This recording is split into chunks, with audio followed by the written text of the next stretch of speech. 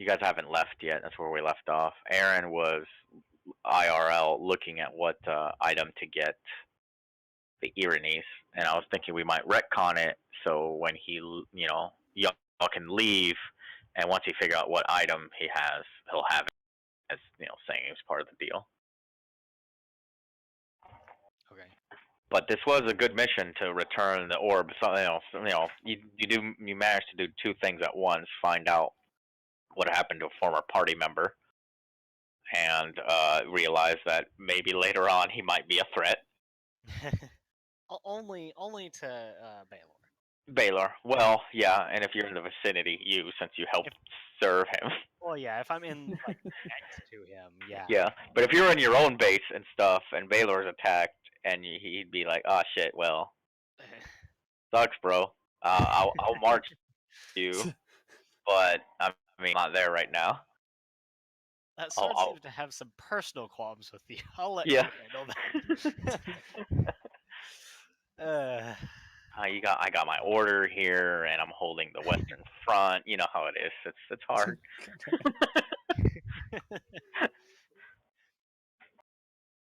All right, and let's see. I like that photo, Fuzzy, that you had of the little girl with the like that dark-looking little girl with the teddy bear. So I think I might retcon that your rod of the pact. That's amazing. Yeah, the rod of the pact being teddy bear. Alright, yeah, you can totally use that image. That shit was cool as hell. What? Talking. I thought you weren't supposed to talk. No, but I'm giving it a shot for seeing how long it can last. If it gets worse, I'll stop. Okay. That's fair. Yeah, yeah. If it definitely gets worse, you really shouldn't be. Yeah. Using it. Now you bought the spike, Baylor, but you didn't use it yet, correct? He has to make it. Oh, that's right. Yeah. So you guys do need to stay in town for a couple days. Yeah. I'm surprised, Baylor, that you didn't ask. You might not know about this. I don't know, but I'm surprised you didn't ask for some tools to remove that sword. What? If it eventually comes back for you, basically. Oh, right. No, I'll get to that when I get to it. Okay. There's a couple of other items you need, anyways. Yeah, so we need to wait for him to make the gem for me. We need to wait for him to make the stuffed ducky. Yeah. Which I'm gonna change to a stuffed bear now because of that one badass picture. Are you going to change my icon to that? I can. That'd be crazy looking. You should. You put it under general, I think, right? I don't remember. Yeah, general. Yeah, I'll scroll up. There it is. Found it. Save. Or, open link. That's a good picture. So, there's one part of my throat where I touch it, it'll make my voice almost turn normal. Almost? Oh, yeah, that's weird. Nice. Gloves of missile snaring might not necessarily be bad. Just Aaron, if you want, I'm also uploading a bunch of zip files. Do you have 7-zip? I have WinRAR, so that's good enough. Okay. Yeah, I think it works too. Upload failed. Which one failed? Do you see any files? Ton, or number 10 failed, it looked like. And 1? Game Boy Swap. I think 1 worked. At least I see 1 in the list. Yeah, 1. Okay, it's 10. Yeah, I see 1, 2, 12 there. 3, 4, 5, 6, 7, 8, 9, 11. Yep. And there's no 10. Wait, what the hell? Cancel. Okay. Because this is a PDF, Strongholds and Followers, obviously. It mostly has to do with strongholds, but if you check, I believe from page 263 on, it has some new magic items. And this is the magic item list where I got the Mantle of Regency. I really Ah, like the monsters and the gym dragons. almost thought you said gym dragons. It does have some monsters and gem jackers in there too, yeah. Well, it says gem, but I thought he said gym, as in like they fucking get their swole on. Hell yeah, they do. Token stamp.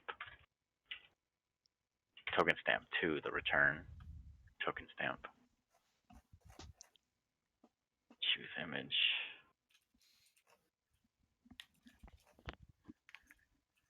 Yandere, Operator Valentine's. Oh god, I forgot I had that card.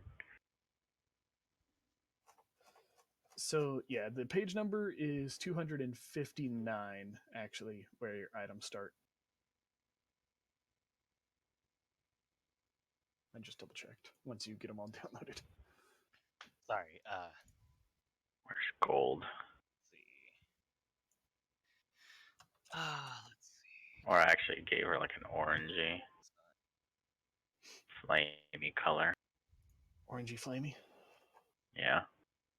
Hang on, call it Serenity Toke 2. Or Talk 2. And then once we take care of this, right, I need to pull up my character sheets because there's things I need to do. But the things I want to do, I think, are mostly in my off time. So whenever we have downtime. Y'all are technically free if y'all wish to spend some downtime here. I would just ask for what are y'all doing, and I will charge you, obviously, for like end stays and whatnot. Since technically y'all haven't picked up anything other than pick the quest yet. Hang on a second. Here's Serenity 2.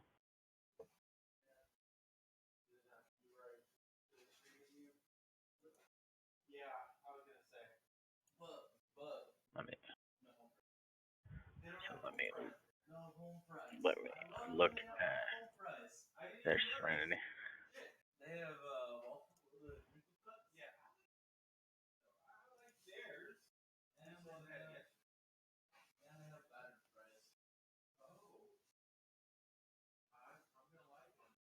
Deleting the default token. You select. Okay, just There we go. Looking at my notes of the future. Yes, I need to remove Revi's memories, make a teleportation circle, spend time with her and studying and teaching her new abilities, and No access to the desecrate the stream. holy Okay. sword and kill the druids. You got a lot of things there. Oh yeah. Hang on. Controlled by fuzzy. Those are my plans for the future, but I believe basically all of those except for There we go. Now try. attacking the druids is downtime. There you go. There we go.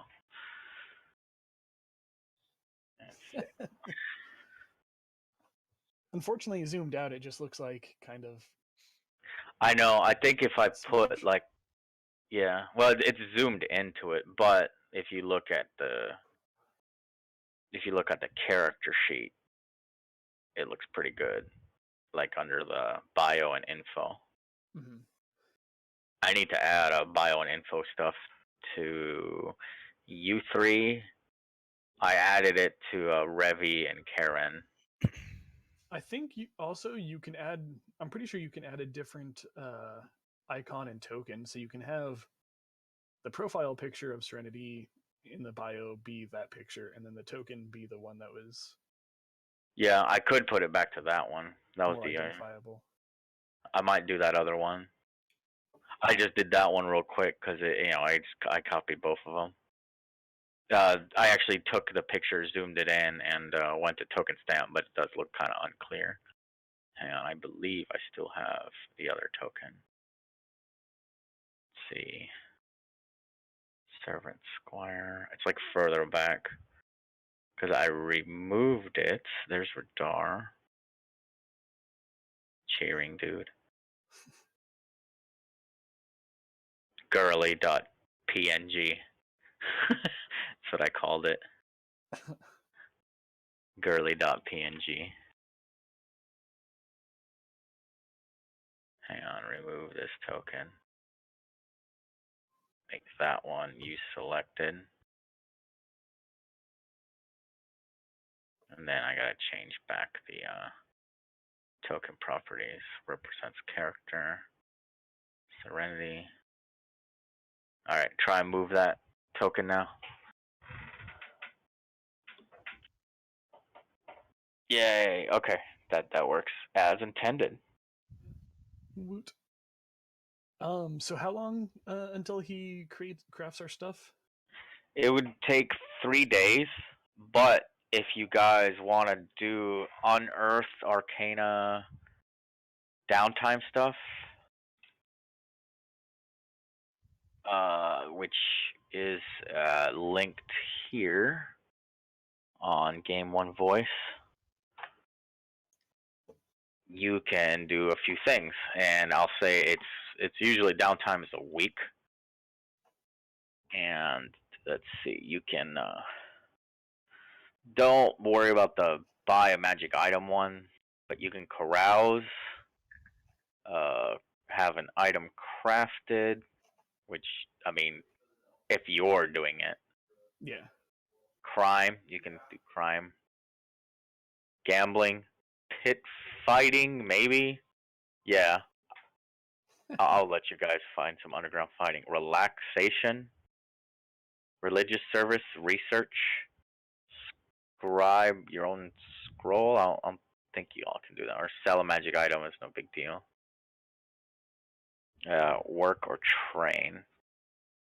If y'all want to spend a week here to do, I don't know if there's any other ones. If you all know, let me know. But those are the ones I remember. Transformity into a fighting pit. Gosh dang it. Oh my god, yes.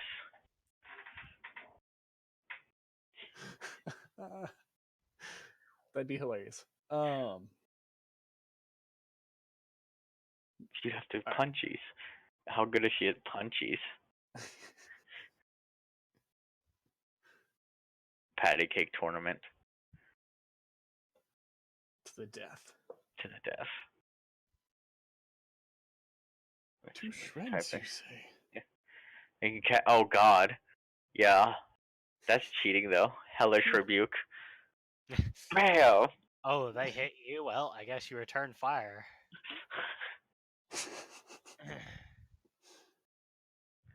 Would totally like shit, it's the guard, and like get everyone caught because there's just like holy shit and people leaving in a panic. Yeah. That'd be awesome.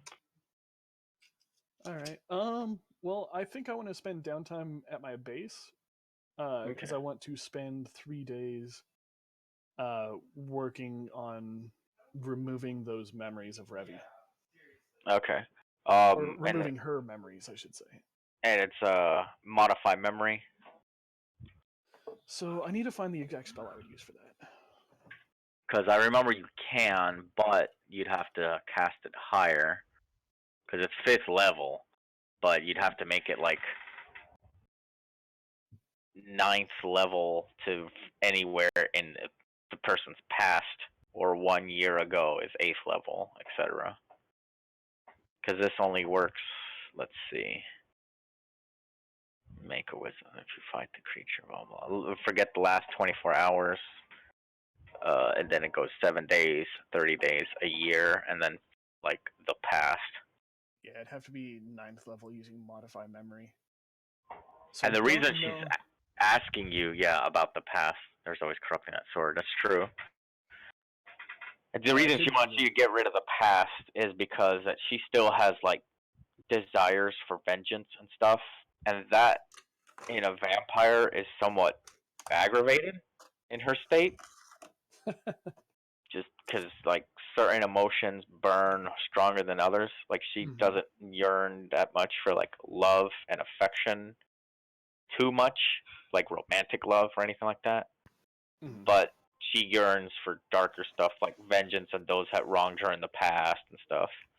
Like not even the ones that like you all killed when you found her, Yeah. because that already happened. But like the ones who sold her into slavery in the first place, like her matron that betrayed her long ago, all that other little stupid shit. She wants to focus on the now. The one who kicked her dog, yes. I mean, she did spend a lot of time growing up, like using prestidigitation to make little light shows and other magic effects to just make a little bit of street money while she was growing up. Yeah, inertia. The one kid who called her butt face when she was 4. Yes. Who is I imagine now she probably had a dog when she was doing some of her tricks, and then the dog got murdered. probably by someone who is tired of the dog doing tricks. If y'all remember.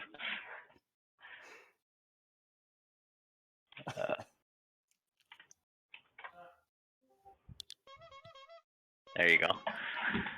Everyone's favorite sound. Yes.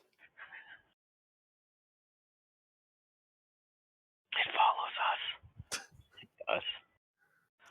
Aaron, if you're you could probably get something made if it's a weird magic item, kind of like what they were asking for. That would in these same 3 days. So just let us know because he wants to stay, and well, I mean they'll have to stay to get the stuff here. Right.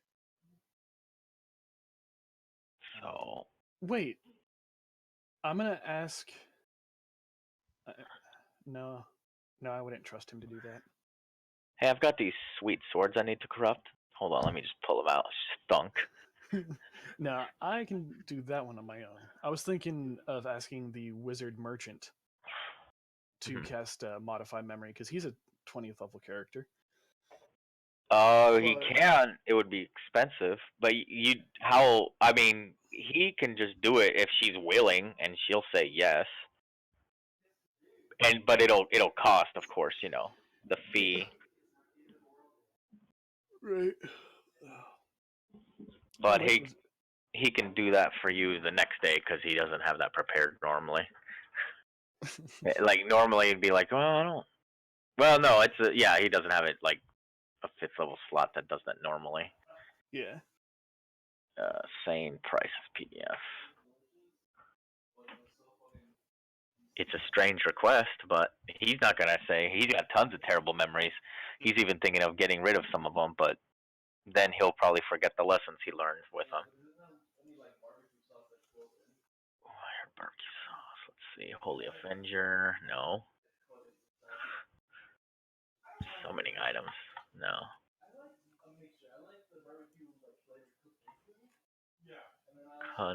Consumables.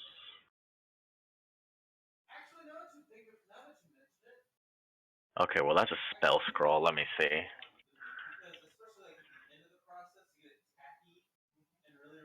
Yeah, what would Serenity do is what I'm trying to think of what a 10-year-old would do for her downtime. That's what I was thinking about the book. Technically, that would be I could roll some of that research, but let me see. Where's the rules? Is written and it is a 5e.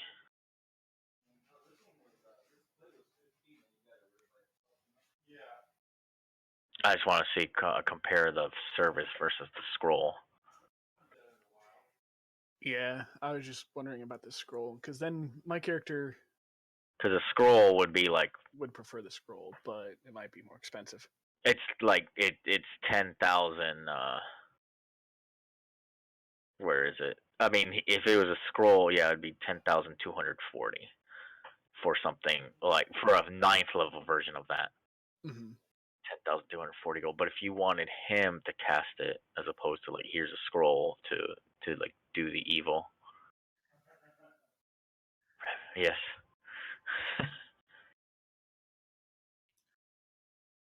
The art. We just call it the art there, Fuzzy. Let's see. 3.5 has an idea. Caster level.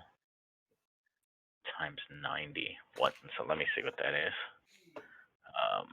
Wizard 5. Like when you get the first spell. What? At 9th level, you would be 17. Calc. Because that's much cheaper. Much cheaper. And let me see the spell for whatever materials you need. Just in case. Modify memory spell? I don't know. I don't think it has any crazy It's like verbal reagent cost. somatic. Oh, okay, so no material cost. That's really it times 90, huh?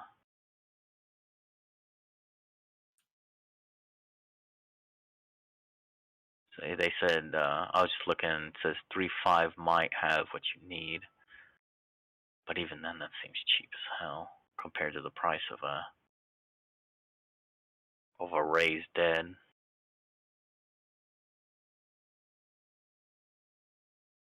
It doesn't see.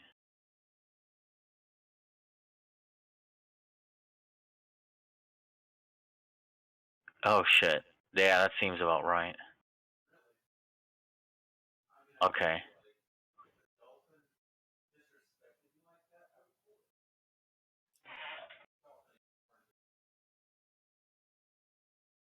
These are two wildly different prices, but they are less. One is closer and one is less. So I'd probably cut it down the middle. Okay, so this is what I'm seeing. Is somebody figured out the price. Hang on.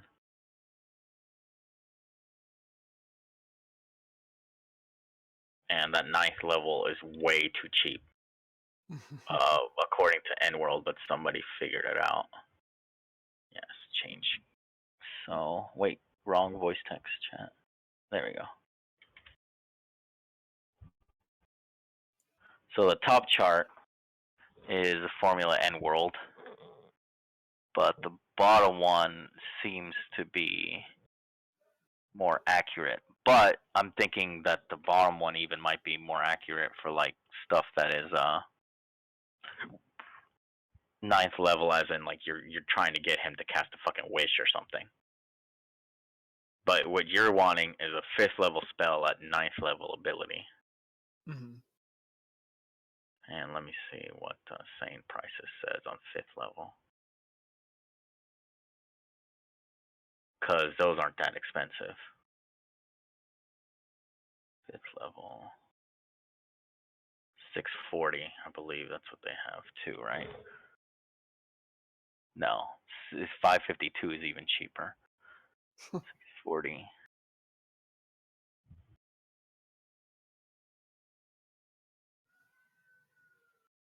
Will be 3,200. I'm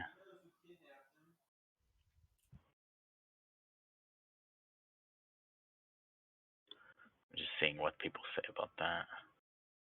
High magic world, so magic, and my world is high magic as fuck because I have magic stores. That's with good selection. So that shit's like Final Fantasy levels of high magic.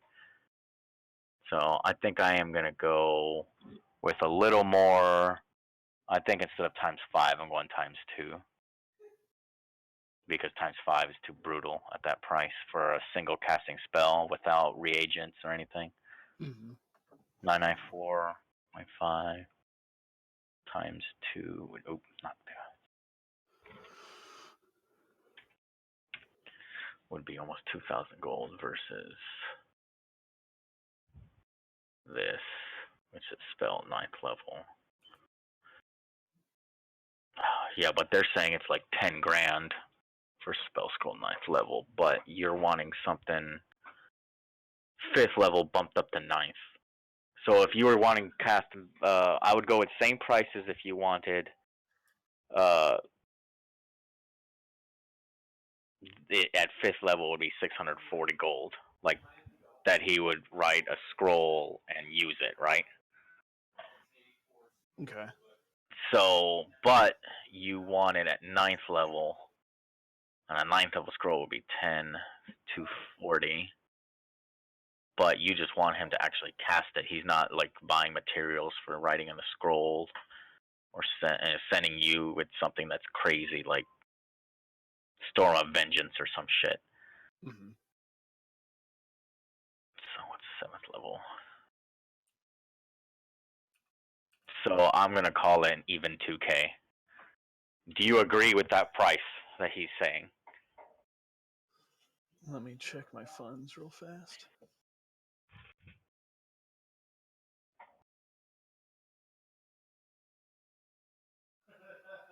As my character's counting out his coin, or counting in his head what coins he has. Man, it's wildly different between scroll prices and caster level services. Holy shit, that's a huge variation. They can't into economy. But then again, this was never about like we're not playing Eve, the RPG. And then 1 platinum is worth 10 gold, right? Yes. So it'd be 200 platinum. 200 platinum. Yeah, I'm good with that. Okay. What of her life would you want erased? She is saying, in her weirdly loyal way, she wants to forget everything before the death of the. She wants to remember you coming in and the others killing all the guards. She wants to remember being a slave. Yeah. But Everything before from that, yeah, from before then, like even to her birth, is what she wants. Because it would make her more focused on power instead of vengeance. As fucked up as that sounds. yes. So yeah, everything from before she was captured and enslaved, because she'll have the pain of having lived as a slave and then waking up and then like one day just us going and rescuing her and me taking her in. All right, so he'll be doing that. If you would, if you want to stay, yeah, he'll have to have her come in by herself and do it while you do some other stuff because it's gonna take him a bit to do and prepare for it the next day. Or you can just blow a day kind of being with her. How does that sound? I'll just blow a day and be with Okay. her. Serenity is yeah. He's also getting somebody to do it. Yeah. He's actually going that night when you guys would go turn in. He's actually doing something as a favor for you, Serenity, to go and contact someone he knows. He's actually a rather well-known bard. He's gonna message to the bard, who could probably come in a couple days and do it for her. He doesn't like. He's not a. He knows a bard who's willing to do it as a favor for him, as opposed to like trying to contact these uptight druids that are around here, because they would. He has issues with them too because they're just like, as he calls them, just like grungy woodsmen that he doesn't like. But the bard is somebody who doesn't ask many questions, if especially when some gold is involved or needs to cash in a favor. Okay. What are you going to do for a couple days there, Verdar? That's a good question. Yeah.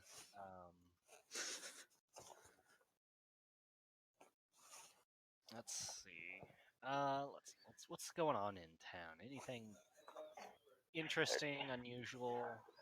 Let's see. Unusual is once again you're hearing people speak about the paladins running into what seems to be undead, but undead that invoked the charter of protection Right. for a nation state, that they spoke in ancient Elven, and that they said they were they had successfully captured the city for the rebellion, and they spoke in ancient Elven, and that caught the attention of the paladins. So that's a big thing. Also, they were protected, and they're supposed to in about maybe a few weeks' time, supposed to be a procession that comes all the way up here. Because right now they've just made contact with the paladins and returned. But there's supposed to be a procession that comes and speaks to like the closest noble in the region, and that has the count and baron around here all up in a just bristled. Like now now that they given less and that they've taken away authority from the what was it from the paladins and the crusade, they're all of a sudden like demanding the crusade like demolish this undead. But the undead are not undead; they are something else, and the Inquisition is refusing to kind of just take the orders of the count. So you hear a lot of like people speaking politics, also giving you their opinions. Well, not you, but you can hear everyone giving each other opinions on what they need to be. And it's like the only good dead is the dead that are under the ground. Well, I was like, well, no, these are technically allies, um, and fall under the kingdom's protection. So while they're dead, but they aren't foul dead. This is it's something that's never been heard of before. So it's literally the talk of this town. It's in everyone discussing this in the taverns. You have adventurers speculating that they could go themselves and settle the problem, but some of them are calling them on their bullshit because like, well, you wouldn't even go on a scouting mission before this even started, like last year. There was a scouting expedition that never came back like a year ago that went towards that area, and you refused to go, so they're calling them bullshit on that. Lots of shopping going around. You also notice uh, Karen has at some point like been talking to Serenity here and there, but often than not, when Baylor is not around, Serenity kind of just wanders off. It looks like she knows how to get back to the inn, but she's just wandering off on her own. And Karen doesn't seem that concerned with it, even though she's kind of doting on her a little bit. She's just like, well, she's powerful. She can do her own thing. Yeah, she is her own kid. I don't know. But Karen's like, I don't even know what a child would do around here. I know what I'm doing. I'm trying to drink, and none of this is affecting me. I'm just. So anyway. My thought is like she's not a normal kid, so I don't. No. I don't think she falls under the same category as a kid. Okay, so that's pretty much what you just hear around this town. What's going on? It's a big hubbub. But the main thing also being that two organizations, the local nobility and the Inquisition, are at each other's throats again because authority was taken away. But now, despite the authority being taken away, one group is commanding the other one to do something, and they're refusing based on politics that they thought that the nobles would understand around here as well. And there was also like, well, the Inquisition told the local nobility, why hasn't been the king or the Grey Elf Protectorate region, like way to the north, why hasn't anyone sent messengers to them? Because apparently these are their immortal people down here, and they also need to know, and ambassadors need to meet with them. Wait, what about this gray elven? Oh, well, in this kingdom, there's just like, when the empire fell, there was just like some of the people that were friendly to the uprising, and they were allowed to still exist, just in a small like nation state, and so like within the kingdom. So they those two groups are sort of related from like 1,000 years ago, but they're way up to the north. Ashley's people. Yeah. Oh yeah, Ashley's people from way long ago. But so all kinds of nonsense, there's like political talks and people saying that they can handle it. Like, just hire us adventurers, we'll take care of these ambassadors. Ha ha ha, all kinds of stupid talk like that. Oh, well. Everyone has an opinion. If you speak up about it, someone's gonna say some shit. It's up to you though. They have no idea of your involvement, whatever. You're another adventurer, though you look very well equipped and skilled. You're still another adventurer in town. I kind of wanna say, just a little bit. Karen's like not helping and just urging you to like tell them that you were there. Oh, tell him I was there specifically. I don't know. Yeah. That far yet. She's like, "What's the worst that could happen? I mean, if worst comes to worst, I'll just fly us out of here." Oh gosh. She just No, says, I don't "Remember, target. yeah, capricious, impulsive. That is her way." Like starting something, sure, I'll start something, but I don't want to be the target of the one I started. Always. He's getting water. All right. Yeah, but that's what. So if you have an opinion, you're about to hear an earful. She's resisting. She's kind of taking your lead. I was like, just tell him it was you. Yeah, I was there. She just says, laughing, holding a tankard that of literally might as well be water to her. Gosh. So she did say that? Well, she just says it to you, but the talking is so loud that nobody really No one's picks up really on it. Yeah, she drinks it for the flavor. Pretty much, she can't get drunk with this.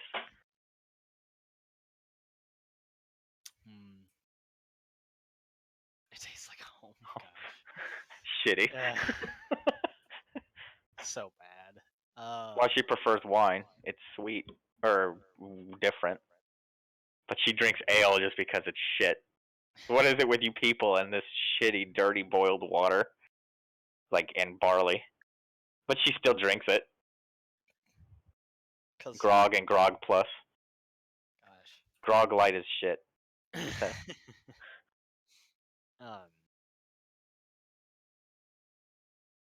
Yeah, I'll find a. Well,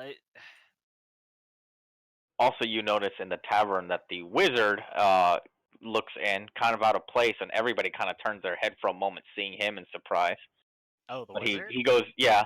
He goes and leans over to the bartender, and like whispers in his ear and stuff. You can tell. Well, you remember that this is him asking about like what Serenity wanted. So, and he puts down like a little gold pouch. That's the thing. Rhythm. But yeah, that's so he's there and he kind of just looks uncomfortable. He nods at you because like I know you. Right. But other than that, he's very sociable or hanging out in taverns. So everyone's kind of confused why he's here for a moment, but they get back to it being loud, boisterous, and somewhat obnoxious.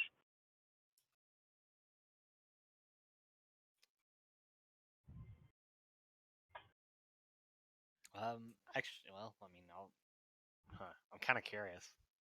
I'll go sit at the bar next to him if there's a spot. Yeah, there's a spot. He's just looking at you. It's like, oh, he's kind of a little fidgety. Hello. Well, fancy seeing you here, but it makes sense. Adventurers come to bars all the time. He looks a little socially anxious. Not really his scene, because everyone here has like knows somebody, and they're all friends, or they're all just loud, boisterous people, and he's studious and very powerful. Yeah. But no one really tries to make friends with him, and thus he doesn't do the same thing. Also, everyone he makes friends with dies, so in some terrible dungeon, so he kind of just stopped getting attached to people. But he's still socially awkward and a little anxious here. Foreshadowing, yes. Your death. My death? Everyone's, yeah, all of y'all. But, oh, funny. But He's yeah, looking anxious. I just figured I saw you here, so I figured I'd come up and if you wanted to chat. Well, I guess I'm just here on an errand for the little girl. Say, who's watching her? I just saw her walking around town by herself a little bit ago. Uh, yeah, she's been doing that the last day or so, I think. Um, she's got I'm sure she's got someone watching over her. You She's know, taking we all don't the really candy. know about that. He's like, huh, well, I guess you're not technically her parents, so that's okay. He just shrugs. I wasn't one for taking children under my wing or raising any of my own either, you know. And you notice Karen holding a just mug of ale, Mhm. walks right up to him The and wizard. puts an arm, yeah, puts an arm, I said because he's kind of against the wall, puts an arm on the wall next to him and Yeah. kind of just leans up and she's like, hey.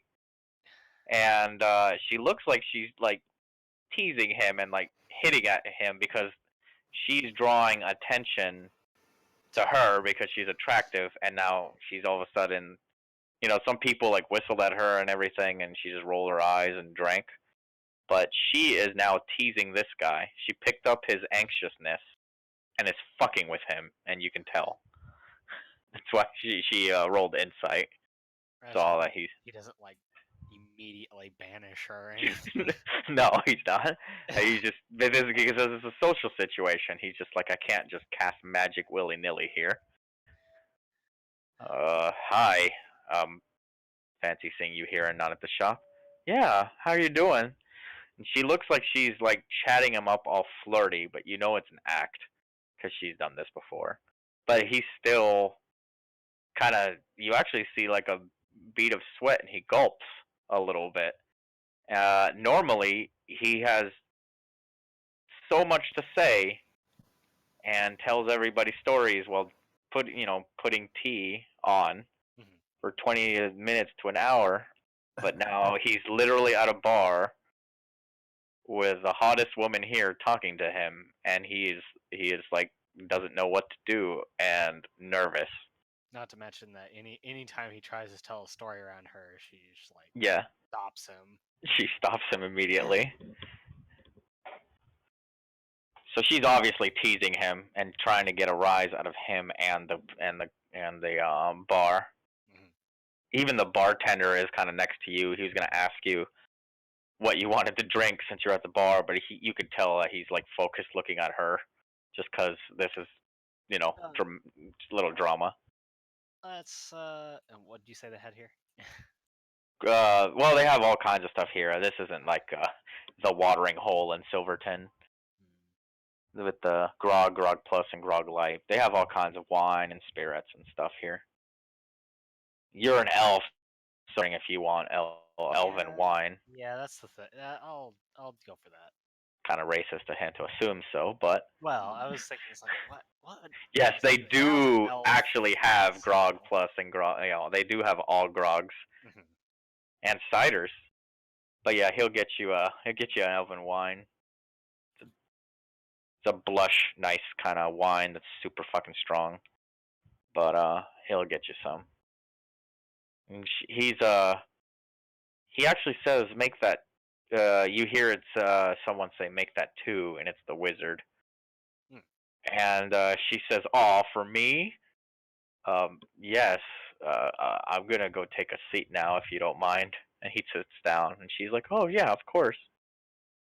And he takes a seat next to you, Okay. and he nods, and he's waiting for your drink and his to hand to her. And she kind of, instead of leaning near you like she has here and there, Mhm. she is leaning next to him on his side, away from Right. you. And he's just like, he's tapping his fingers and not sure what to do at this point. Is she fucking with the wizard shop owner? Yes, at, who merely went to the bar to make contact with the bartender and get the bard on his way here, but she's fucking with him.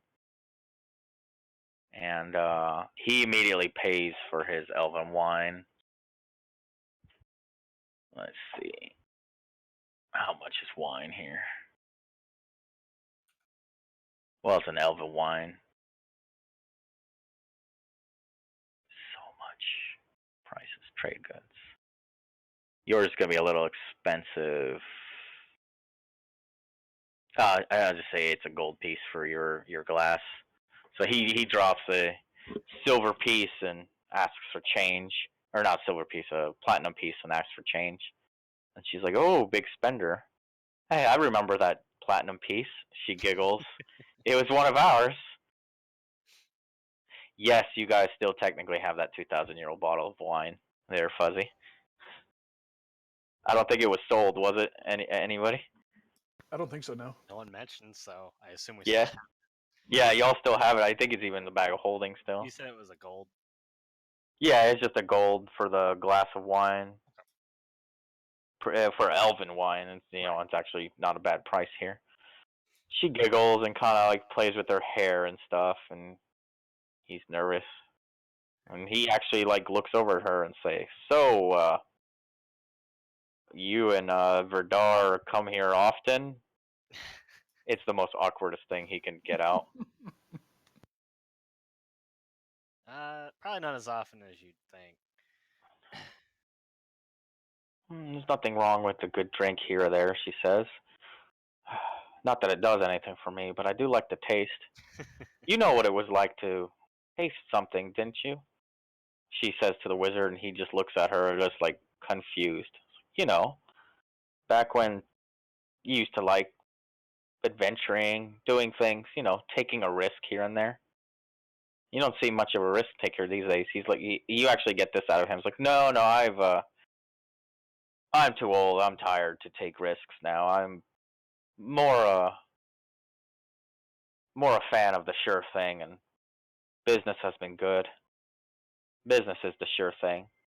And she like tosses her hair back, and I was like, huh, it's the sure thing, huh? You don't have that adventurous spirit anymore. No more of that desire to risk it all and come out on top. And there she puts her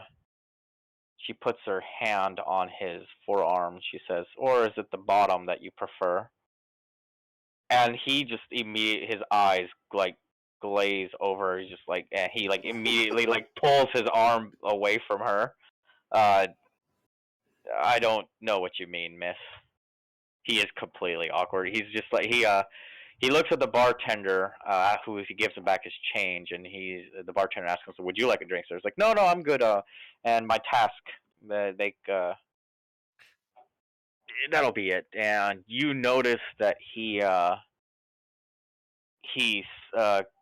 doing he's like tracing something in his hand, like in the air. A couple, just right next to you. It's a spell, and he words something while he has his hand in his pocket, and he hurriedly walks away, like out of the bar. Like why? Like as she's drinking her glass and like knocking it all the way back, she blinks and he's gone. You recognize the spell as Expeditious Retreat. He used it to pretty much kind of just dash quickly, just walking out of the bar. That's funny. Like the stool is still spinning, like Yeah, like just even after he like leaves the door, and she's like, "Ugh, well, at least I got a glass of wine out of it." She shrugs. You don't mind me. I was just trying to get our some of our money back, she says, and she sighs and just takes a seat right next to you, Verdar, and stuffy wizard. maybe All eventually, yeah. maybe at some point he might try an adventure or something. He is basically the most powerful man I have ever met here in this in the surface world here, and he spends it running a shop. Verdar, how dull. Is that what you're gonna be like when you have your order? She says, like, in your order, like, out of your keep, You're gonna be sitting on your golden throne, just waving your hand and no longer risking it all. I hope not. That I seems hope not either. but But you do have to he has command been troops. he had been mentioning about how he had many adventures but lost many compatriots along the way, so Eh, have influenced his decisions. I guess. And she's like playing with the empty wine bottle. I was like, I guess, but isn't that what this is for? To help you forget all that? She puts it down. I mean, he could just cast a spell if he really wanted to. Ah, he could, couldn't he? Maybe he should actually take out of he should follow a page from Miss Teacher's Pet over there. She says, kind of just mentioning to where like Revy is in relation to the shop, just like to the pointing her head towards the direction of the shop. You notice that's a new nickname she's picked for Revy, his Teacher's Pet. Yeah. She's coming up with a whole bunch of new ones almost every day. Likes to see Revy try and You still be. know, if you continue this, you may be the source of her vengeance. Spike Wench. Spike Wench. That's a good one. Uh, that would be interesting, wouldn't it? But no, we're allies for now. I mean, no, I'm not saying for now, as in she's You still plan playing to with the get wine glass. married? I'm not planning anything. She says, no, I would never do that. But if push comes to shove, fill her full of holes before she even got a spell off. Just saying. She's not drunk, but she's acting like a drunk. She's picking up everyone's energy around here. So she's not drunk, but she's acting kind of like boisterous and loud, like an idiot. So she fits right in. She's been taking maybe too many of a page from people around here, from humans, and the lesser races, as she puts them. Oh, all right. So, anything else? Because I'm gonna hop to Serenity. Go ahead and move to the story. Okay. No, you're good. So Serenity, type up whereabouts do you want to head in town, since you're gonna be taking candy from all the strangers. You notice that Verdar and Karen, they're both distracted with their own thing, and Baylor is like not even paying attention to you, literally picking a direction and walking. All right, that's perfect. Uh, so you know, you're dressed and your dress isn't very grungy or anything, since you guys haven't been on the road that long. Um, and you were in the shop earlier, and the nice man was able to prestidigitate some of the stuff off of you, and a little bit of grime. And the Irenes, uh, patted you on your shoulder and told you just go have a good time. Pretty much the only one that, like, since the talking to you without giving you any commands since you've been here. And a nice touch on your shoulder, but you just walk off into the, well, I would say evening, but it's not late night. Shopkeepers are kind of barking at everybody to come check out their wares, but they're ignoring you too. You're not the one that looks like you have gold or anything.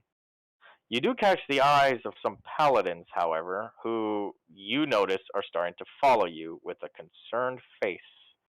Give me an insight check.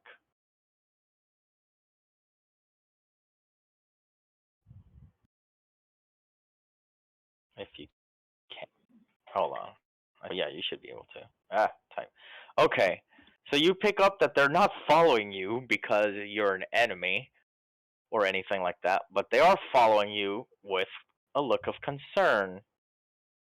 Every time you kind of just walk from one stand to another looking at stuff, they're getting closer and closer, and they're looking concerned. So both of them are young men. One looks like to be a half elf, the other one a human. Uh, both heading your direction. After pointing to the city guard and walking towards you. Do you allow them to approach, or you want to start running off? Um, uh, I'll kind of just stand there and like look at the ground and just like kick it and be like I've like I'm confused and scared because everyone tells me these are bad people and they're walking up to me. So they walk up to you, and you see what people tend to do when they're talking to you. They put their hands right above their knees and lean over. Uh, the half elf actually kneels in front of you, taking a knee, and he asks, "Hey, little girl, are you lost? Do you need some help?" Like when they do that, I like lean far back Yeah. and I'm just like, no. As you do that, the half elf that's kneeling extends his gauntleted hand towards you, just like palms up slowly, like as if to offer you a hand.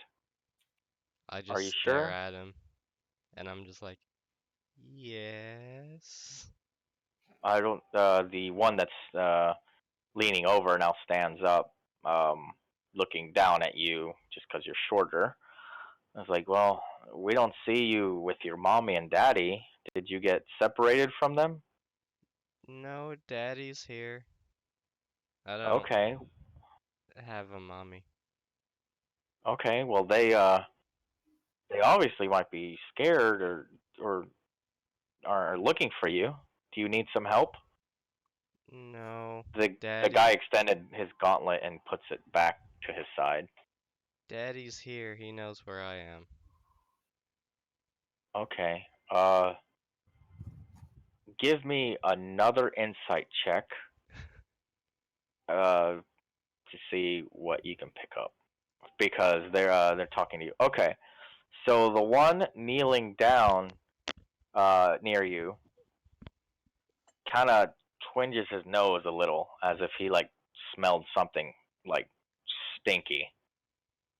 You're kind of you're not the one that stinks, and he kind of touches his nose, and the one that's standing up also looks at his nose, or not looks at his nose, looks at his companion, and he's just like he shrugs his like I don't. What do you mean? So now both of them are standing,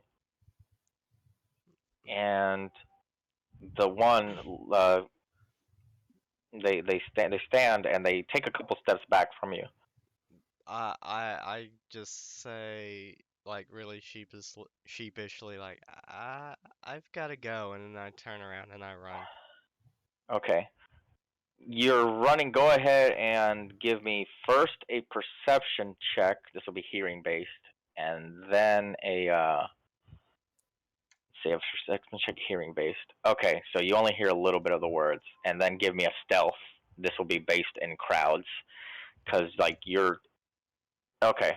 So what? I'm going to go ahead and use my luck on that stealth roll, so Okay. uh that's a D10. 12 plus 9, Oh 21. shit. Excellent. All right. So the few words you hear is like that stench. It's the stench of, and then you don't hear anything else other than like the crab hazing of your feet really quickly and other people's footsteps, and you weave into a crowd, and you hear the half elves like, "Hey, little girl, wait!"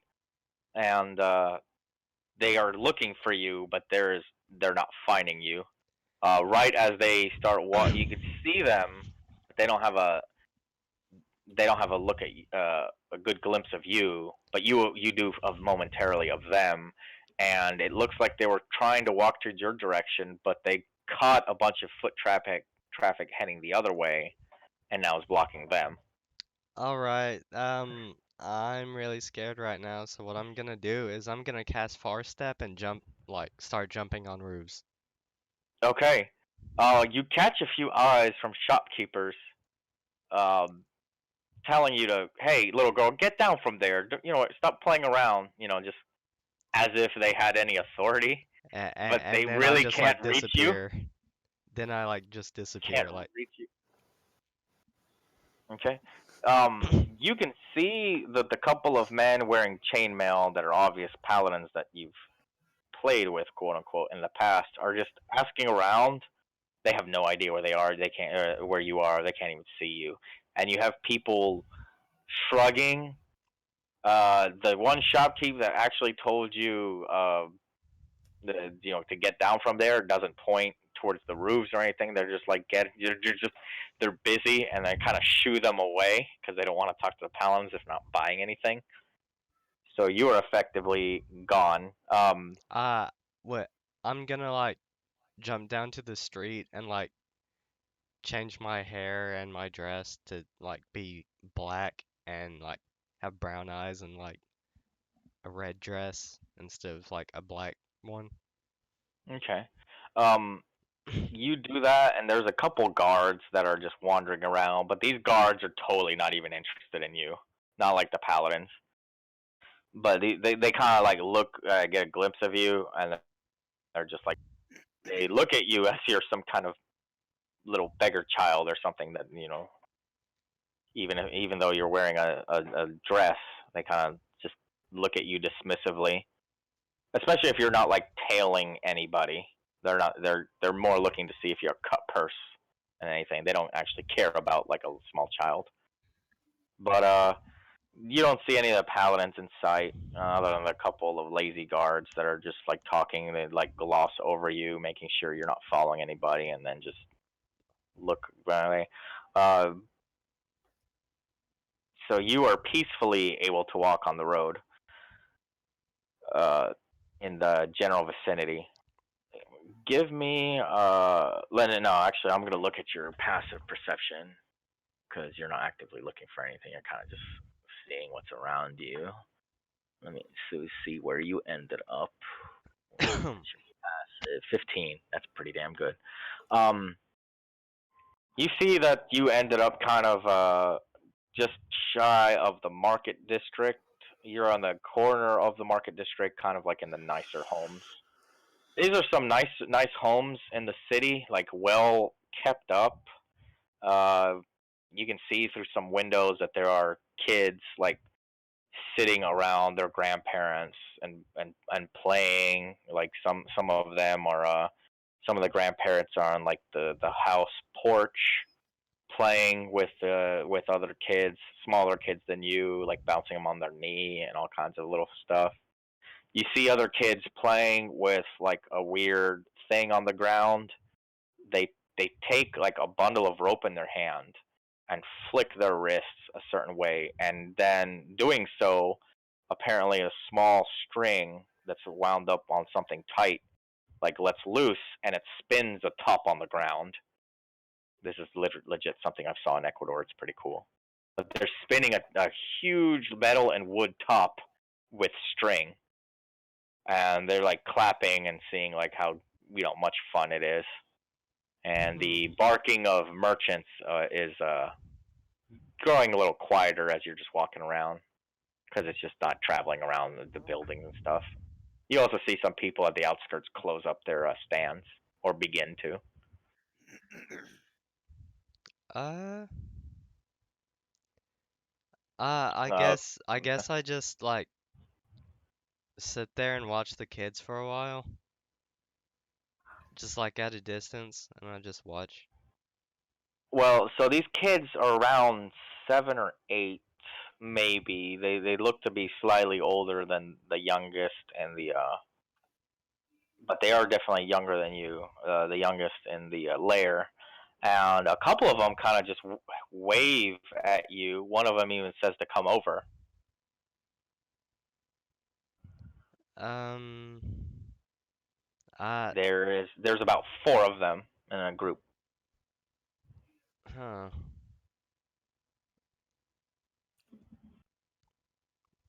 Um, hmm. It's kind of a difficult decision because I am older than them, so Yeah. it would be weird. I'd be a little kid if I played with them. So I just kind of shake my head no, and I wave. Well, they shrug and they get back to their top. You also see that because you did that, you turn your head and there's a couple, looks like a couple girls that are like sitting on another stoop, kind of just looking at you and secretly sad. Aw, they're kind of looking at you and they're just observing you. Give me an insight check. Okay, that's a good one. So you notice that because you rejected the little kids, these girls kind of look at you a little approvingly. They look like they're 14 and 13. They don't particularly wave you down because that's not cool. But you kind of get pick up that you know, if you happen to come by, and chill, then that's not so bad. But they're uh, not obviously putting out feeler. They're putting out little feelers, but they're not like waving you down like the 7 and 6 year olds are. I'm going to like slowly and sheepishly approach them because I don't have much experience with other kids. Other than the ones that are like, other than the ones that you were in the Yeah, orphanage that I with. live with. Yeah. Yeah. And I'm just gonna be like, "Hey, I'm Serenity." Oh, hey, Serenity. This is June and Alice. They sound just matter of fact when they talk to you. It's like, so what's your deal? Says Alice, the Uh, obvious cooler one. um, I'm with my friends in town. Hmm. I'm so Serenity's so nervous. Like Uh, June. she's like So fidgeting. Alice looks at June. Hey, June Bug. Like, what's your take on this girl? She's like, oh, she's pretty cool. She's not a little kid. Oh. So, you live here or what? I've never seen you around. Hey, June Bug says. No, I'm don't live here. You don't live here. Where do you live? Um, I just kind of point in the direction of Of the like layer and yeah, be like, but not explain it. yeah, I live that way. Oh, you live down south? We're Alice now, the older, cooler ones. Like, your mom and dad around? My dad's here. He's nearby. Oh, okay. They kind of look around you and just like notice that he's not. There's no older man that looks anything like you here. And he's like, all right, cool. Oh, You want?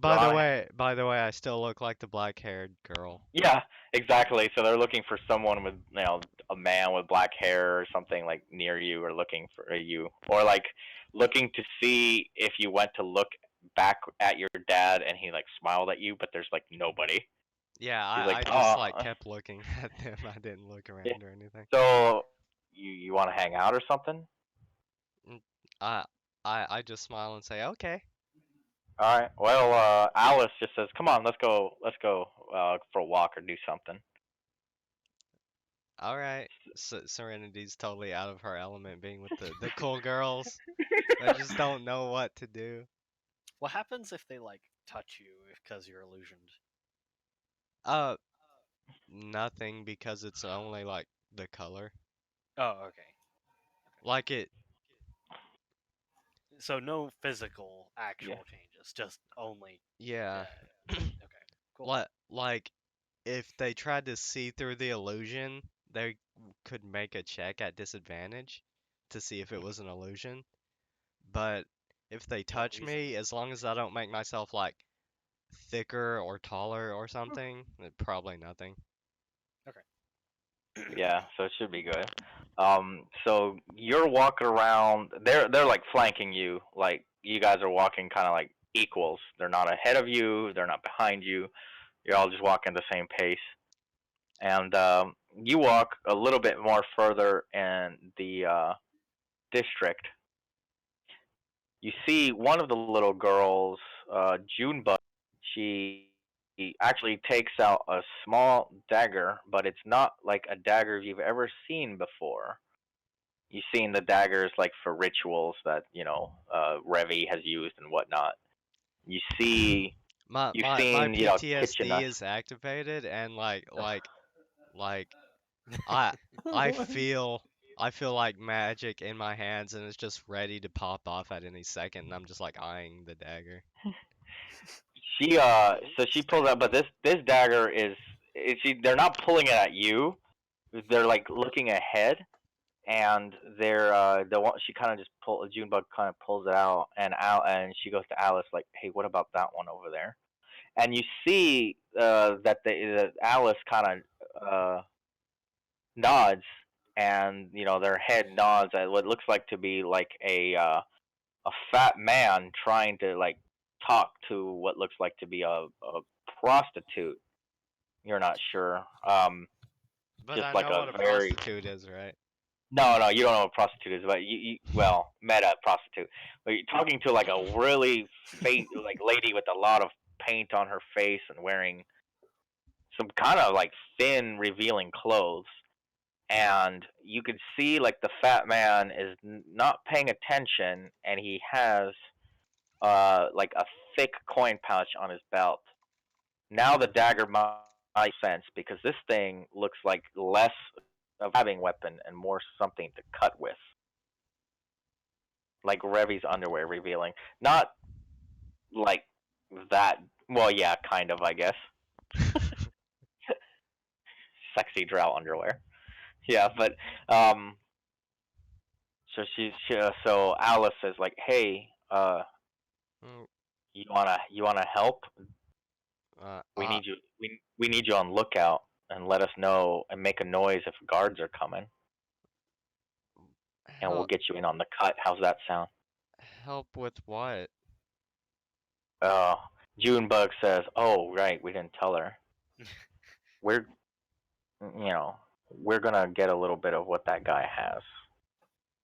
A little, some of this." And she makes like a motion, like grinding her fingers together.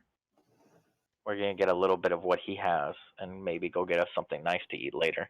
I have Um, no idea what that means. yeah. So they see that you have no idea what that means. It's like, Alice, tell her. She's like, gold, Serenity.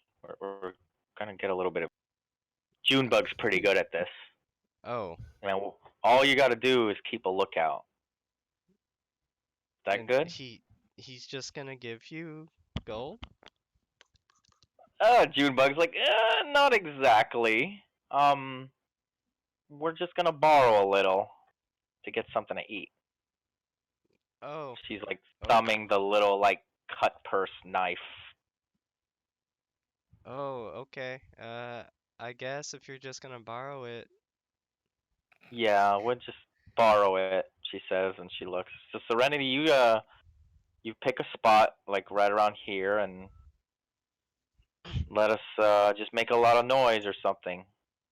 Give us a signal. Uh, What do you think's a good idea for signal? uh, I can catch something on fire. They both look at you like, what? I mean, They're like, they're like confused. I, but if that doesn't work, I can be really, really loud.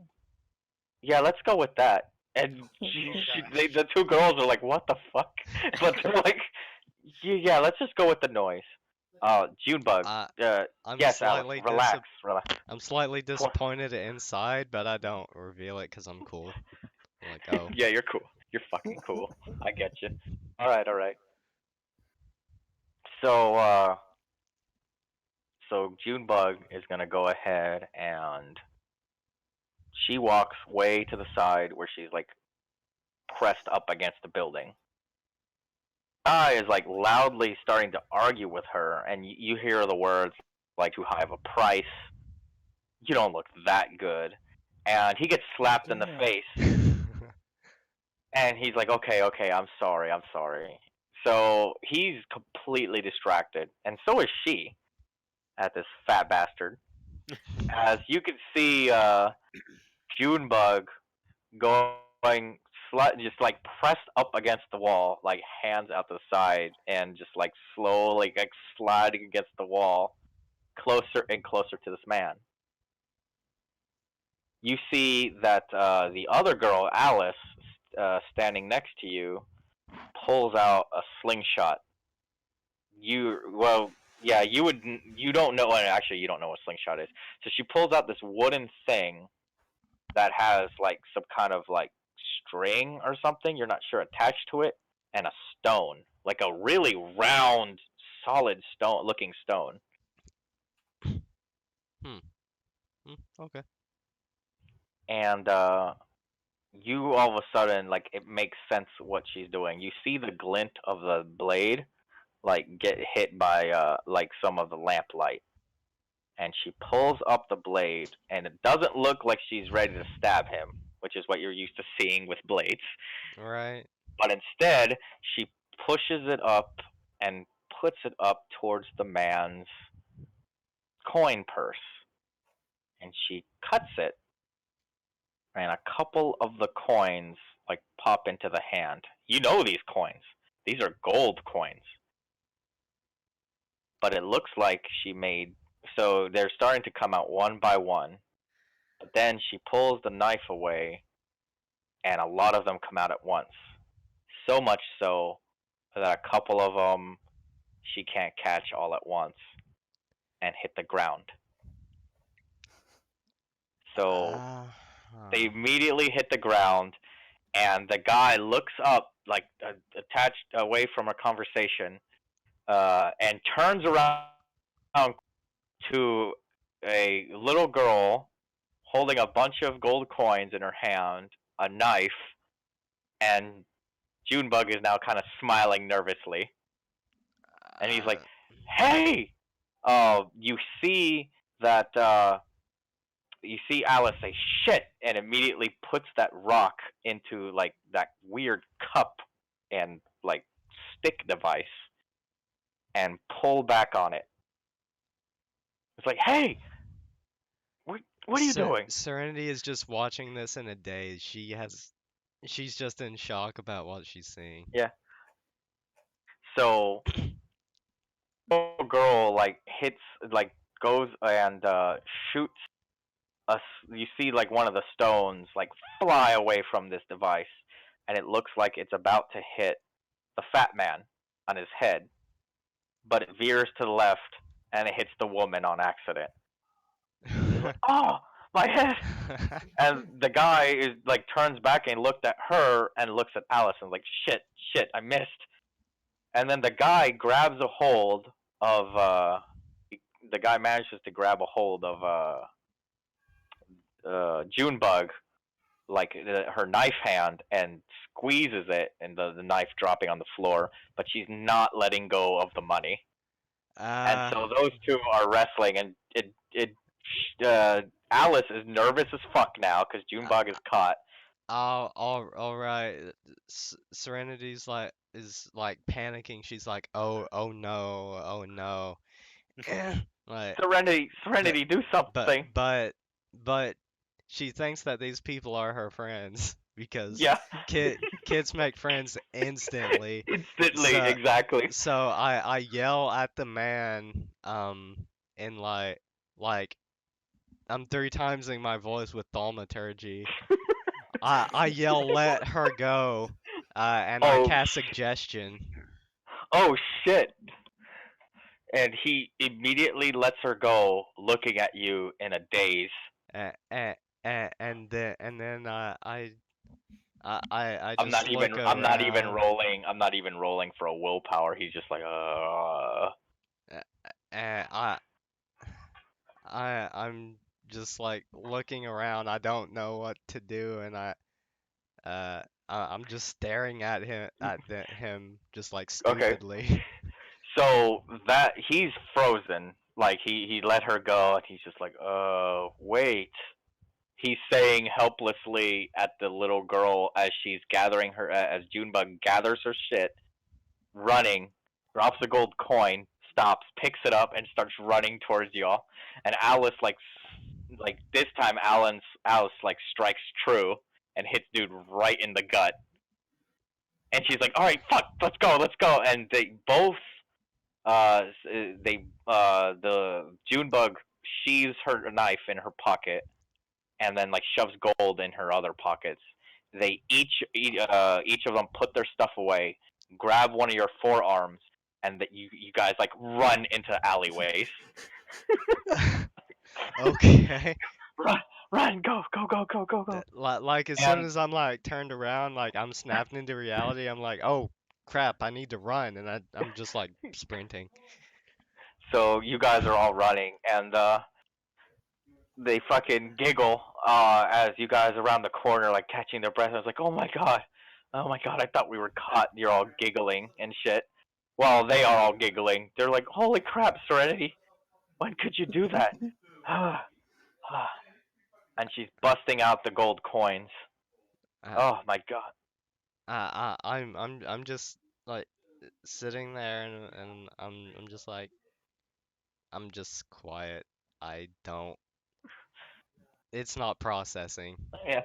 You got nine. So she counts them out in front of you. You guys are all, well, you're kind of just not processing, so you're kind of like leaning against the wall. But the other two, like, kind of sit, Indian style, bringing out the gold coins, and they're going, holy shit, nine. And the girls split up, three, three, and they scoot you, even though you're standing up, three coins. Uh, And Alice smiles and says, here's your cut. I just stare at her for a second blankly, and then I take the coins, and I just like look at my hand. I'm just like looking at the coins. Yeah, that's your cut. You're part of the crew. You did a lot of the work. It's only fair you get what you deserve. Equal And pay it's for three. equal work. Yes, exactly. And they're like, well, there you go. It's little girls are like, well, shit, that's 3 gold a piece. We can eat pretty good for like this for like a week. And they giggle like, oh my gosh.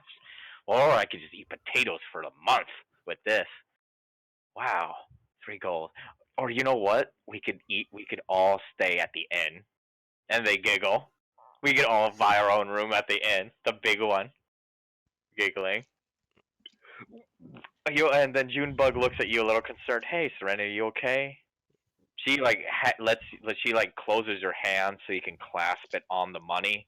Like Uh, she says, "This is yours. uh, I I Go ahead, look up take it." at her, and I'm gonna try to deceive her and say I'm fine. Okay, And I'm gonna. Oh yeah. Okay, yeah, you totally deceive her because I'm gonna try to roll just a straight D20, and yeah, no, I was like, okay, okay, well that's good. You did good work, and you saved me. Alice says, "Yep, you should pull her ass out of the fire there." And Junebug, without any warning, hugs you. I I I go like really rigid, and like I'm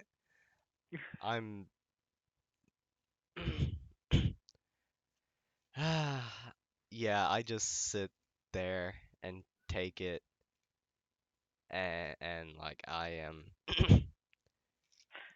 like I'm tempted to like push her off because PTSD tells me she's gonna start stabby whenever like you hug someone. Yeah. So like I have a dagger on me, and like I'm like my hand goes for it whenever like she hugs me, but I'm But just but she no, lets I you just go, like and she wants to know if you all want to join them to get something to eat.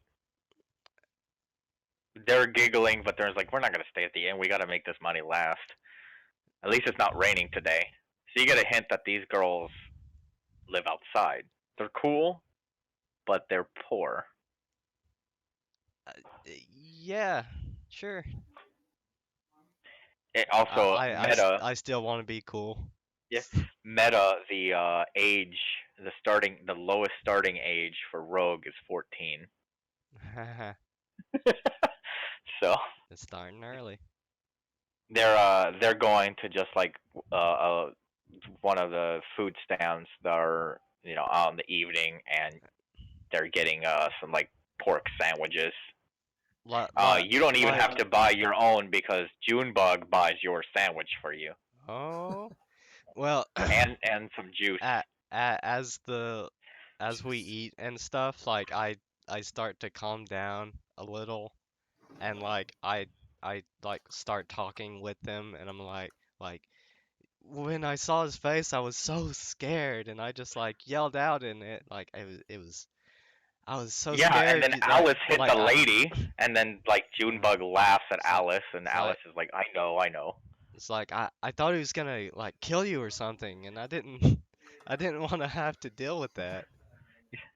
You can't handle it, dude. As like I say that very oddly, like I didn't want to have to deal with that.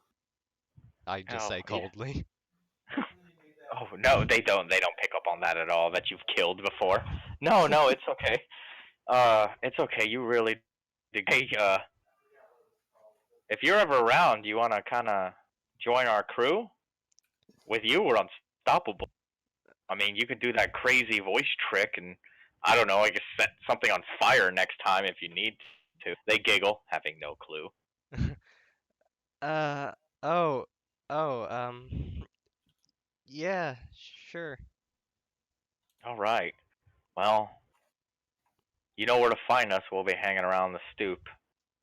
The stoop being kind of where you ended up.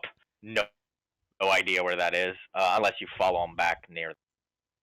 Uh, they say that they stay kind of like in abandoned buildings when it's rainy, but they also like have a tent where they stay at.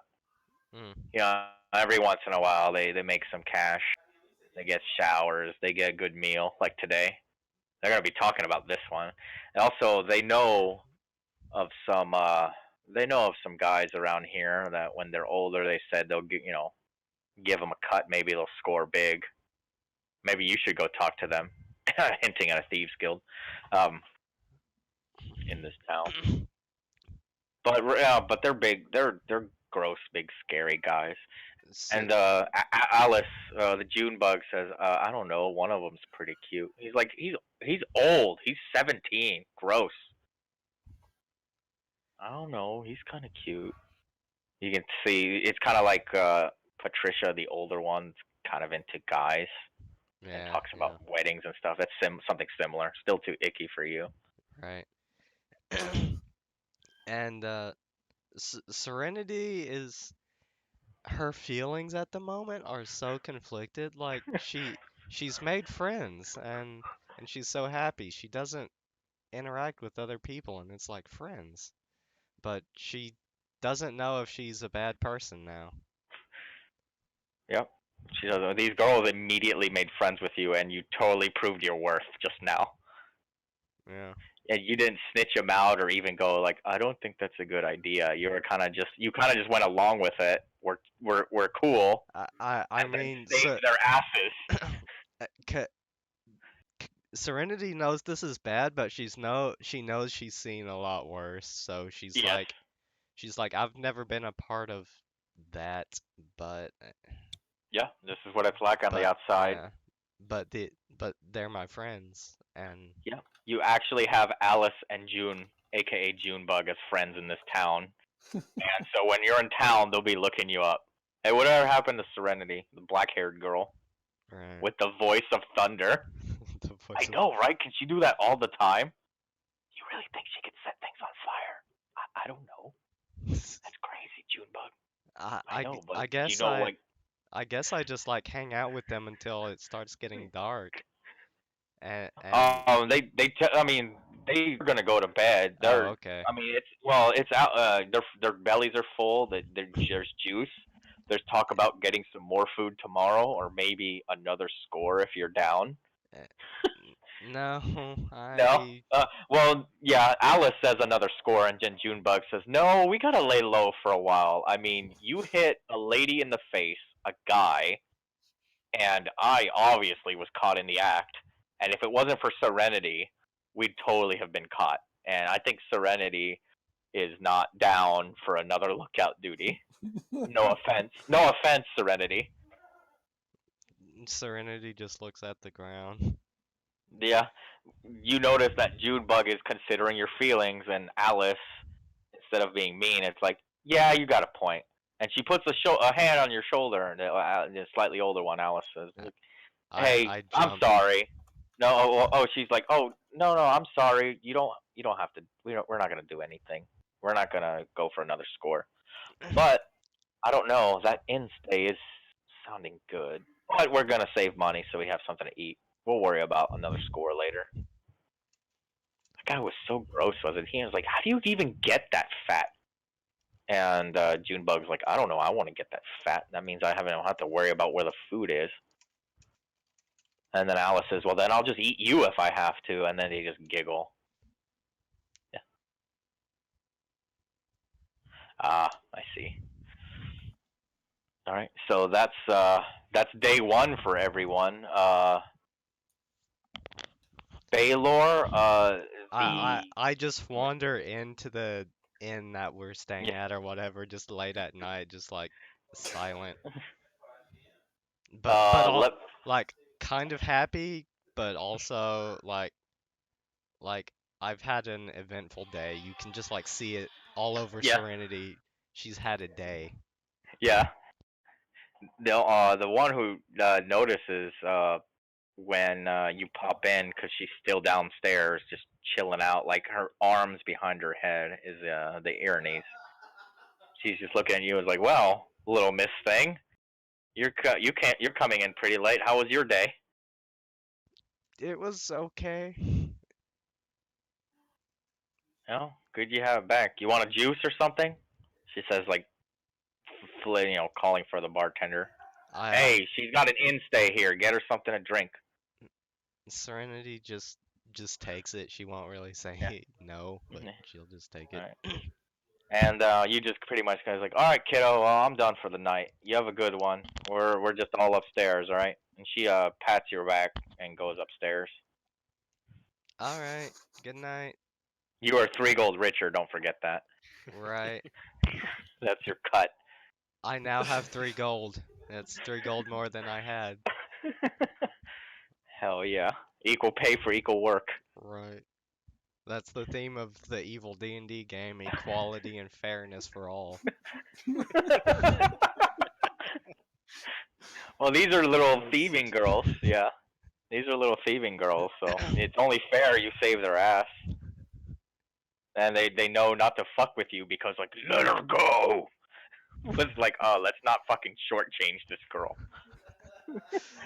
Oh, We don't. Uh, if he failed, I was gonna have to kill him. I mean, like if if he yeah, passed the suggestion, I was gonna have to kill him. Clancy. totally kill him. All right, so you hear Baylor that the gems and stuff and the inlay, which is and places for the gems to go, and the spike on top of that is being worked on. All right, cool. So your item is being put together, and it'll be enchanted the next day. They're gonna finish the work tomorrow, and then be enchanted the day after that. So it'll be the third day. Added 3 gold of dirty money. All right, so it's the next morning. What do you guys have planned? I'm just gonna do the Revy memory thing, and then that's Okay. it. All right. So you go to the shop, and he makes kind of like not an ordeal of it. He makes an event of it. He puts down like what seems to be like nice silk sheets and like a pillow. Think like Persian setup. Um, you notice Serenity is he tells you Already there. Serenity came yeah, is already there, and so Serenity is just in the corner. He's telling her that Serenity is waiting for his friend who should be Ah, coming in today. yes. But there is a pillow, yeah, in the corner, pillows and sheets nicely set up and something, and that is where Revi is to sit All right. and receive the spell. So she will do so. And yeah, okay. Oh shit. Okay, yeah. Yeah, she came to the inn not looking like a black-haired girl. Yeah, that makes sense. I figured that much. And So he makes a big like an event of it. He hands her tea. He also pours her a cup of champagne, and everyone else a cup of champagne except for you, Serenity. You get some tea, and you're told not to drink it yet. And he is going to pour everyone else a glass of champagne, and he is going to give you instead, Serenity, some nice honey lemon tea. Smells pretty good and sweet. Nice. And he waves his hand over it, and it makes it stop steaming so much, but it's still a little hot. So he changes it for you, and he's going to go ahead and grab a big ass. I'm going to say like the size of his torso spell book. He Damn. just says it's just like I think I need to move this to my more portable one, but at least it's in the shop. And he grabs it, puts it on the counter. Then he grabs a different. He grabs a small podium and puts it on there and asks Revy to lay. And Revy's confused, like, and what's the wine glass for? Oh, well, yes. Well, for a toast, of course. And she's just confused. I'm like, the fuck is the point of a toast? She's like, well, he's like, to memories made and to memories forgotten. And he raises it and he tells you, Serenity, you go ahead and raise the teacup just like us. Mm-hmm. I go along And with it while he's and doing it and instructing Serenity. yeah, and then and he tells her, now go ahead and drink of as much as you want, or you don't have to finish it. But I like to, and as soon as we start doing it, and he knocks it back, and everyone knocks it back except Revy, who Revy kind of just, I don't need champagne, I don't drink, and I don't want to vomit this up later, so she hands it back. She hands it back to the wizard, and he's like, "Oh, fine, doubles for me then," and he downs his. So, Nice. Serenity, you learned how to toast today. You apparently have to say something while you're holding up a cup, and then drink as much as you can. Gain etiquette. Gain etiquette. Yeah. I'm learning a lot of things. Yeah.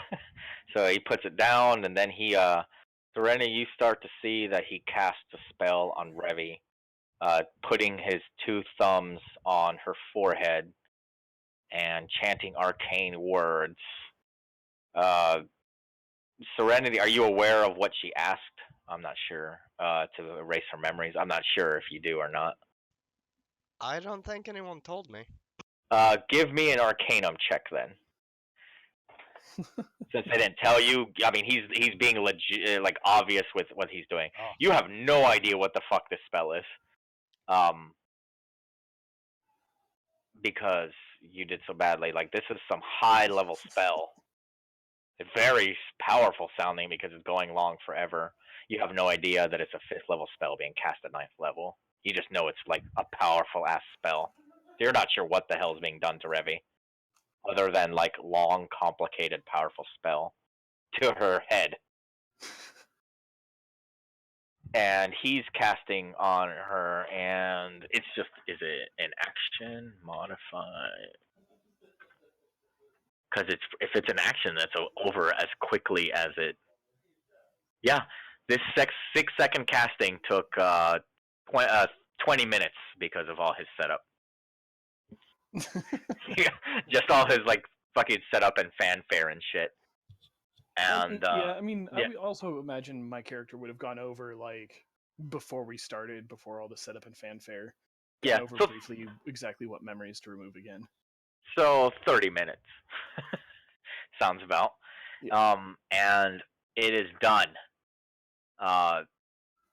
Revy kind of looks blankly, blinking at you quickly, Serenity, and then looking over to Baylor. And her mind is she looks a little foggy mind. She's like looking at her hands. I'm just watching intently. Just staring to see how she reacts. she she almost mouths your name, like your true name, Divad. She says Div, and then she catches herself because she remembers you're not supposed to call that. It was like a flash of memory. It's like Baylor, Serenity. Who are you? And then she thinks about for a moment. She's like, oh yes, I've met you before. Uh, hang on. Let me respond to something real quick. Okay.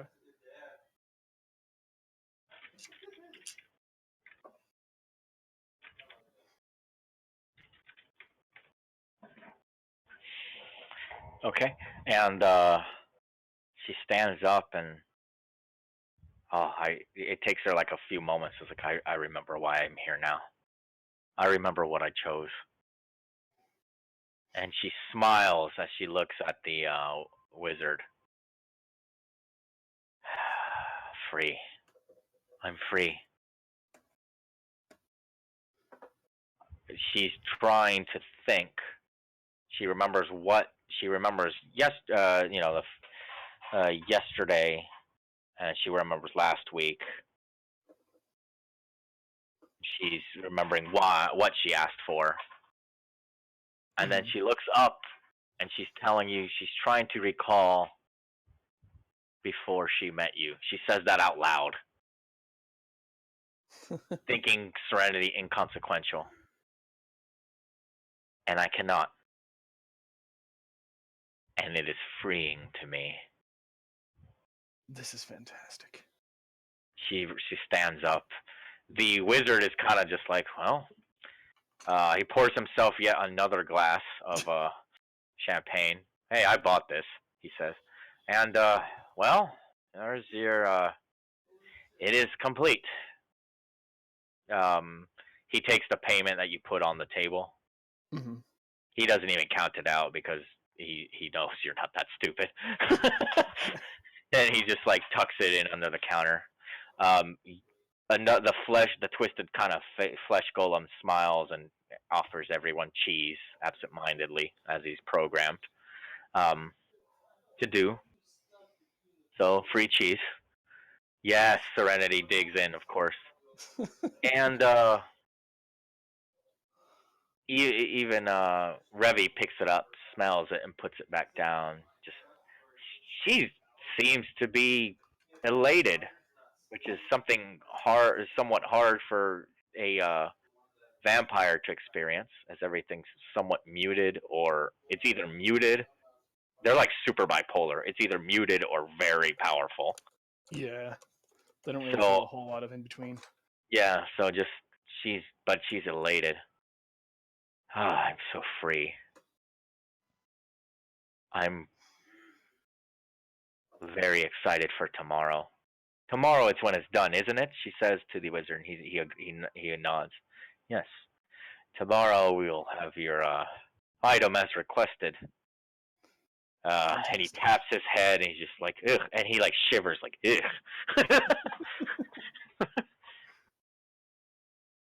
All right, Then so we that is can commence in your training.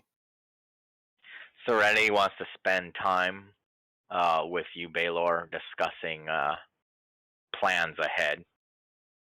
But she tells you that apparently what she asked for frees her up completely because she must have been consumed by thoughts of vengeance uh, with people that have wronged her in the past, but she can't even recall their names, their faces. None of that even matters anymore.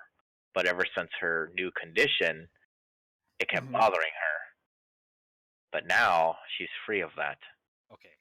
I thought you said Serenity at first. I was Oh, gonna. not Serenity. Sorry, Yeah, Revy. I think you did. I Yeah, was confused. I But then I did. realized what you're talking about. My bad. It was Revy. Yeah, Revy talking to you about she's just free. She has no desires for vengeance.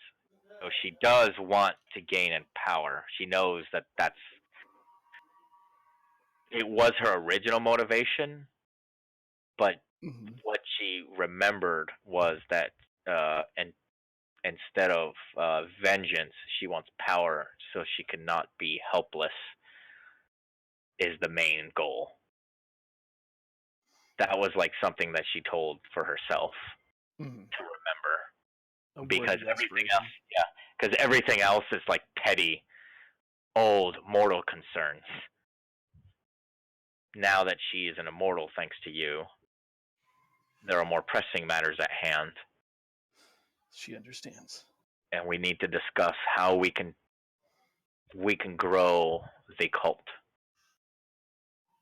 She totally wants to help. She's gonna have some ideas, and I think I'll have some ideas to give you, aka through her. Yeah. Sweet. She will be the way I help channel meta, I guess. I don't know. Works for me. I will promise to have it set a time or set aside some time later to meet with her once we're back at the lair. Okay. So right as you two are heading out, you run into a somewhat flamboyantly dressed, short, stout man. He's of gnomish descent.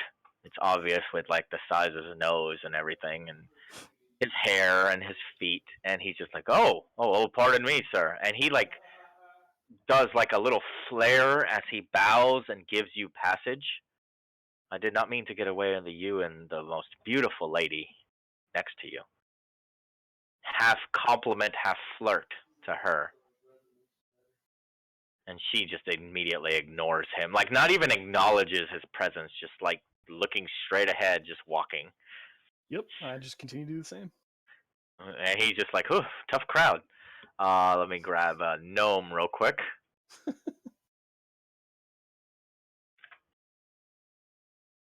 Let me see if I got a gnome. That doesn't look like a gnome at all. Because all I'm getting is this guy. That's stupid. Alright, well, anyway. He looks pretty drab there, but let's just say he's wearing just somewhat flamboyant things. And in walks a gnome, Serenity. Strapped on his back looks like to be a, let me see if I got the instrument. Right, sitar. Some bitch. Yes, Is it a bard? sitar. Yeah, a sitar. Like he's got a strange musical instrument like around his back. He's wearing a colorful cloak that seems to shimmer when it moves, but only when he moves with it. It doesn't like billow like the ribbon of billowing. And he kind of looks and turns his head to you and is like, "Hello, little girl," he says in a friendly manner, like giving you a quick wave of the hand. I just like give a small smile and wave. And he's like, Jens, you came. Yes, I came. I got your summons. How very strange. I was nearby. In fact, I was in Silverton, just enjoying a. Not much gold there, is there? He's like, no, it's Silverton, and they both laugh. I was like, not much gold, but there is silver. Ha ha ha ha. That's a stupid joke. They Serenity turn it. giggles. So he says like, so I have a client. You're doing a favor for? You're not one to do favors. A lady won you over, and be still your icy heart. And he's like, well, not exactly a lady, and not exactly like that at all. Romantic idiot. He's like, I figured. You always were a cold one when it came to romance. It's like, I'm not one for romance anymore. But anyway, client, here is he says, anyway, here's your client right here. And he points to Serenity. My client is his child? Yes. I'm cashing in a favor from you, and I thought I'd do something nice for a little girl for once. So, what's this favor? Well, she basically wants you to help a friend be able to talk to her. Well, that doesn't come cheap. I know. But you know me. I'm well funded. Yeah, but you're also a cheap ass. He laughs, expecting his friend to laugh, and his friend doesn't laugh. And it's like, tough crowd. All right. So, little girl, do you want to talk to your cat or your dog or something? Kinda, yeah. Where is it? He's looking around, like kind of around you for a cat or a dog or a house plant. Uh, oh, he's not here. I'd have to call him, and uh, I think he's not allowed in town. Oh, he's not allowed in town. He's kind of looking at you curiously. It's like, oh yes, she'll have to take you a little bit outside the city, maybe a few hours. Okay. Um, well, let's go fetch your parents and go. Now he laughs. Parents. Uh, what's so funny about that? Well, this one here is an adventurer. A what? He looks. You adventure girl? I look at him because I've never thought of myself as an adventurer. Well, aren't he? Yeah, the wizard looks at you. Is like, well, aren't you? You have companions. You pillage and plunder and defeat foes. Makes you an Uh, adventurer in my book. as soon as he says pillage and plunder, I kind of freeze for a second, and like I look really worried, and then I'm like, oh wait, mate, he's probably not talking about that. And then I just go, well, yeah, I guess so. My word, child, how old are you? I'm 10.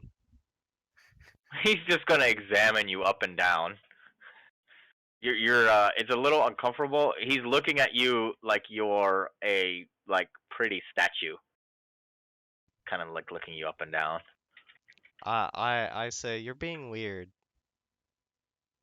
Oh, I'm sorry, girl. I'm just well, oops, I almost made him short on accident. Huh. Wow. And you're saying this one is brimming with power? Oh yes.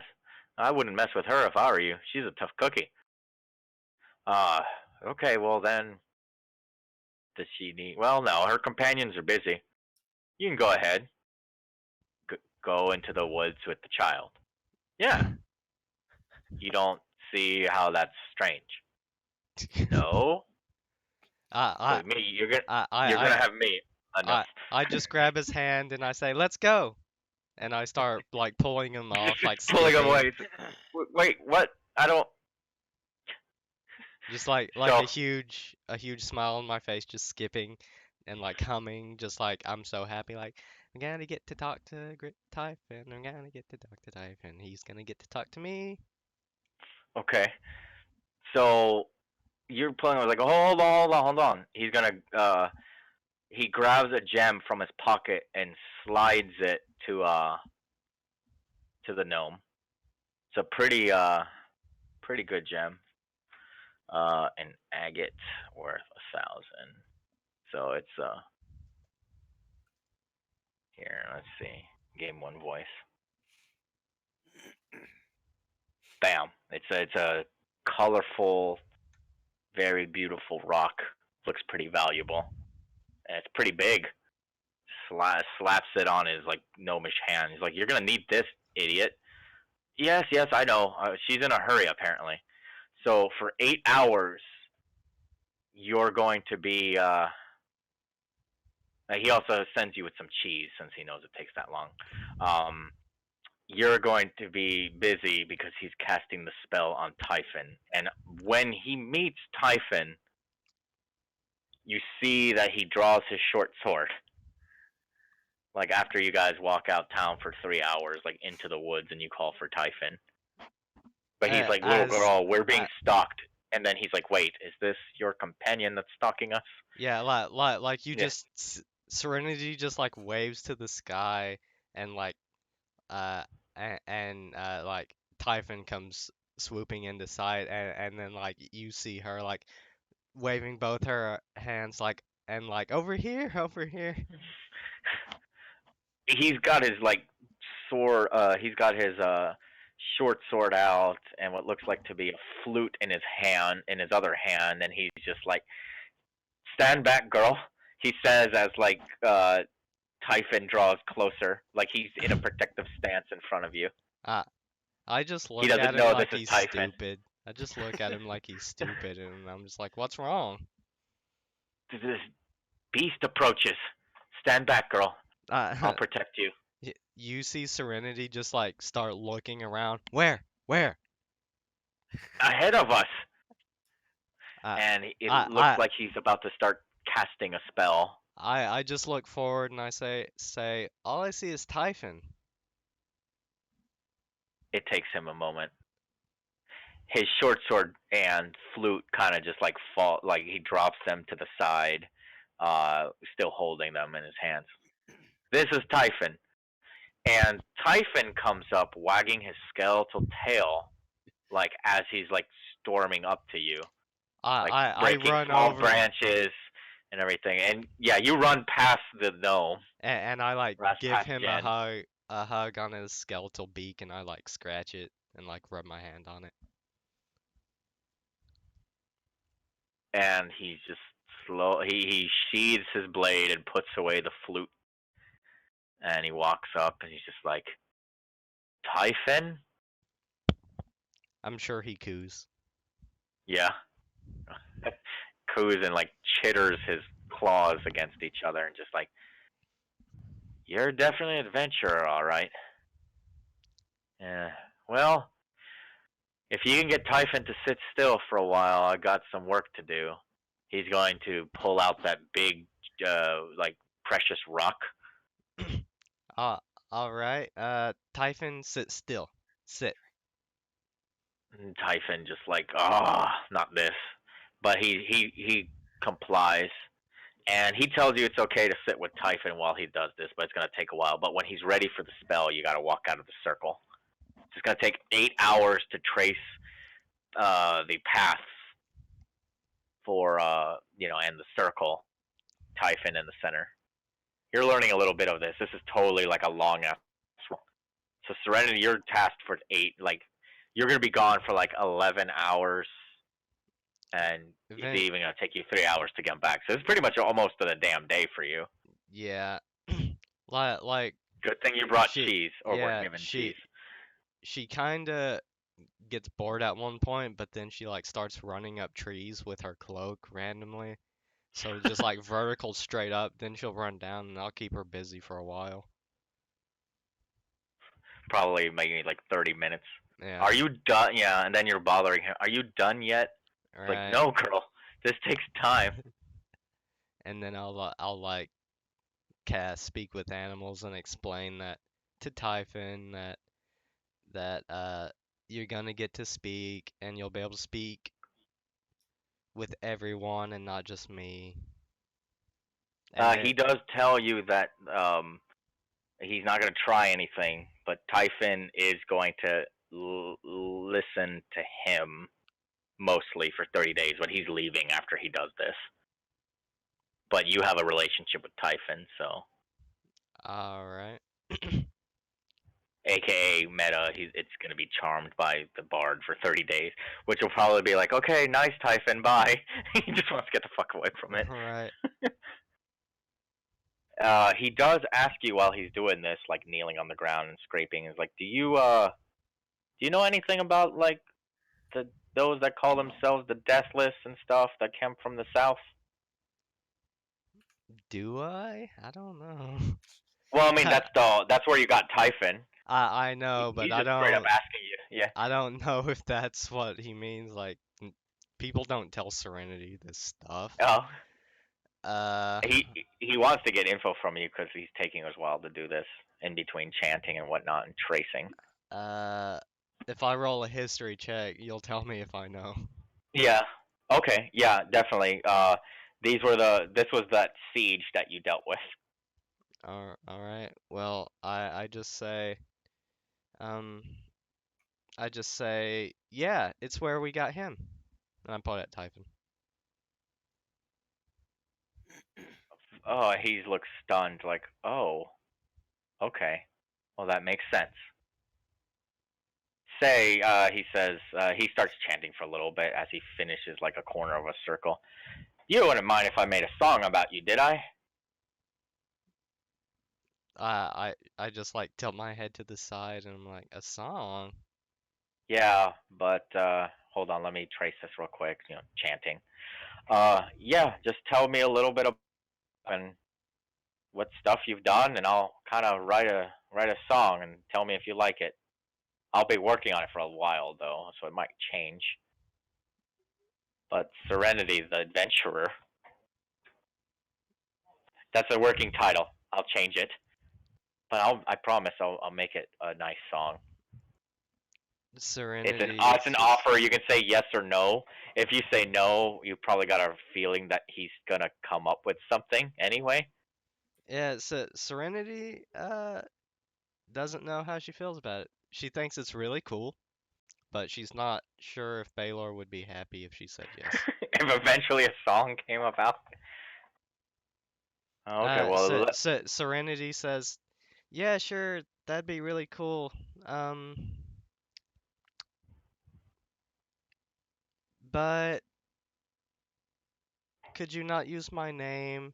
Because then Baylor would find out that the song's about me, and then he'd be mad at me."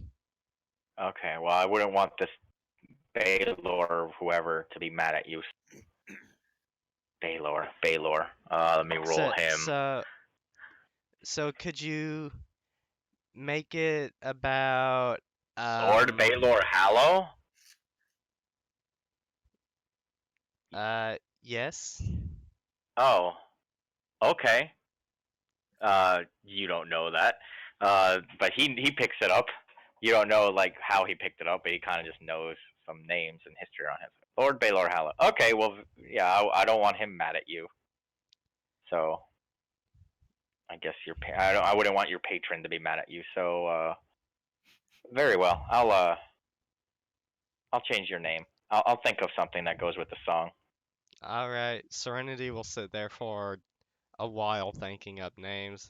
How about June? No. Alice? No.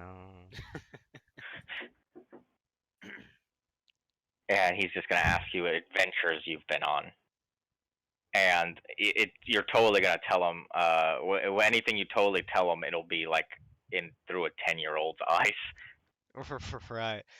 So he's gonna be I somewhat tell him confused. the tale of the flying cow.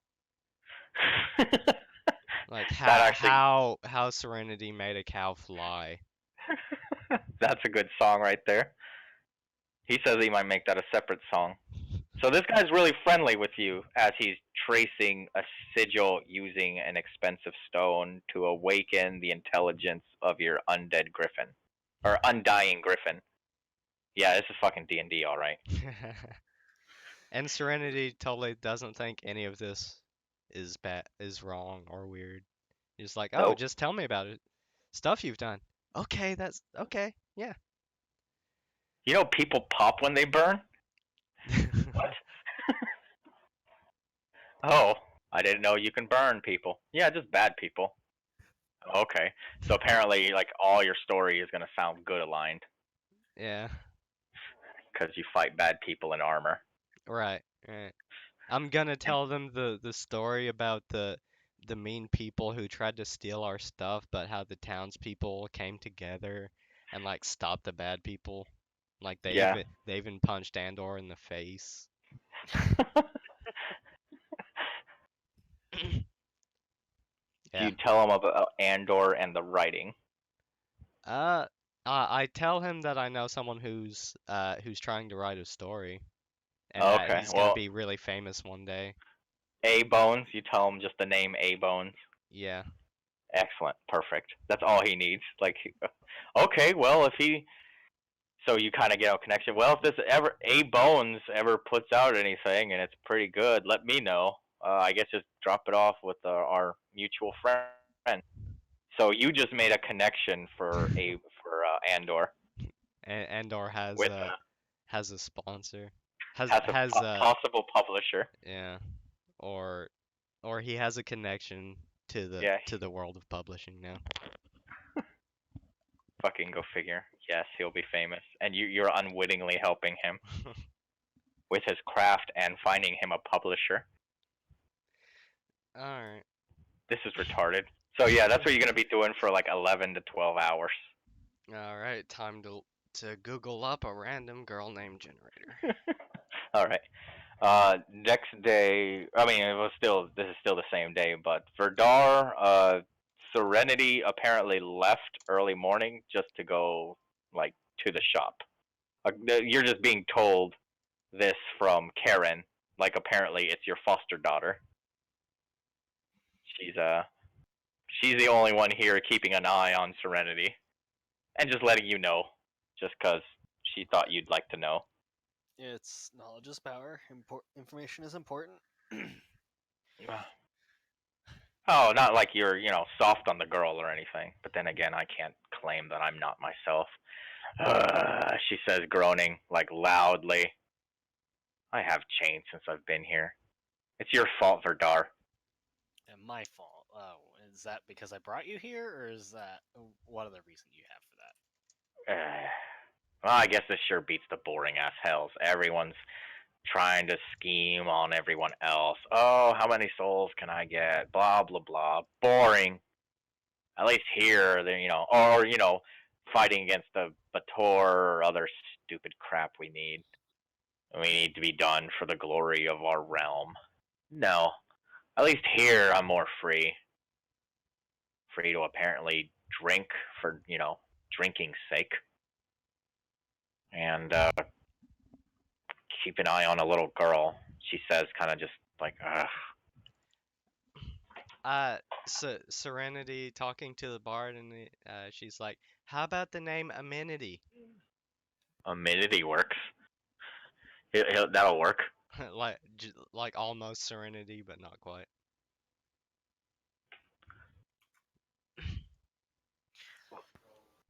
Well, I was thinking we probably should just kind of look around town. I'm kind of curious to get more information. If anyone's found anything more about the Deathless. Oh, okay.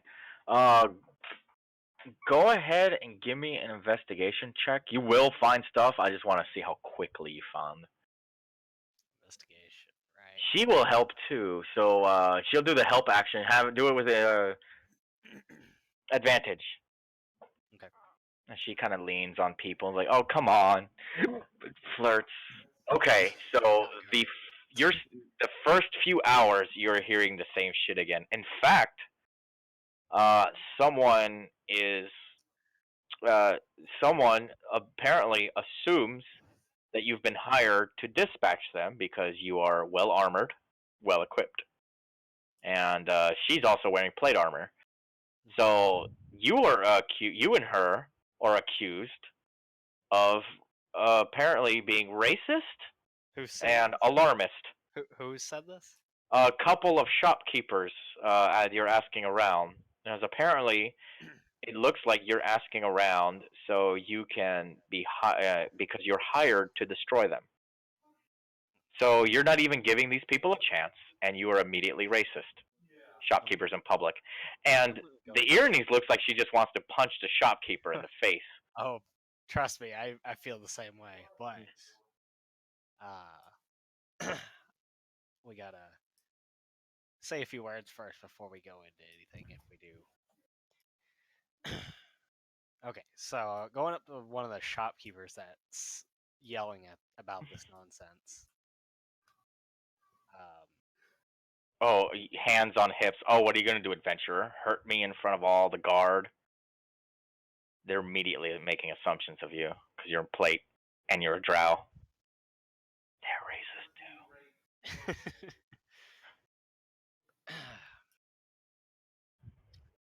Just like you adventuring types. Are you always this prejudiced of new people coming into the town? New people. You adventurers, you're just here to make a quick buck.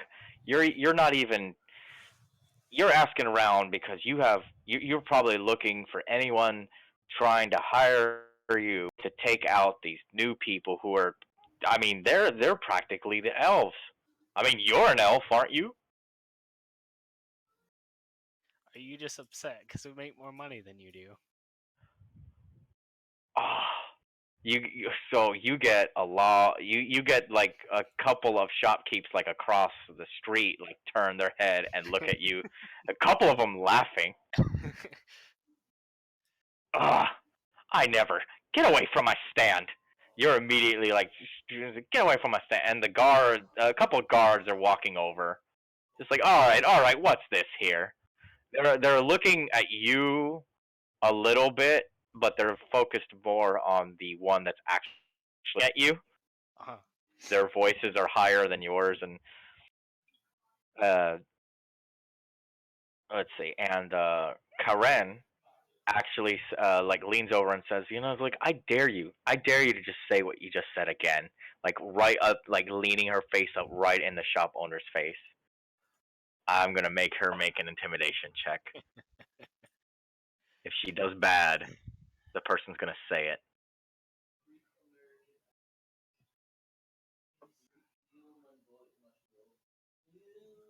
Nice.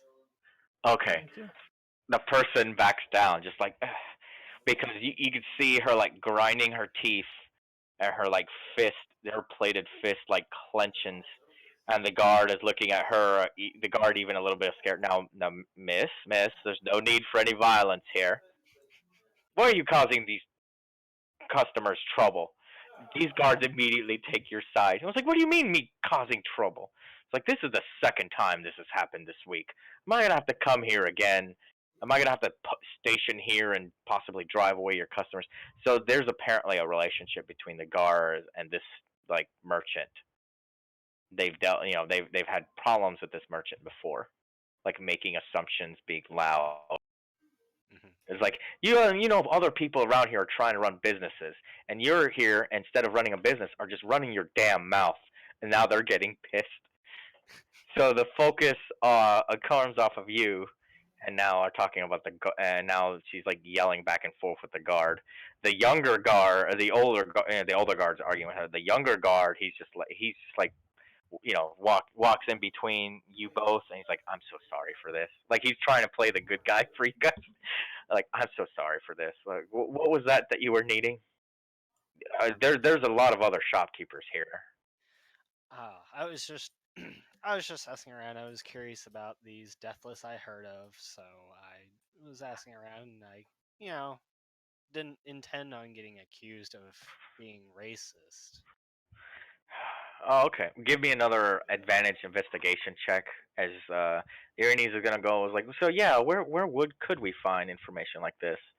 She's touching like his chainmail shoulder and his arm, like his tricep, and kind of just like smiling.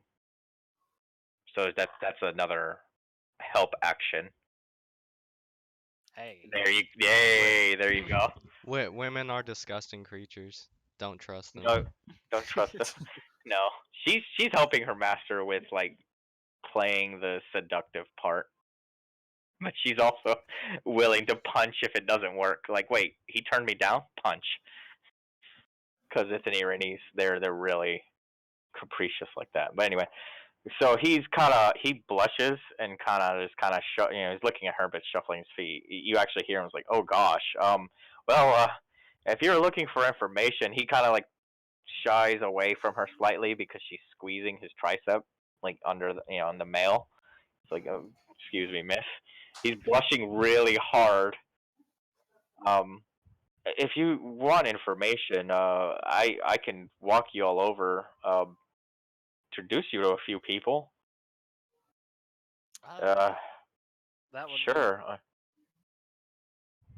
Hey, Sarge.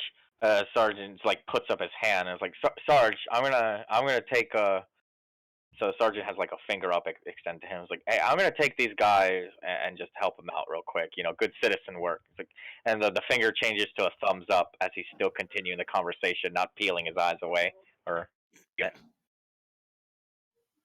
And as you're walking away, he's like, all right, that's it. You're closed for today. Like, what?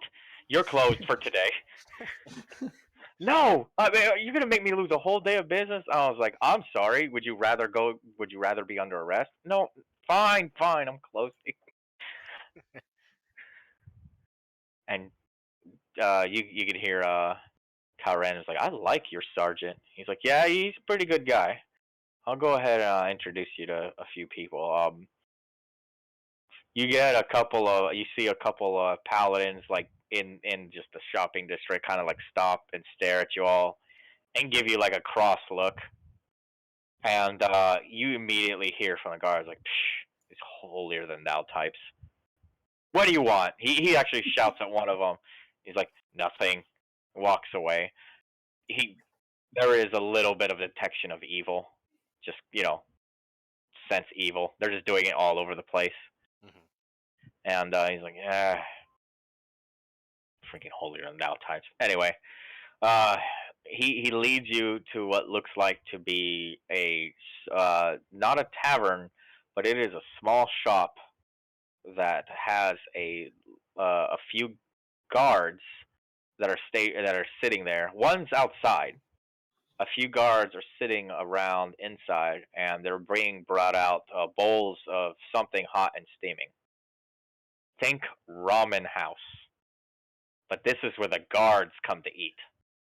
Hmm. This is like their shop. You see like you see like an older man.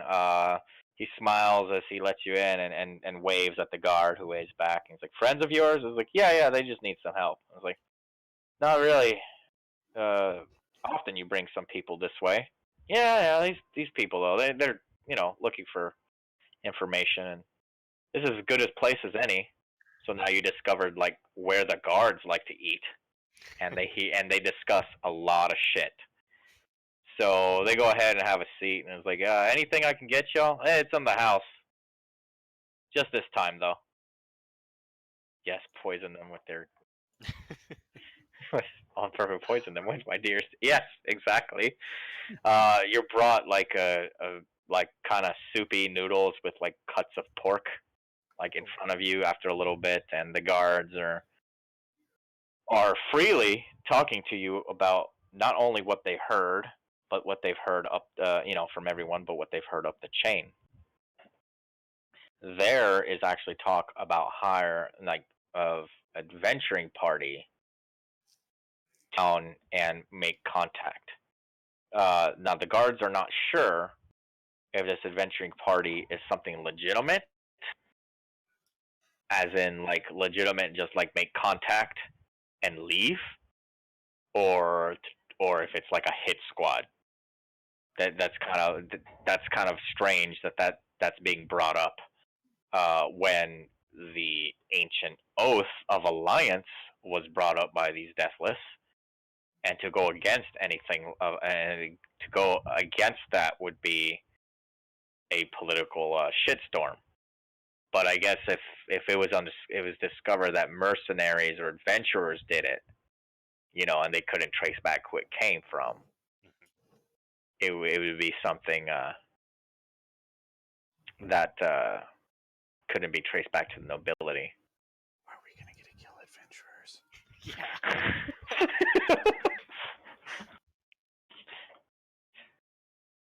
Yes, that could be. So you hear that this is being sent from nobility. They thought when they heard it the first time that it was the Inquisition doing something this dirty, because the Inquisition like once the whole like oath of allegiance to the rebellion from 1,000 years past was brought up. They thought this was a way for them to circumvent it, but being the goody two shoes that they are like passing this news up through their order like immediately instead of trying to like do backhanded politics. And you hear a couple of things like, yeah, that sounds like Lord Berg's all right. They're just like laughing at their lord that they serve, this fat bastard. It sounds just like something he'd do. He's like, hey, we got guests.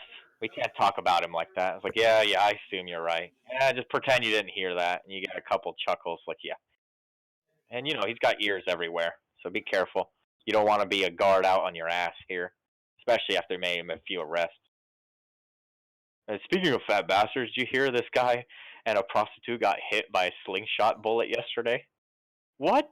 Yeah, someone came to report a couple children like robbed from him, and I shit you not, like one of the girls like apparently ensorcelled him until he got hit in the face with a rock.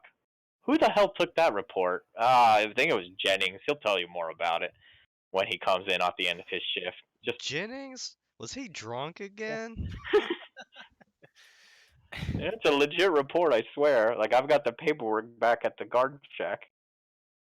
But so you hear about that, cross reference you not knowing Serenity's bullshit. But There's plenty of kids around here. That, yeah, tons of kids. It could have not been something anyone. that that'd probably be something Serenity would do. Nah, it doesn't sound like Serenity at all. Meanwhile, Kit's going, shit, that happened, huh? When the girl was gone all day. But anyway, that's what she just picks up on. But so there's that. There's possible like what do I call it? Plausible deniability adventurers groups that might be hired. Right. You also hear that there's talks about the procession probably a couple weeks from now of the Deathless coming here, and because they're being tasked with like guard duty and escort when they arrive. So it's like, oh look, more forced overtime, unpaid. That's so that this is legit. That they're probably coming this way because even the guard knows and they're dreading it Mm-hmm. because it's extra duty that's unpaid. But they're the fucking guard. They got to do it. It's like doesn't the Lord have soldiers for this kind of thing? Yeah, but they're passing through the city, which means we're fucking tasked with doing it. Great. Well, I better tell my wife I'm not gonna be home anytime soon. Oh, she's gonna love that. Ha ha ha ha. All kinds of other shit. Um, so in a couple weeks they'll be coming. They also brought up and was like, hey, do these Deathless have coin? Apparently they do. He's called a real Knightsman, yes. But apparently the Deathless do have coin. Well, I was like, well, shit. They speak Berg's language then. If they come bringing coin, yeah, the ancient coin. And that shit's like triple or quadruple the money sometimes if it's nice enough. Yeah. Well, what are these guys in the market for? Well, a couple of the ones in tattered armor are apparently looking for steel and iron and steel upgrades. Oh yeah. I mean, I assume that the ambassadors would be looking for silks and velvets and whatnot. If they have got the coin, we're willing to trade with whoever. Do you think they stink like the undead? I was like, well, I don't know that. I've never met one of them. I'm just going with everyone else is saying. I'm going with what I heard a couple of the paladins who ran into them said. How it was like, oh yeah, when they ran into them and they showed up with their banner. Yeah, yeah. I mean, that's the main reason. If it wasn't for that banner that they still had, that was in good condition, even after 1,000 years, I bet you those paladin freaks would have just like blasted them on sight. I don't know. I mean, they're stupid, but they're numerous. It would have been a heavy loss on both sides. And like we want to piss off a whole kingdom of a whole city full of undeath to the south anyway. That'd be terrible. So you hear more about a little bit about those calling themselves the Order of Vidar. You don't hear the name specifically, but you hear that they were organized enough to pick to wear what heavy armor they found, and also they swore to protect the ambassadors and their staff. However, they're looking for equipment. You do that. They're also looking for somebody that they call the founder. You're not sure. I mean, you are sure it's pretty much you, but they don't even know how to pronounce it. Mm-hmm. The founder is one of the ones that broke their curse of undeath and and repetition. So they're looking for one of the four, but this one is called the founder, the plated one. Hey, you're wearing full plate, aren't you? You're probably the plated one. Ha ha ha. Or you, miss. and she kind of just whistles. Mm-hmm. Karen kind of whistles. Oh, plated one, she says, laughing at you, and slaps you on the shoulder. She knows how much you fucking love that. They don't dare slap you on the shoulder because you're an imposing motherfucker in this armor. But she slaps you. I mean, you two both wearing plate. You two look like you adventured together. So she knows you like that. She knows you fucking hate it, and she does it on purpose. Alright. Oh, plated one. I'm gonna start calling you that from now on. So we got plated one, and we got teacher's pet. They have no idea what you're talking about, but they continue on. Any other information you want to pick up, because they are all ears and loose. Some of them are having, some of them are off duty, so they're not just eating. They're still in uniform, but they're off duty and they're having a few drinks. It's in this pretty shady spot. Shady as in like not like seedy, but actually like cool and like hidden from the sun due to like where it's placed, facing southbound. So I see there's a lot of paladins here. Did something happen recently? Well, back east in Bergsdale, there was an attack. Some kind of demon, big one, big demon. Oh yeah. That. Yeah, but apparently they're reinforcing their position. The Inquisition, seeing that demon pop up out of nowhere, is now, unfortunately, they say, like, when they were saying that there's darkness coming about, now a demon arose. So they have justification, and one of them pipe up, yeah, but I wish Bergsdale would actually let them kind of take some shifts for us, He's just enjoying this fucking free extra security that he doesn't have to pay for.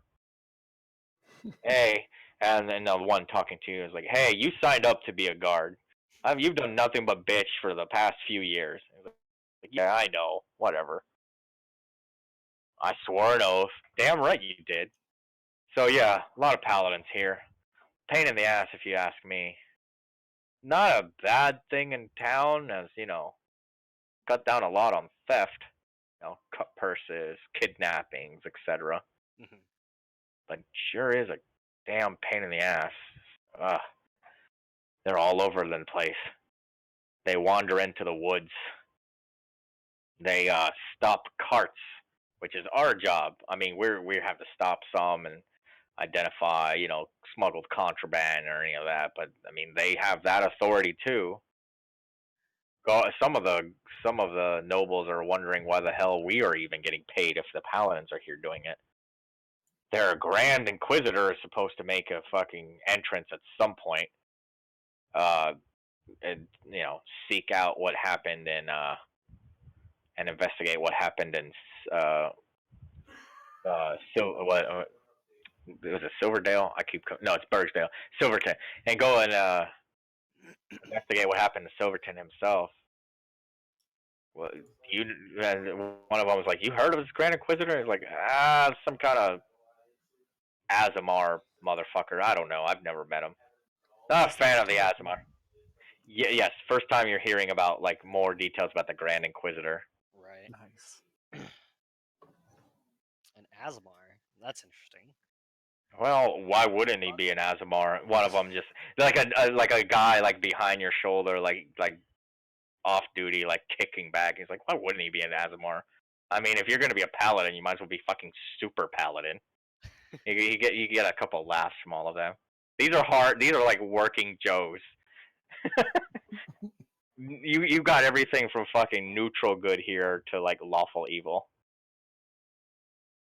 Working Joes. Fucking Azamar. Oh look, I'm descended from angels and I lead a grand inquisition. What if we had some dumbass shit like that? One of them just like perks up and was like, I am the grand guard of the first order. Look at me. Like he's like puffs up his chest and I was like, I'm also like, I don't know, my bloodline traces back to guards of old, thousands of years ago, where I stood on the gates. Oh God. I couldn't understand it. The gold is good and it's honest work, and it's fucking good. I don't understand holy missions. No, I'm not the type to. Well, one of them like yells, "Well, you're not the type to fucking fight a demon either. You got your ass kicked by a mugger last week." Shut up, and they just laugh. Shut up. Oh, what was he? 6'4", 300 pounds, or whatever you said he was, or was it? Or was it 4'2" and 200 pounds? Hey, I didn't know that dwarves can punch that hard. Okay, it's my first time. And they're just all laughing. That bearded son of a bitch caught me off guard. Anyone seen him lately? No, I haven't seen him lately. Well, you had a chance and you fucked it up. He's probably left town by now. Not my problem. I wasn't the one that got robbed. Well, at least you stopped it. I mean, the coins went everywhere and some into the sewer, but you stopped it. Yeah. Maybe you should be a paladin. Ha ha ha ha. Just all kinds of shit like that. Good enough. So yeah. Any other information? Because they're seriously like a few of them are getting drunker now. They're totally like letting loose. That's what a 21 gets you. Fucking everything apparently as they get more drunk and comfortable.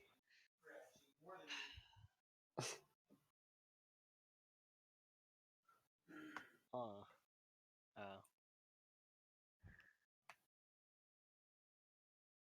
Um, I don't remember. Baylor, your crew, you don't have a like a rogue type in it, do you? You do. He does. Yeah, I have one. Okay. He totally got away with everything, so he's not on anyone's radar. I wasn't sure if that was like the dwarf or the. Oh no. I know it wasn't. No, the it was just a random other mugger.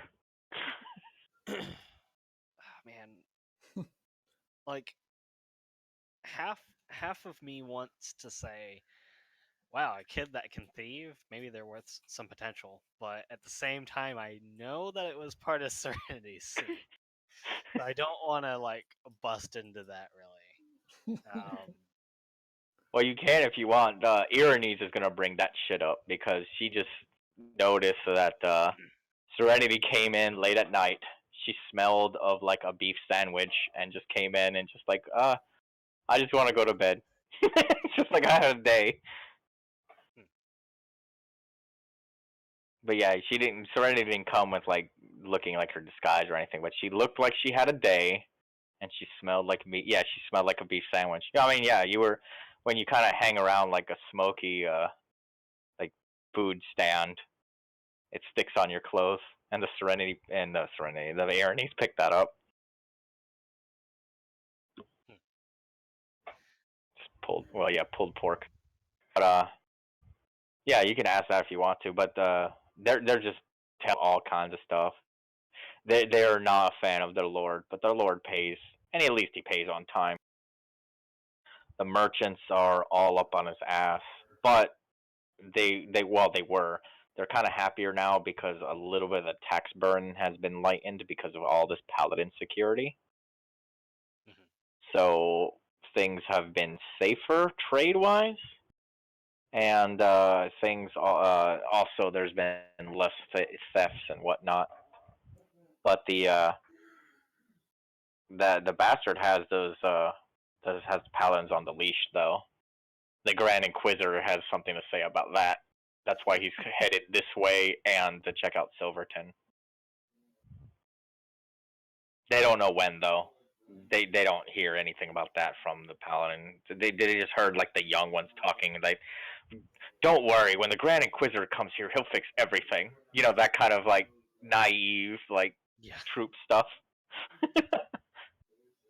I'm sure once he hears the bullshit we're putting up with, he'll put an end to that. Yeah, you're right. That kind of naive young shit. God, all my military experience was great for storytelling. I mean, that's how it is in the military. But yeah, that's what you hear about them. They're volunteering. What other volunteering bullshit can I think of? Um, they're laughing about like all the evil and darkness. They're saying that the demon thing was a fluke. Some adventurers probably fucked something up, got eaten, and then the demon went on a rampage.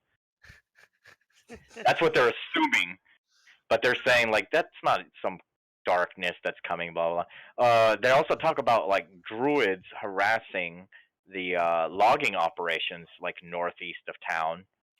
But then again, I'm like they literally are going you know well yeah, someone's cousin who works security for the logging camp is told them that well obviously the druids are pissed off. There's an agreement to not cut into that wood, but there's fucking logging going on, and his cousin's in the middle of that shit.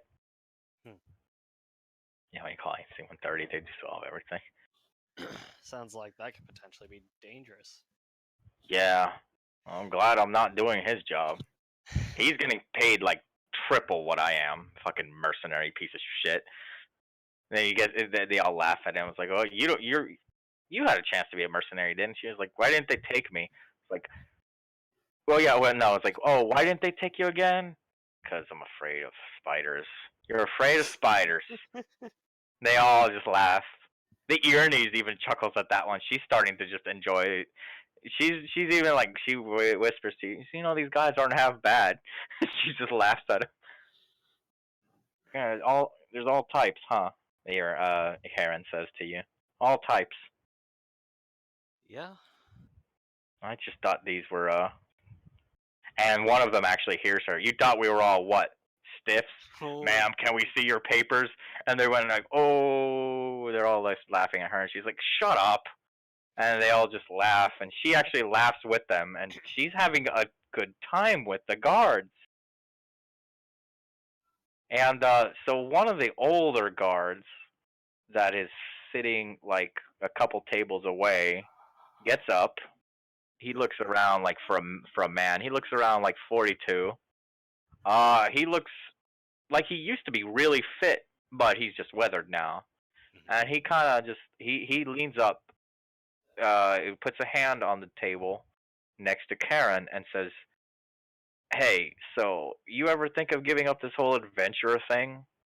He says, kind of just like with a shit-eating grin on his face, and she looks at him and she's like, "Oh, excuse me." He's like, Bergsdale isn't that bad of a place. If you were ever thinking of, retiring from the adventurer life and maybe settling down." And the whole ramen house is like, "Oh." She's looking at him, and she's looking, and then she looks at you, Verdaro, and was like, "The gall of this one."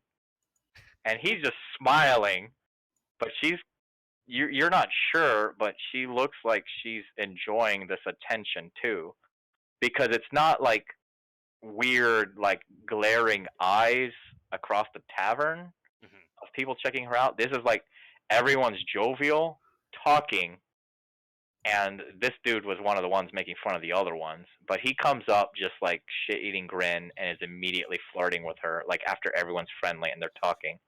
She's the center of the attention here, but like in a good way, and she's eating this up. And she's like, "I don't know," and I was like, "Well, I mean, if you're involved with this guy over here," and she actually looks at him and was like, "No, we're business partners." This is the first time you hear that. You're actually her master, but she says business partners. How do you feel about that? She's just like, "No, it's not like that. I mean, I trust Verdar over here with my life, and I could thank him for, pulling me out of a bad spot. But I don't know. I'll keep something in mind," she says. And she leans over and kisses dude on the cheek, and he kind of like plays like he's falling back and smitten, laughs. And she says she just like gets back to her like and orders another drink, which they hand her on the, and everyone's just like turns back to just talking about other bullshit again. This is the Ramen House of Joy, apparently. A couple of the guards like look outside, and they're just like, "Ah, shit, what? I got like an hour until I start my watch. Did you get any sleep?" "No." Oh man, that's gonna be a long shift. Yeah, yeah, it is. All right, well, go get ready. Yeah, all right. I gotta go get my chainmail. He says, like getting up and walking off. So anything else? Everyone's just kind of chit chatting a little bit. It's gone from over jovial to just like normal chit chat again, and Mhm. steaming noodles and pork and ale, just grog or grog plus. Nothing too fancy here. They don't have wine for the lady. She's even asked like, "Do you guys have wine here?" She's like, "What is this, a tavern?" She gets a laugh out of that. Yeah, I guess I'll take a grog plus. All right. Well, we've got quite a bit of information, honestly, out of these guys. Yeah. Oh yeah. You got a Um, shit ton. That's what you get for the 21 in her help. So, I can't. I don't think I can't think of anything else. We'll probably finish off this stew I'm currently finishing, I guess, and Yep. my drink, and then we'll probably uh uh thank them for the good time, I suppose, and then we'll head out. Vi Verdar, Vi Karen, and they all kind of just wave at you. Put up a mug here and there. The older guard kind of just right as they leave. She's like, "Bye, Karen," and she's like, "Bye, whatever the hell your name was." And there's just a whole uproar of laughter, and leaves, and you can hear, and it's like, "You never gave her a name, did you?" And then he just says, "Shit," and they all just laugh again. Yeah, plus 100 web town guard. So you're known here by a few of the guard, like in a good way. Like that's Right. Verdar. He wouldn't start that kind of shit. So you might use that to your advantage. Yeah. And these guys aren't so bad. They're kind of stuck in a shit situation too, but they're not all goody two shoes. These are working Joes, and their loyalties can possibly be bought or swayed. Yep. I do kind of. I've still got this on my head. I still kind of want to find out about that um, pickpocket. Well, she stole the whole purse, I think, but I could get that to you, but it would be later in the night when Serenity comes back because that's fine. the what was it? She has some questions, but you guys burned. You guys didn't even notice 2.5 hours just chit Oh, chatting, talking, I'm hanging sure. out. Yeah, hanging out, and she says it was a blast. She's like, Verdar, I could get used to this. What does one do when one retires anyway? I've never heard that phrase before. Uh, you know how you mentioned about that the people commanding the throne from their seat and all that, just kind of. Yeah. It's kind of like that. You don't really do a whole lot. You just kind of So you're telling me it's just leisure. yes. Then why aren't we retired already? Bec- She says, laughing. because there's more stuff we have to do. Yeah, that's fine. There's many things that need to be done. I could quest for a while. I guess. She just says, like, cheery. Besides, don't you have a whole, like, order and keep to, like, take and things like that? Build up, but it's not there yet. It will be. You have a way with people. You don't see it, but you tend to have a way with people. And if you don't, I'll help. I don't mind. I mean, I get free drinks and food around you. She bats her eyelashes as she says it and like tilts her head and like clasps her hands all like, who can say no to this face? And she just like laughs. And if anybody else says no, you know what happens. And then she like punches her other hand like and grinds it. We'll make it, Verdar. We might have to take on a whole Inquisition, but we can make it. Well, yeah, there is that. which I will need to inform the rest of our compatriots about. Oh yeah, of course. I mean, we did our job. I don't know what the little girl's up to, but I sure know what teacher's pet and the other one are probably up to. Oh, let's go shove something in my face or forehead, whatever. As Yeah, that's not as I'm sure they're having a great time. Totes. Totes goats.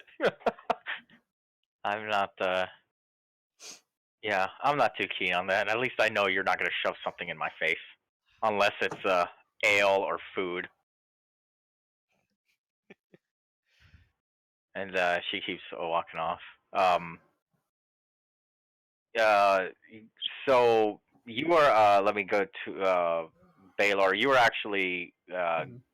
told which jeweler and blacksmith are working together to finish that inlay, and they're finishing. It's a mix of silver and nickel for to make it strong. Mhm. And the jeweler is finished cutting, polishing the stones.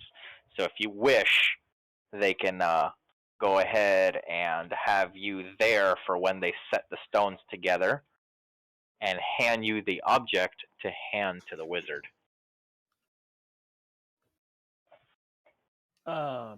The object to hand to the The wizard. object, yeah. Instead of delivering it to him, the spike Uh huh. and jeweled piece, if you would be interested, instead of you being it being handed to you. Yeah, works for me. And the thing, all right, Revy is actually excited at this. She's not only does she like it because it's beautiful, but it also represents a deeper bond between master and apprentice. Yes. She doesn't see it as I mean, seriously, this is why she's called teacher's pet. She doesn't even see it as like an invasion of privacy. She sees it as like a way for you to see through her eyes and like make you both a force multiplier. Yes. Yes, so And I'd be able to she's keep an eye, totally uh, yeah, like keep an eye on her, like to make sure like she's not getting like murdered when I'm not around, or yeah. So she can actually like sleep soundly. So I mean, it's almost.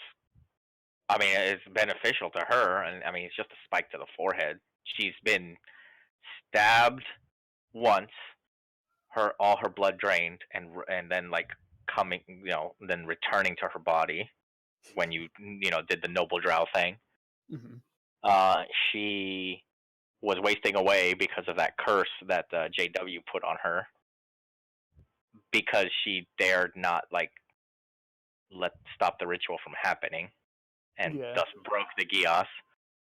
And then she died because you helped her turn into a vampire and thus granting her immortality. So a yes, spike to the forehead is fucking nothing to her. She's died twice. right. This is jack shit to her. In fact, it's like I don't know. It feels to her almost like even more like spiritual connection with you. So she is actually remember I said that vampires look I mean they feel nothing in between. She hmm actually has problems hiding her elation when the finished product that is not enchanted yet is handed to you. In fact, there's a couple people near the jeweler that are looking at you as if you just picked the perfect wedding ring.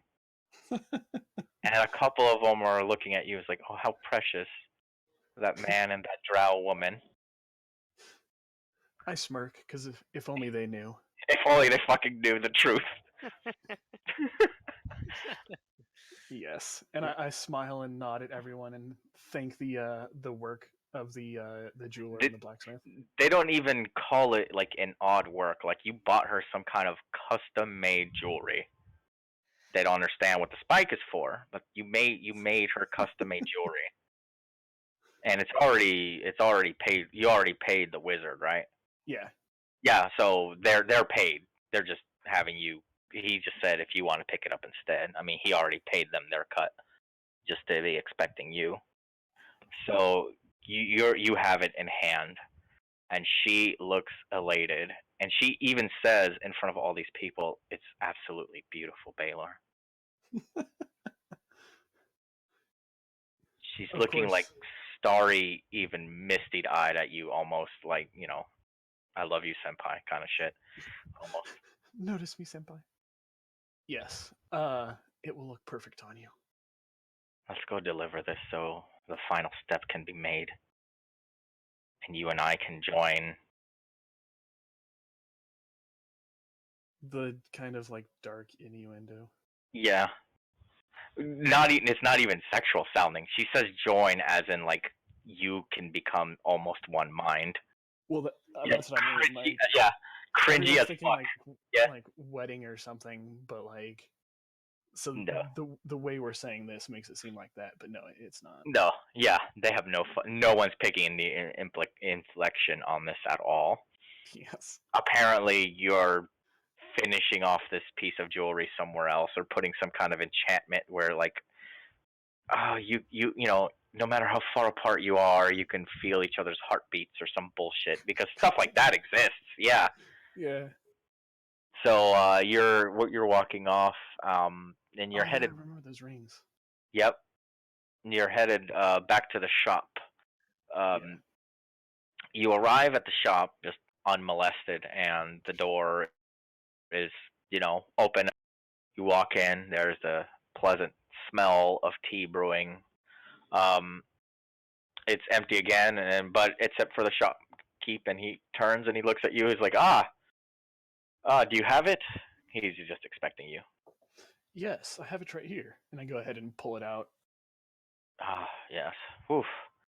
I'm really wearing myself out today. First that spell. Oof. And now this. Very well. I'm going to go ahead and take it to the back. I'm going to go ahead and take it downstairs real quick. Go ahead and have a seat. I have some tea ready.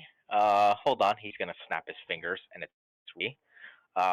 Thank you. You're always such a great host. Yes. I'm actually expecting a guest in a little bit, so you'll have to apologize if I don't have a story. It's quite all right. Next time. Okay. Very well. So he'll go ahead and do the silly walk to go down the stairs. Like looks like he's disappearing beneath the counter, but he actually is. Um, and you and Revy are just alone in the shop, minus a couple of stretched out, smiling flesh golems here that keeping an eye on you, like normal. Mhm. And Flesh golems aren't anything unusual to me. yeah, especially not here. Especially not holding silver trays with cheese on them. Revy's waving them away, but one is still kind of insistent because he doesn't know what the hell that means. They only go away when you take one. So she just takes one, just keeps it on her lap, and it kind of walks off and come back in like 15 minutes as programmed. Another cheese. But so she turns and she looks at you and she's like, "So plans for the cult? Yes. I believe if we are to grow, we are possibly not just needing to have the lair, while nice, but maybe we need to have some kind of influence elsewhere. But what bothers me is that there's so many paladins around here," she says, "for our operations to go unnoticed." Yes, I was planning to take over this region, but because of the influx of paladins, it's going to make it quite frustrating. Yes. So, what are we thinking? Do we go ahead and face as many as we can, or because I don't know what's going on with this power structure, we might need to investigate it and either collapse it or at least weaken it. I would like to eventually collapse it, but in the meantime, I actually wish us to continue to harry them in this region keep them here, and we can start building a power base over in the Duke City. And Alamance. That might work. Yes. And if we do set up that magic circle, we can move our forces between Alamance and here. Maybe either in case of an emergency escape or to just pick up supplies that way without being noticed. Yes. We could have that imp of a man help us as well with gathering supplies. She means Listero. Yes. Everyone's favorite cultist. Mm. I smirk. He has his Yeah. uses, so Yeah. I believe we can make use of him here. Yes. Unfortunately, he has taken a liking to me. So if I need to, your lord, my lord, I will lean on him for that. Though know that my heart and my mind belongs to you. Not even loving, right there. Yes. She literally means like heart, soul, and mind are yours. In a Yes. master relationship, she has no need for love. Because I've already taken In over a her body literal with the sense. vampirism. Yeah, Yeah. with the vampirism, I've already taken over her body, and now I'm about to take over her mind. Yeah, it's perfect. I mean, and you've delivered her immortality, brought her away from slavery, and brought her to heights of power she's never known. You're the only man that has ever helped her. If you think about it, but that's how she puts it. You're the only man that has ever helped her and delivered on every fucking promise. If I could only forget my memories. Well, we can make it so, and you fucking just did. You're the only Yes. man. You're the only man that matters to her, and it's not even love. It's like complete devotion. Um, you are pretty sure at this point that there way she could betray you at all, especially once the spike is put in place. She doesn't plan or scheme or anything. She Mhm. does at this point clench her fist and still and mutters an insult. I was like, that Irenes though is a pain in my ass. She doesn't speak this way, except Karen brings that shit out in her. That Irenes is a pain in the ass. The little girl I can deal with, Yes, and they are she, both quite lively. yes, the little girl is just a child. She giggles. I actually was about to say I remember being a child, but I do not. But yes, children tend to be anxious and full of energy. That Irenes, though, is insufferable. If not for Verdar, I would have already attempted my best to destroy her. But at least While that vexing, Verdar, yeah. I was going to say, while vexing, you have to understand that it is in her nature to be chaotic. They are unpredictable creatures. The best we can do is try to guide their unpredictability Yeah. instead of clashing with them. Well, at least she has a purpose in Verdar, which I can understand. The master apprentice relationship. Yes. So try not to give in to her insults so much, but You'll have maybe to. play her game. I will try my best, my lord. You know I am not one for those kind of games. But she does bring it out in me, and if anything does happen, know that I did not do it to disobey you. I I understand. would I would never do I would never dare. She says like gripping your hand like a lover would. It's faith and not love. Of that, I have no doubt. But Uh mhm. take this as a lesson. Try to use the emotions she brings out in you, or use the situation where she brings out these emotions in you and conquer it. Mm, For in the yes. future, in our long lives, this will, I assure you, happen many times. There will be others like her. Master, you know I love you, but you are cruel sometimes, she says laughing. Yes, I suppose you do have there is wisdom in that. As cruel as it may be. She actually like lets loose a little bit when it's just you two, and she just laughs. Ah, boy. As for the little girl, she troubles me. mainly because she is so powerful. She is still naive, though, as a child would be. I don't know myself how I was as a child anymore, but knowing the nature of joy, she may still be manipulated some. I Yes. do care for her, I will admit, as one would care for their possessions, their most useful tools. And I will admit that there is a bit of a amicability of because we are comrades. But as you saw, if I had to choose, my lord, I choose you every time. That Yes. halfling, that blasted halfling wields the damn sword. She says, like clenching her fist. Once upon a time, he was a comrade, and I have to assume for now he will keep his word. He was always good for that. And he is focused on his goals, coin.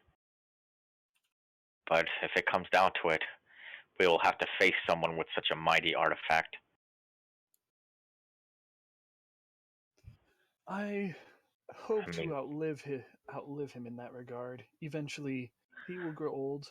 The sword will be in someone else's possession, and then I can murder him without any trifling. yes, if he knows what's good for him, he'll sell it, like the rogue that he is. And she laughs at the thought of somebody selling such a powerful artifact. No, maybe he is doing you a favor. He can control it, at least. A halfling, of all things. She laughs like evilly, but like she just can't believe it. A halfling of all things owns like possesses the sword of Vecna. It must it must frustrate the bloody-handed one so. Instead of a mighty warrior like she says, instead of a mighty warrior like Vidar, a a foolish halfling with his mind on gold is in possession of him. It must infuriate him so. Fool. Yes. And This at is this point, yeah, no. Sorry. Go ahead. no. So at this point, when she's still laughing, the portal sort of opens from downstairs and you can tell that it opens because it sounds like a creaking door. He probably put that touch himself, and he's walking up the stairs like in a silly walk to come back up from his demi-plane workshop. Nice. He has the object in his hand.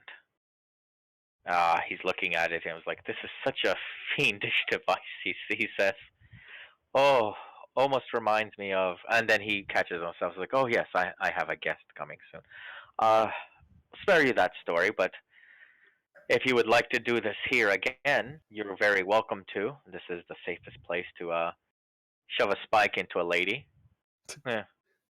Well, either here or at you know, the brothel." And he kind of laughs, and when he laughs a little harder than normal, which triggers the two flesh golems to also look like they're chuckling. Apparently, they're triggered to, if he laughs really heartily, to also join in on the joke, which is fucking weird. But Yeah. they cackle, but he's the only one, and he just clears his throat and is like, "Oh, I'm sorry, that wasn't funny. Where are my manners?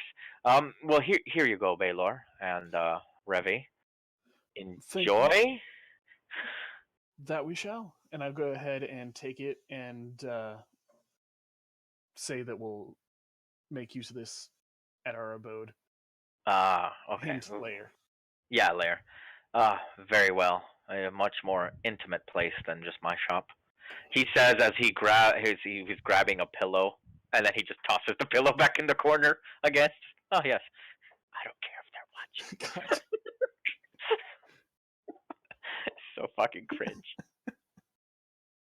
May may I hold it, my lord? She says she just wants to hold it. She wants to hold it and feel like its power. Yes, here you go.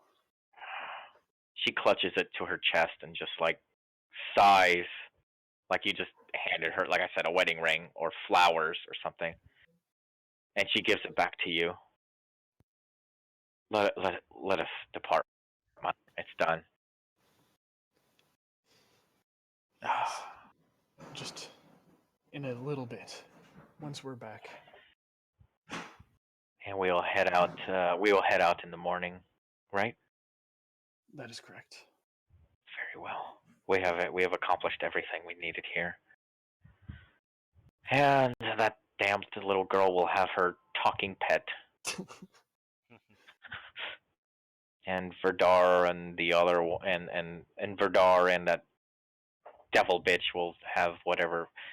She catches herself saying devil bitch. Karen, Verdar and Karen. She says, smiling at you, remembering what you told her in that little lesson. She says it through her teeth. Karen. Um, you get a little chuckle from the wizard that has his back towards you, just like rearranging stuff and dusting. It looks like he's having a woman over as opposed to like a guest. He's like being so careful. Oh, I suppose we should get out of his hair. We'll make sure we're not in the way of you and your guest. Hmm. Yes, thank you. So he continues to tidy up as you walk outside, and she had handed you back the item. I keep wanting to say amulet, but it's an item, wondrous item. So she hands you back the jewelry. She's elated. She wants to skip almost, but she is more regal than that, and she just walks like a high class lady would walk, like when being presented and announced at a ball. She's like her head held high and happy. Yes. And she'll go to the inn and possibly just like read to pass the time, but she is fucking giddy. She wants this done. She wants to arrive. She wants this done. Never seen anybody so happy to get a spike shoved in their head, but there you go. It's Revy. It's a new day. Hey, man. People have some. Fucked up fucking things. Yep. Yeah. Gotta love the evil game for that. All right. Hopping back to Serenity. Hello. Serenity, you apparently did not notice that you were like sitting up against a tree, and you passed out for a moment. You wake up and you see that the bard is playing something on the sitar, and visible magic is flowing from it, Ooh, that's cool. and it's pouring into the griffin, Typhon, the deathless griffin of fuel. And he's sitting still, and he sometimes rises as like the energy coming from the sitar every time he plucks the strings and sings a few words, uh, wraps around his wings and wraps around his tail and around its waist, but it all seems to end at its inside his skull. Hmm. The what was I gonna say? The bard turns to look at you, like kind of just like, and he continuing mouthing words. He kind of just nods and he smiles at you as he continues to cast, and he slowly seems to be reaching the end of his song. Does the song like start like really slow, but at the end it's like a Lamb of God song, like when it reaches its Oh, apex, like oh yeah, the crescendo. Yeah, yeah, but sitar yeah. solo, Ding ding ding ding ding ding ding ding ding ding. and he finishes, and as he finishes, he like kind of like puts his feet together, and he bows, and you hear you hear like a crackling, like that happens like in between where he and Typhon is standing, and the energy stops, Let me make sure I get this right. The energy stops, and the bard just sits on his butt immediately and just like, ah, sea torment. Okay, I gotta see this real quick. Oh my god. It exists, I assure you. I love it. I gotta hear the rest of that later. Oh my god, I love it. But he just sits on his butt, and immediately after sitting on his butt, he just lays back down. He's just like, oh my god, I could not believe that spell took that long. I'm So, so tired. Serenity can't you just hear Serenity clap a little bit and say, "Yeah, that was really good." I agree. You hear from the beast. I look. Typhon, Typhon like stands up and flaps his undead wings as he finishes that sentence.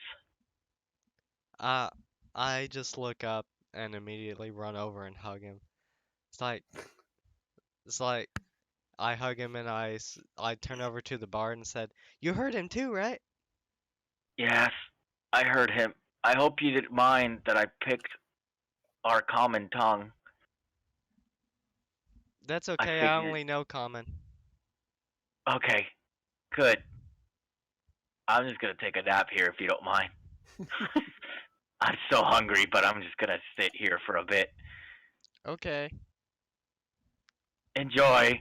He gives you a thumbs up, and then like right, like while he's on the ground, and then you just hear the hit a bunch of leaves as he like his arm like flaps back down again. I turn to Typhon and I say, "He's funny. He wants to sing a song about me."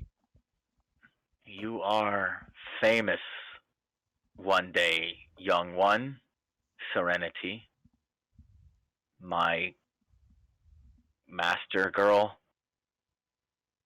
His common. I mean, he's intelligent, but his common lacks a bit of nuance Yeah, and he's some never grammar. used it before.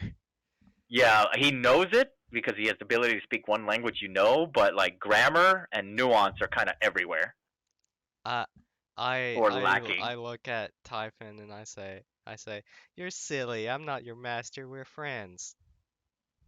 Master friend. I know this term friend. You and I are as equals, friend? Of course. And I just hug him again. Yay. This feel I feel is joy. We understand each other. I understand you. You have given me this gift, and yet I no longer hunger. He's kind of like his new intelligence.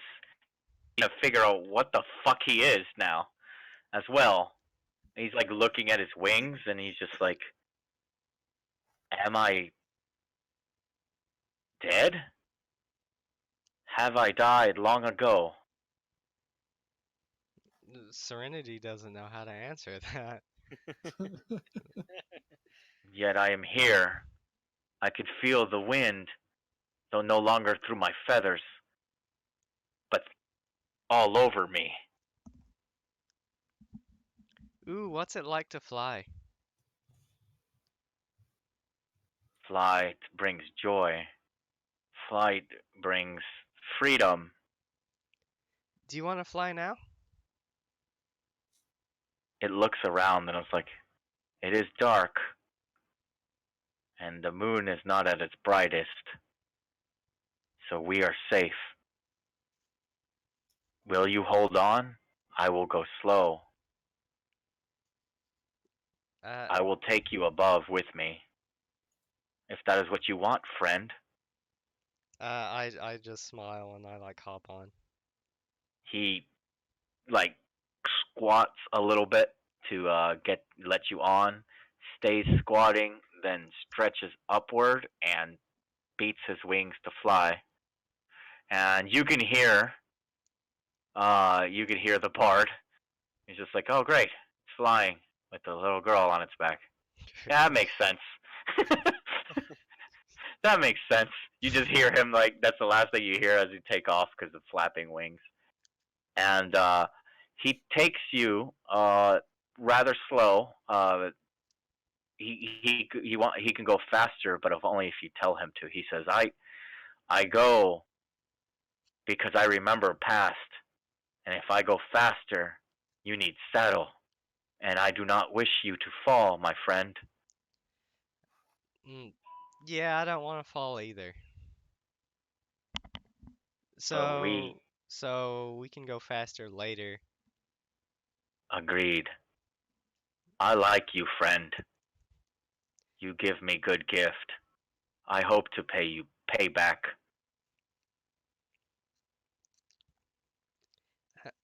And I just like scratch in between where his ears would be. And He feels that and reacts, but I mean it doesn't feel pleasurable to him, but he reacts because that's what he remembers all this time. uh and I say, this is more fun than riding on a dragon. Ah, you as if one who rides on dragons. What did you say? I didn't hear you. Oh, sorry. You speak as if you have ridden on dragon. Wait, Uh, I say, yeah, I have. you have. You have many talents, friend. Friend girl. He's gonna also start calling you his girlfriend because he doesn't get that inflection either. Like later. If anybody asked him, it's like, yes, Serenity, my girlfriend. No, not like that. He's Gotta love got her. many things to learn. Yeah. Eventually he's gonna be like a high class butler where like someone enters the room and he'll like bow and just be Ah, like, how may I serve you? how may I serve you, my lord? Uh, okay. No, but yeah, he's like friend girl or girlfriend. He says it either, and he'll go ahead and when he sees torches, he's going to immediately like torch lights. He immediately like retreats back to the tree line and slowly places himself back towards where the bard is. Who the bard is like just now like sitting up and reaching in his pack and eating a bit of what looks like to be just bread and cheese. Not the rations, but he has got legit bread and cheese. Taking a pipe out, smoking it. Yeah, He's like, it's been a long day. it has been a long day. He says, "So, little girl, do you like it?" He says. He says, "I am not it. I am Typhon. This is the name given to me by my girlfriend." And the bard just laughs. Girlfriend. And then Typhon like lets you down and he says, "Why does he laugh at me when I call you girlfriend?" I don't know. Typhon, hold on. I'm going to give you a lesson here. No, no, no. When boy and girl, see, I'm a boy. That's a girl. That's a girl. And if we're friends, we can be friends. But she cannot be my girlfriend because girlfriend means something different. But she is feminine. She is youth, and she is girl, and she is my friend. Is she not my girlfriend? He's just like, no, no, Typhon.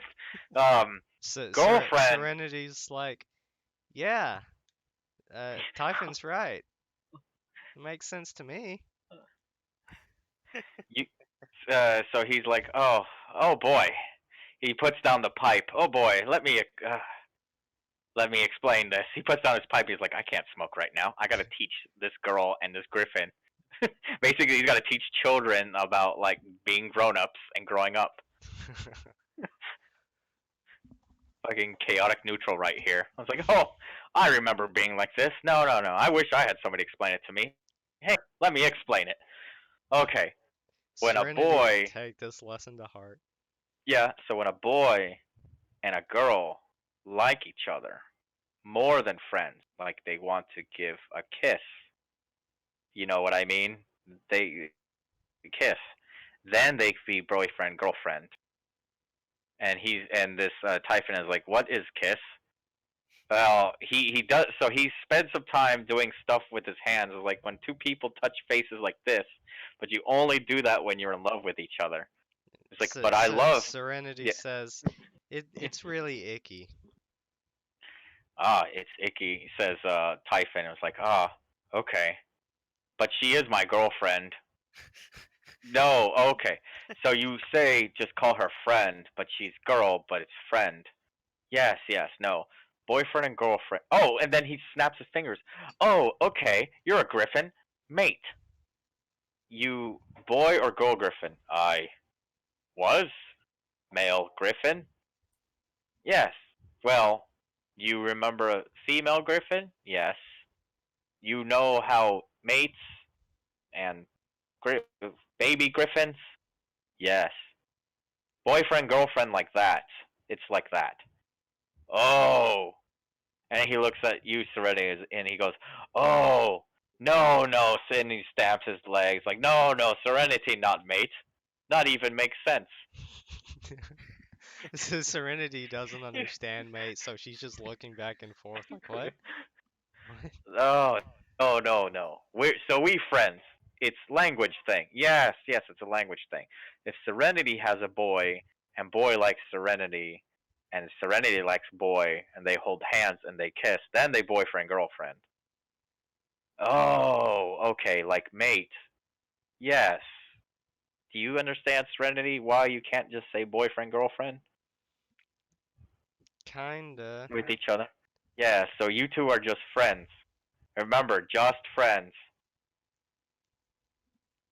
And he says, like scratching his head, like looking at what time it is, just in the sky. He's like, "Oh my God, I'm in." He's saying this out loud as he's thinking, "I'm in the woods with an undead griffin and a 10-year-old girl explaining how boyfriend girlfriend works."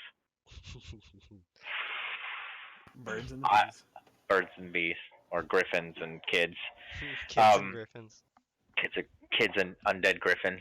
So he's just like, "Oh well, uh, I guess Serenity. Do you want me to walk you back? I mean, it is dark, and I don't want to leave you alone. And Typhon, I assume you can't come to town." And Typhon's like, "Yes, I know of arrangement. She says I'll be in danger if I stay if with her, but I can go to the lair." And he says, and like he says lair, and the bard looks at Serenity and just like tilts his head like, lair? I'm not even gonna ask. Serenity turns and says, if you want to go back, you can, but remember, you can't eat the chicken. I know. I know now why you not want me to eat chicken. Say, you know want to do same to chicken, do you? They probably not have much to say. They chicken after all. Haha, I make joke.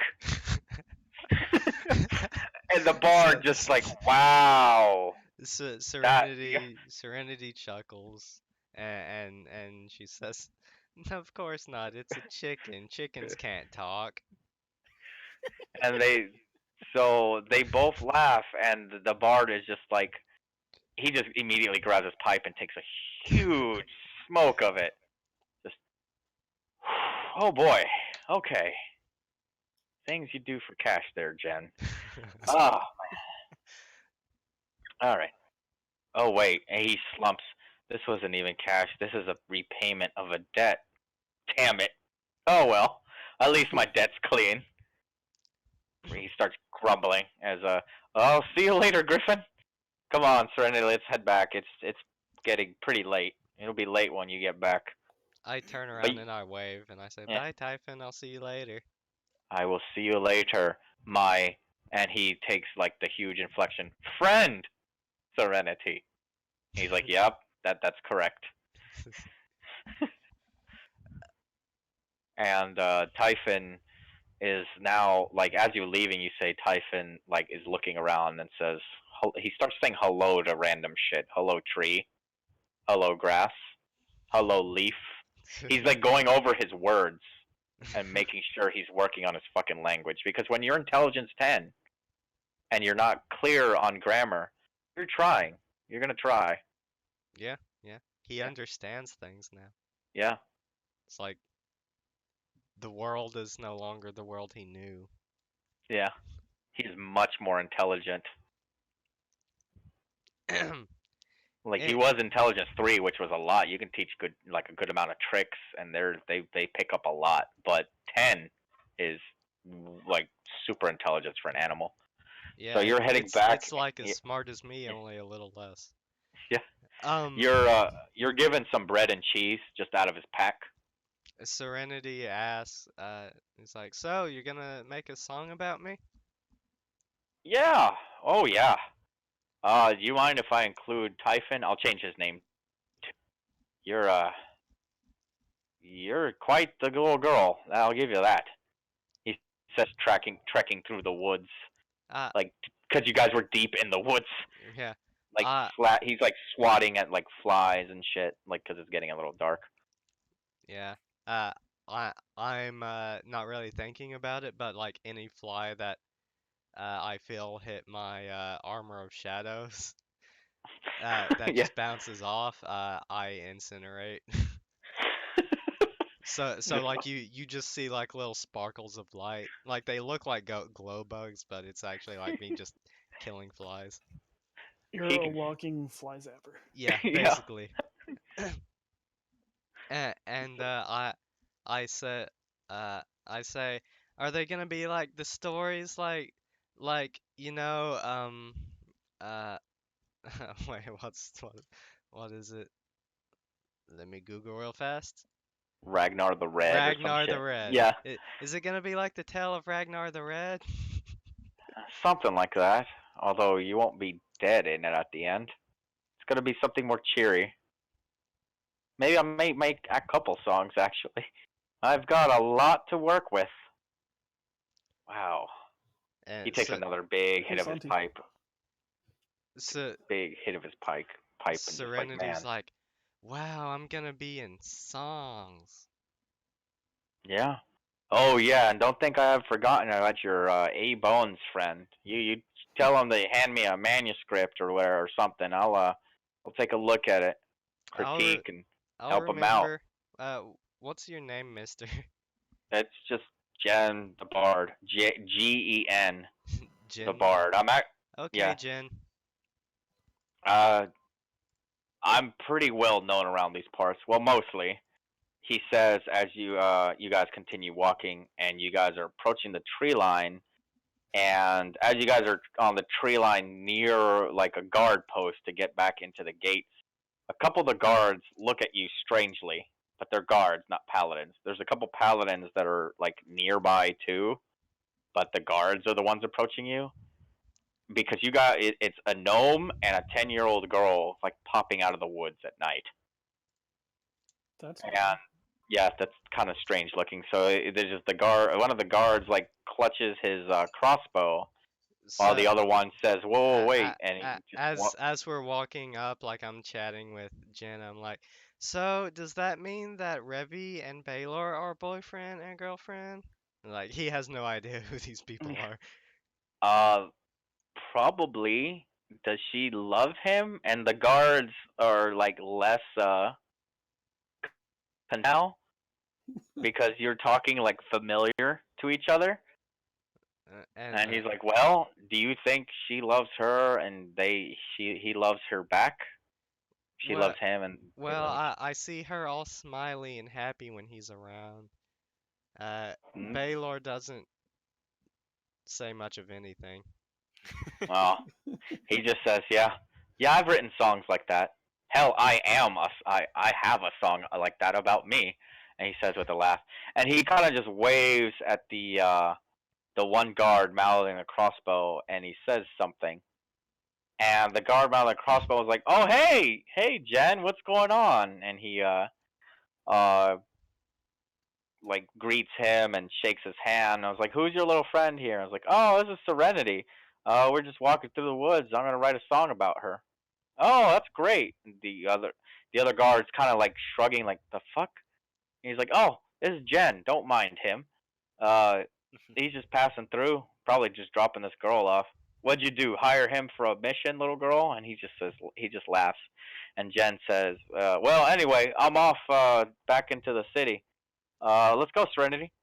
Come on, let's go, Serenity. He just says, Uh, I was like, keep walking. okay. All right. So, so what about Karen and Verdar? I always see Karen like touching him and being close to him. Are they boyfriend and girlfriend? Hmm. Karen. What a name. He says as he keeps increasing his pace. You're huffing a little, just trying to keep up with him. And then you hear like, hey, what the? He cast friends, and he's walking in. He didn't want to even explain what the fuck was going on, popping out of the woods with a little girl. He just cast friends and, what's up? And he's like, hey, you come back here. And he's just like, he grabs you real quick for a moment. So your wrist is grabbed for the second time in this fucking town, and you just pop into for a An moment alley. you pop into an alley that you weren't into before. You blinked and you're in there, and he's just like, oh, okay, there you go. You don't remember how, but you got here really quickly. He opened the door, and you went whoop with him through the door. Well, I guess where are you staying at? As for this Karen and Verdar, maybe? I don't know. Does he like her back too or no? Well, they talk more than Baylor does, so maybe? I don't know. Maybe. Maybe they just don't know it yet. That's usually how it goes. I have songs like that too. Do you stay at an inn or something? Do I need to walk you to it? No, I can make my way by myself. Okay. I'm a Well, I'm 10. yes you are. He says, yes you are.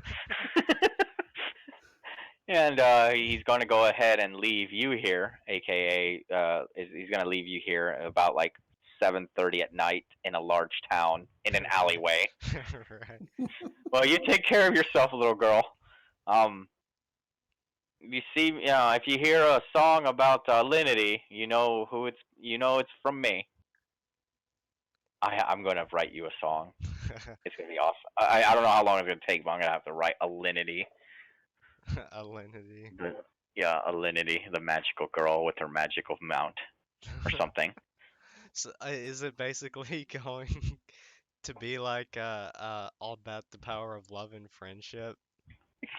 Yes, Oh, I'm a magical and girl. innocence I and did it. shit. Yeah, I'm you're a magical fucking girl I'm a with magical girl. with a fucking flying pony. It's an undead griffin. This evil game is the shit. Oh my gosh. You're gonna have to share that with everyone. Yes. Anyway, she just waves and she says, "Bye, Jen. Thank you. Bye. Thank you." You're you're welcome, girl. I'm headed off, and he like quickly darts around an alleyway.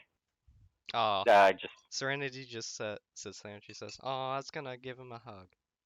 But then she just oh starts walking towards the end. yeah, you just walking towards the end. She really likes him because he made Typhon talk.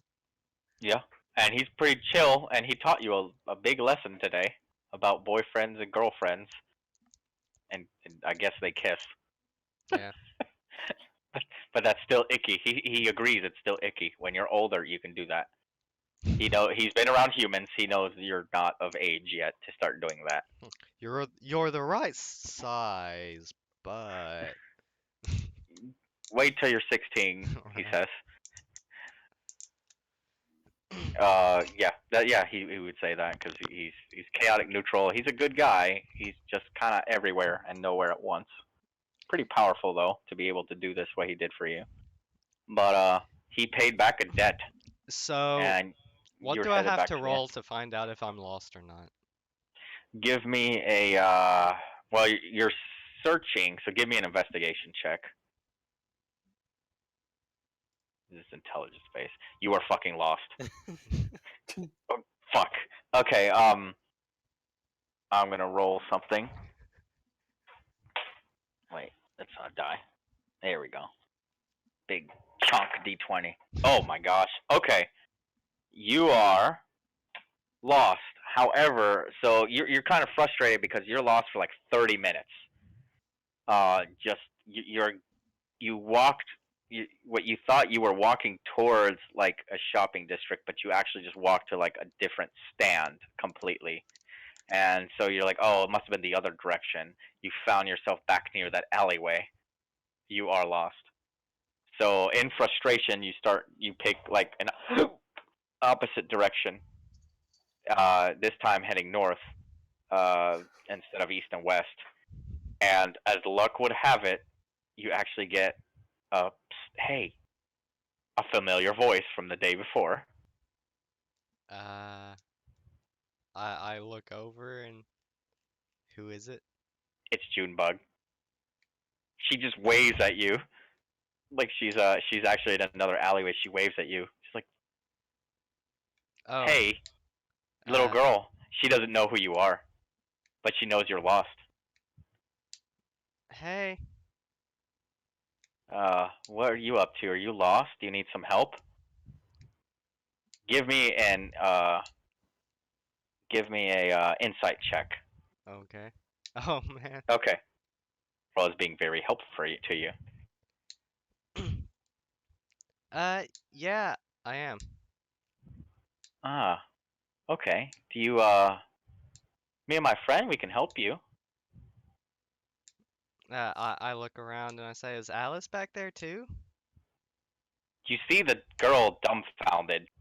Uh, Alice? How do you? She looks back at you. She doesn't notice who you are because you're Yeah, I look yeah, I different. changed you. Yeah. Yeah, my friend Alice is here. Hey, Alice, can you come here for a moment? She's like, I'm kind of in the middle of something. Oh, did you find a Wait, how did she know my name? Yeah, she knew your name. She kind Uh, of like looks at. They kind of just like stare at you for a moment. Hey, I just kind of look at them like they're being weird for a second, and I go, I think for a second, I say, oh yeah, I'll be right don't I back. I'll be right back, and I like, I duck just behind, start off? Yeah, I duck behind like this, behind something, and I change to the black hair girl, and I and now come they're like back, they. and I come back, and I'm like, who is that girl? They just both look at each other and it's like, uh, huh. Hey guys. Give me a deception check. Oh man, I gotta roll this shit because these girls. I'm also going to use my luck. Uh, Okay, 20. oh, barely. Well, I'm gonna give the other one a chance too. Okay. They're They, actually they look fooled. they look dumbfounded. I was like, I don't. Hey, Serenity, did you just see a little blonde girl just run by here real quick? Yeah, she was really cute and she looked like she's a fun person too. But I didn't get to talk to her, so I don't know. Weird. Anyway, what's up? Did you spend your 3 gold already? I just shake my head. No? Oh, okay. Well, that's good. You're better at handling money than I are. Are you lost again? Do you just need to get back to where you were? I just nod. Okay. They legit friendly. They were thinking of kidnapping you and maybe having to ransom you. Meta. Because you were completely different and you looked since you slept at the inn, you look cleaned up. But instead, Yeah, yeah, I was like, wait a second, they don't know who I am. but now they know you. Mm, So you're cool ass Serenity. it Okay, so yeah, and it would freak them out because it freaks people out when I do magic things. yeah. Um so they immediately take you toward the shopping district. One of the guards kind of just nods at the little girl, just like, what are you kids doing here? And Junebug just smiles like, I'm helping her. She's lost and she found her mommy. I was like, all right, when you're done with that, skedaddle, scram, vamoose. Yeah, I know. She's like, he's nice, but he's a jerk sometimes. Because he immediately was supposed to like shoo them away and whatnot because they look like obvious cut purse children. But Yeah. he kind of lets them like get away some with murder sometimes. But he with murder. Well, I mean, these girls aren't capable of murder, but they were gonna try kidnapping. Maybe we'll score big. But I it would suck because they would end up dead. yeah, they'd totally be dead. I You'd be wouldn't be the fight. one to do it. I would just think we're hanging out, but But you head back. They said like, well, it's late, so we already ate, but we figured you needed some help, and we gotta stick together. And she gives you like a play punch, like not hard, but kind of just like a touch. We gotta stick together. It's like a thing. You, you know what I mean? You can do it back to me. Serenity just kind of looks at her and she's like, Revy would probably say that's not ladylike. Alice frowns like, well, this Revy sounds like a bitch. Oh, God. A bad word. So, Junebug says, there's no way to talk about somebody if they're not here. Like, Revy just probably wants you to be all high class and stuff because people like that. But you're with us. You don't have to be fake. Be yourself, okay. she says to somebody who's cast disguise self on themselves. Just be yourself.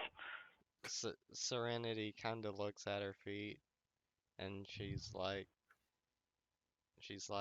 uh, okay. No, people don't like it when I'm myself, though. Well, those people suck, says Yeah, Alice, the taller, like slightly older one. Those people suck. yeah. And Alright. Serenity just goes quiet. Just like, yeah. Alright, so you make it safely back to the inn. They make sure you like make it back, and with the guard they wave bye to you as you go to the inn, and that guard walks up to him and kind of crosses his arms, and you can hear it's like, we know, loudly from Junebug. Makes them scram. They run away giggling, and the guard just like throws up his arms, just like, what am I gonna fucking do? So So, you're at the inn. I walk in with a frown on my face and I just say, be myself, huh? And I just, Are you still disguised in black hair when you walk through the door, or no? Because if you change right yeah. here, yeah, you have to. So a 10-year-old Verdar, you're at the inn downstairs with actually everybody should be back at the inn now at this point. And a 10-year-old girl with black hair comes in to the bar. Okay. I just, uh, I just walk over and I just sit down next to them.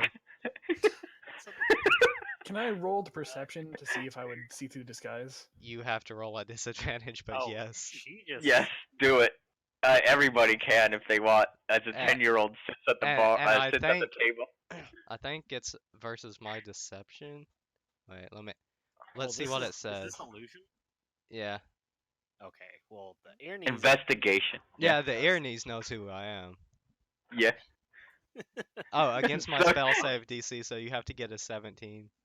Oh my god. The Earnies immediately sees with truth. We have to roll a what? A 17. Investigation? Oh my gosh. Okay. I'll Do it. try. Why is it disadvantage? Wait, it might not be. I don't think it Illusion, is. any It's just sort regular. of yeah, only oh, not disadvantage. What is it that gives disadvantage when you try to do it? Is it alter self? It might be alter self. I It don't know. might be off herself. Yeah, because you got No, no, it's Squisha. the changelings version of this. That's what it is. Ah. Baylor, you don't know. For Dar has no idea. I'll give What about Revy? See, I'll roll. Oh, you got Revy. So this Too little girl, good. to everyone but Karen, this little girl just comes over, sits next to everyone, Karen, like, just silently uh, just sits there, like sad. yeah. Karen immediately puts down, like, while you guys are staring, puts down the cup or her wine glass and says, "Hey, Serenity," just out loud to you, Hey, and you all kind of take a look and blink, and it can be Serenity probably. I mean, no other 10-year-old knows it, but the Ernie's says, "Another long day, huh?" mm, yeah, yeah, it was fun though. I Mm. got to talk to Typhon. Ah, good. You got Typhon working as intended now. So yesterday, huh? Another long day? She says, smiling. Serenity just stares at her, You and make any new friends? Give me uh, a deception check okay. No, no, against no, just Karen. no, no, no, no, no. +9, don't fail me now. Dang, gosh. Oh my god. Yes. When she needs to lie, I mean, she's a child, so when she needs to lie, she needs to lie. She's just like, huh? Well, what do I know? Could have been anybody. She just looks at you, Verdar. I don't know. Maybe. My lie by omission. Yeah. Just don't say anything. Well, looks like we're all here. I guess we all got what we needed done today. By the way, Serenity doesn't know that she doesn't look uh like herself right now. No, she doesn't. So, did she just dye her hair or something? Do you say that out loud? It's kind of like if she's saying you're Serenity and you have like black hair, I'd be very confused. I'd be like, With the black hair, and you hair. changed your eyes too, didn't you? Yeah. Yeah. I probably wouldn't notice that very much. Okay. I notice the hair. That's pretty, there. And the different dress that I had this Well, morning. No, you it's dress like any time, but your hair, that's a little.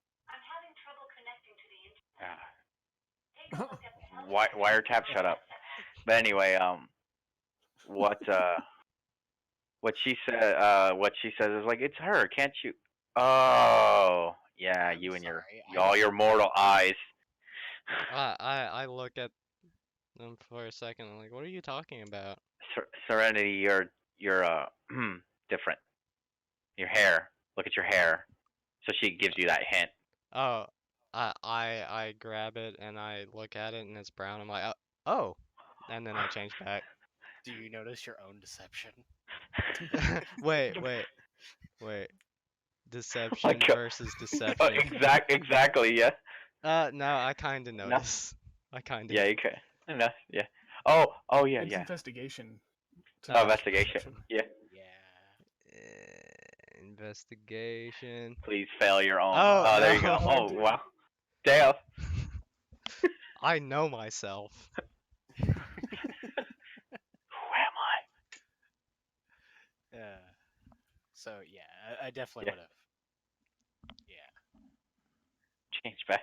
So Serenity got into some shit these past couple days, apparently. I mean, for some, like, there's no reason why when she went to go deal with Typhon things, she had to be in disguise, That's but what I was about to ask she about. was. Yeah, go for it. So, did Typhon prefer a new look, or No, he looks the same. no? Did he prefer a new look on you? Is that why your hair was it Oh, brown or black? No. Um. Um. Revy sighs loudly, and that sigh is enough to get Karen to just look at Revy and is like, "Oh, leave her alone." Just to Serenity, not Serenity, Revy. Revy, and Revy just kind of just like just crosses her lips, remembering Baylor's lesson. Serenity's just like rocking back and forth, like, uh, well, I was walking around and a guard, one of those bad guards or paladins was following me Oh, okay. You and, had to get away. mm, Well, and then the Aaronese totally buys it. And like, oh, okay, well that makes sense. Hey, barkeep, can I get a juice for this girl? Just like That's immediately, like apparently she needs a drink too. So fair. like, you get a I'm not gonna question paying yeah, customers. you get a mug of like nice sweet unalcoholic cider. Oh, Now, was he's the not gonna guard? give me any grog light.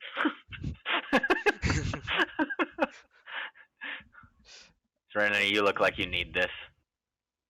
I guess they I are I then. I sip it sullenly. And those paladins are always after everyone. Pain in the ass they are. I fall easily to my arrows, though, she says. Speaking of guards and whatnots, we did happen to come across all the guards at their. I guess they have a specific place they hang out at.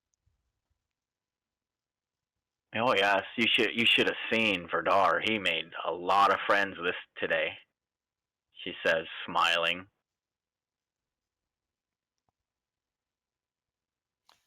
Do you want to Yes. tell him what you learned? Well, apparently there's a rumor going around that's they're saying about something the nobles are sending a possible adventuring group out to investigate the patrol of the so-called Deathless, but they're unsure if it's just a standard scouting party or if they're actually sending.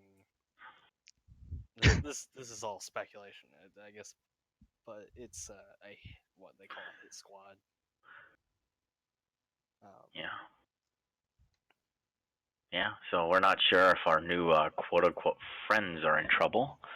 But yeah, this is something brought up by the nobles. And believe it or not, the paladins are making a deal with the Deathless. Not a deal of alliance or anything, but they're honoring their old oaths, like Goody Two Shoes would.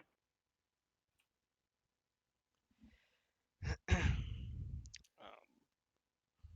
as well as the apparently do we remember about the High Inquisitor? Yeah, the Grand Inquisitor, yeah. He's apparently going to stop by here on his way to Silverton. Yeah, so he's also an Azamar of all Hmm. things. So She rolls her eyes as he says Azamar. Might as well be a damn Solar at this point, she says. Oh, look at me. I'm holy. I'm gleaming with light. She says, I'm so special. I was muted. Oh, okay. I was trying to respond, and I was like, why is no one responding? I'm being ignored. so what were you gonna say then? Well, I was just like, talking about the scouting party. That sounds dangerous. I would hate for something to happen to them. Hmm. Revy smirks at that.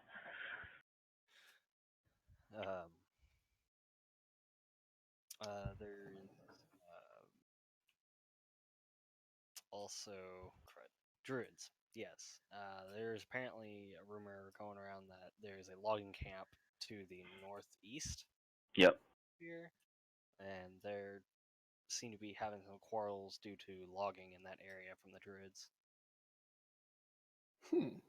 I wonder if we should assist these fine merchants and professionals. Ah, yes. Always This is Karen. Always willing to help. Merchants just trying to make the an honest day's living. Always depend on good old Lord Baylor. She says, like doing a aw shucks kind of hand motion. Well, I smirk. You know me. how about you, Serenity? Did you learn anything all day, or are you just busy? Karen says, looking at you. Hold up a second. Okay. And Karen's gonna just look at everybody. He's like, so I noticed you're not wearing the engagement ring on your forehead. She says to Revy. I guess you guys didn't go through with it yet? Not yet. We plan to take care of that tomorrow back at home. Mm-hmm. Revy says, yes. My master and I will be linked more intimately tomorrow. And Karen just sighs. Serenity pips up and says, "Are you gonna be boyfriend, girlfriend?" This comes out of left field. Karen spits her drink out.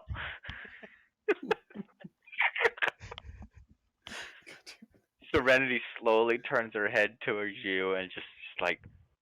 You mean Revy? Revy? Yeah, Revy. I'm sorry. Revy immediately turns her head towards you, Serenity, just like slowly, just kind of glaring at you, and a hearty laugh comes from Karen. He's like, "Yes, are you going to be boyfriend and girlfriend?" She's saying, like through some laughter. And then Revy turns to look at Karen, and Karen's just putting a big shit-eating grin on her face, and says, "From the mouths of babes." And then Serenity says kind of like if it's nasty or icky, it's like, "Are you gonna kiss too?" She's Karen is slamming her forehead is on the table and she's like pounding her fist on it and just like trying not to laugh too hard, but she can't help it. Serenity's looking at Karen and back at Revy and is like, "What did I say?" She just wants to know. Revy just like puts her hand on her Revy can't hold it anymore, and she can't like she's not going to be angry or insulting because this is a child, and she's just going to put a hand her just like she's got like wrist on the table, hand covering for her forehead, and she just loudly just I would sigh if I bothered to keep breathing, but since I don't, this is the best I can do. Karen just immediately just like Karen just eventually like stops after a few moments and just like ah oh, Serenity, you're a hoot. I love you. You're amazing. She says.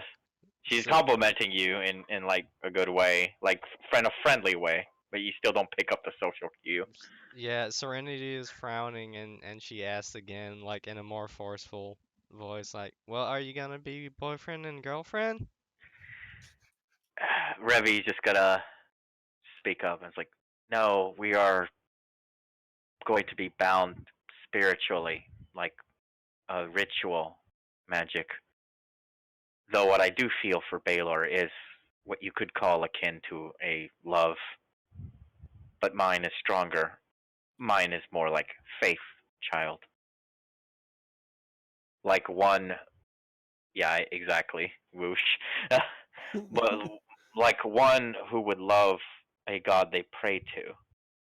This is super fucking flattering, Baylor. And then all of a sudden, my Se character started Serenity is getting just the staring at her blankly.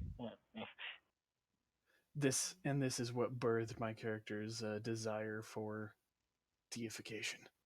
Yes. He's You will be enjoying the the next you will be the next Vecna, but greater, stronger. but great. This is a nice ego stroke, and then yes, he's been a faithful servant to Vecna all this time, but now it's starting to plant the seeds. Yes. your hubris begins because you literally have a fucking worshiper. I mean, it is Yes. her. Like you cannot get more like a worshiper than Revi. Um, that that that explanation though, like causes Karen to turn to you, Verdar, and she says like, "Did you hear that? Like a god, Verdar. Like one would love their god." She says, kind of like with her nose up in the air, like shaking her head slightly. Hmm. How romantic.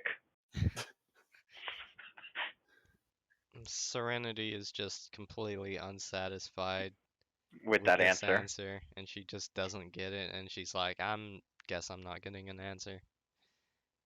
Uh, And Serenity just like crosses her arms and she just says, "Okay." uh, she actually puts a hand on yours really quick there, Verdar. Karen does over you, Verdar, and she says, "Do you mind if I explain to her a little bit so she's not frustrated? Wait, I don't want the fire starter here to be mad." She takes her hand off of like the back of your hand, Verdar, and she crosses just folds both her hands to lean forward to talk to Serenity. No, Serenity, it's not like that. Uh, they're not boyfriend and girlfriend. They're not going to kiss. They're going to do another ritual. Like you remember the one that changed her Serenity recently? nods. Kind of like that.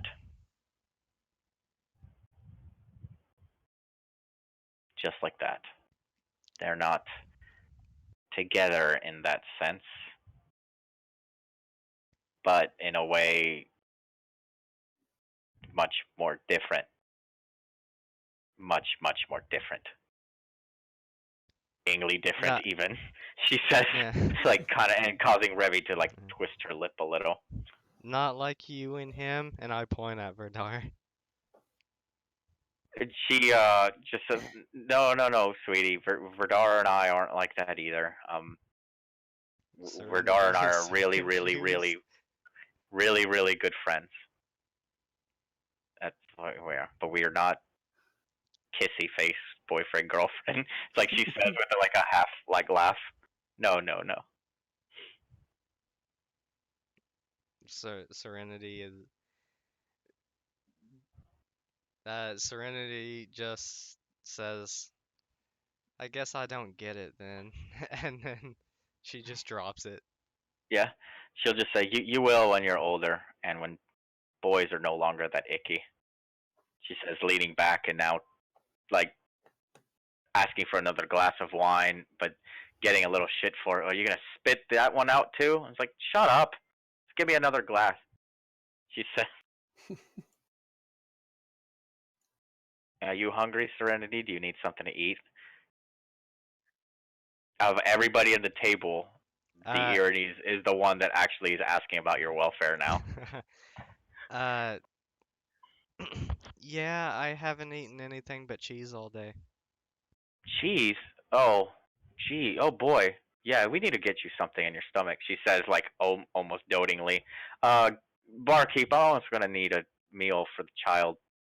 Yeah, the regular child. I know there's no kids menu. God, these people. She says like jokingly, she's like, ugh. She likes Did this inn, but it is did not as fancy as the ones you stayed in last time. did the This is like barkeep a see legit. me come in as a black-haired girl and then change into a blonde-haired girl? He does not ask questions as long as the gold keeps coming. Okay. He's learned that long ago. He's going to get you a normal sized Happy meal. It Meal. almost look yeah. It's almost well no, he's gives you a normal meal, right? Like a normal person would eat, except all of your pieces are cut for you already. Oh, He's that's nice. assuming that's what you need. No extra charge. They don't have a kids meal. I need a meal for the kid. No, I know you don't have a kids meal. I just a meal for the kid. I don't care if you cut it up or not. Just It's get her some food. appreciated. Yeah, but I mean, he cut it up for you, so it's all bite Serenity sized, so you don't appreciates the choke or bite anything. size. So it's pretty good too. It's really good, and you can finish it quicker because you don't even have to cut it. It's like mashed potato and like cut pork tenderloins and some like herbed spinach, which isn't that bad tasting because they cooked it with the meat, so it tastes good still. All But it's all right. good and cut up for you. Yep, I just devour that. All right. Shall we turn in Verdar? I think that would be best. All right. I will see you all later, she says, going to go ahead and settle the tab for Serenity and herself. Goodbye. Serenity before she sleeps, she just sits in her bed for like an hour or two and just thinks just thanks to herself like what it would mean to be herself around around those two girls, and she concludes that they'd end up dead, and that makes her sad. They actually like you though is the problem.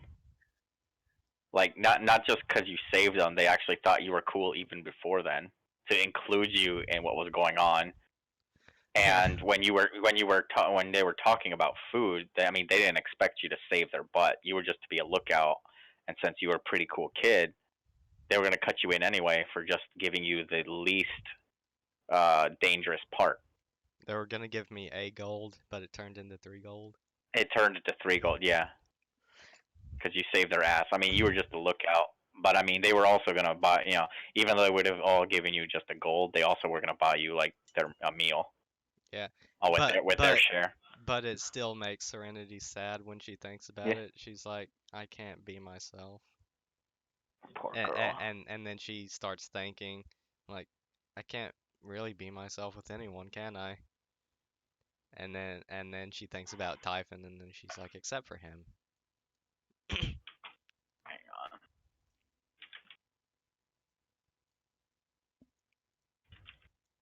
And let me type something. Emotional trauma of a 10-year-old girl living a double life. Living in a what? Living a double life. Oh yes. Who am It's like those magical girl animes that are not happy, that are not Sailor Moon, I? like Madoka Magica.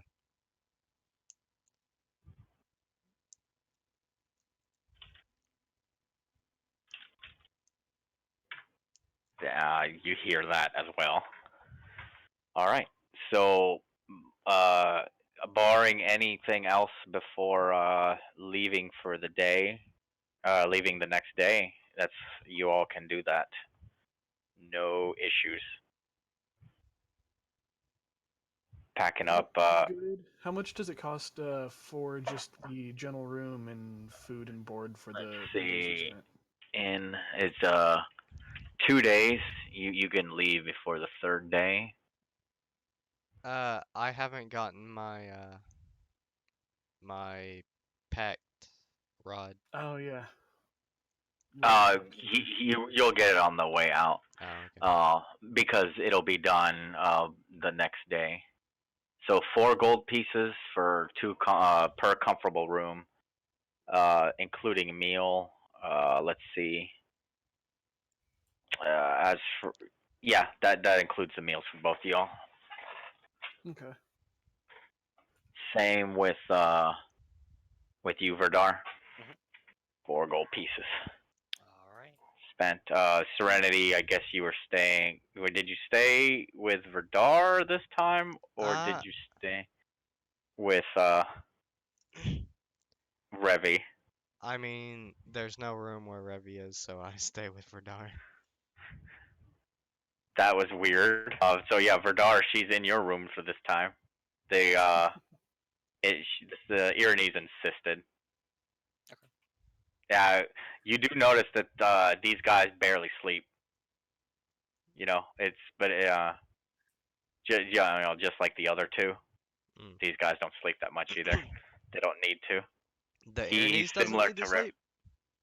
She does, but not. He meditates into a meditative rest, similar to how Revi used to. Mm.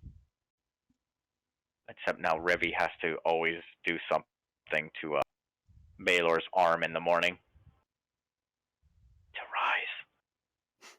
Yep. Blood. She must feed because she's immortal now with the cost of blood. All right, so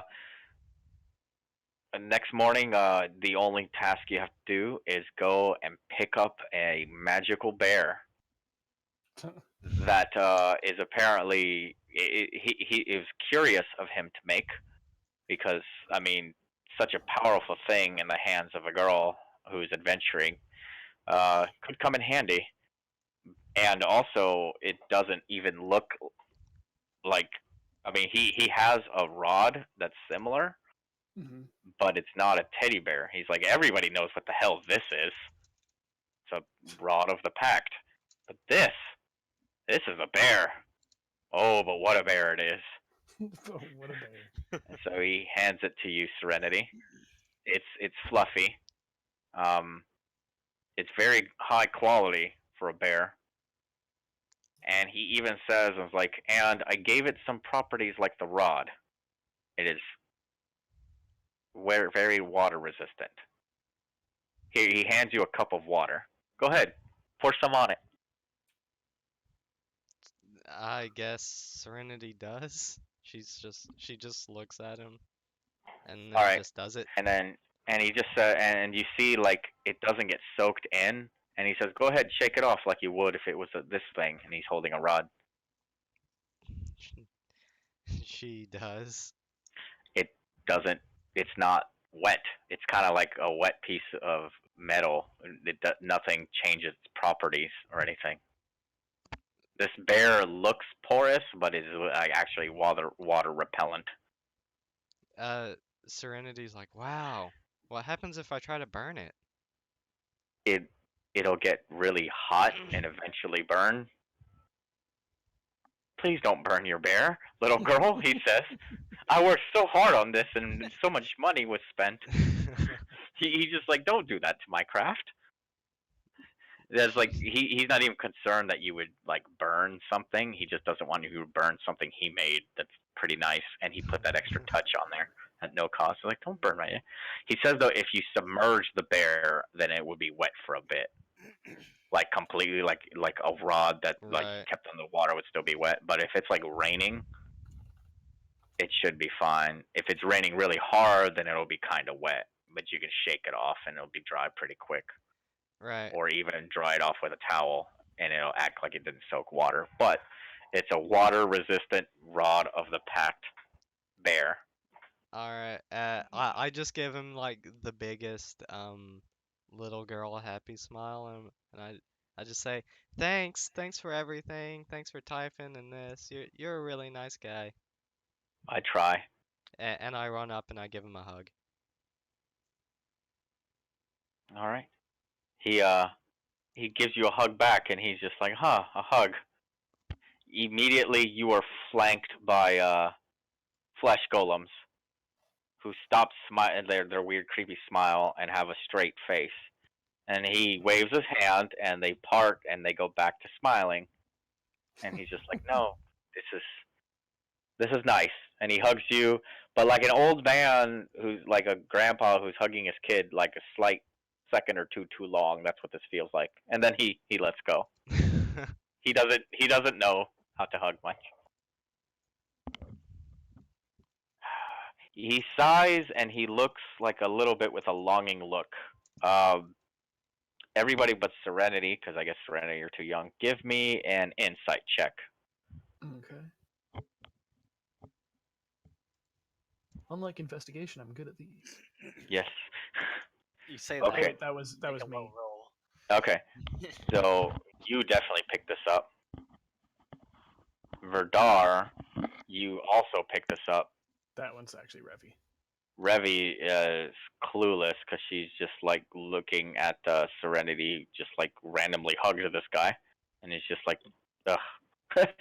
But so you two pick up. Apparently, he's Verdar. You notice that he's very disappointed in something, but you also know that this place is much tidier than he normally keeps it.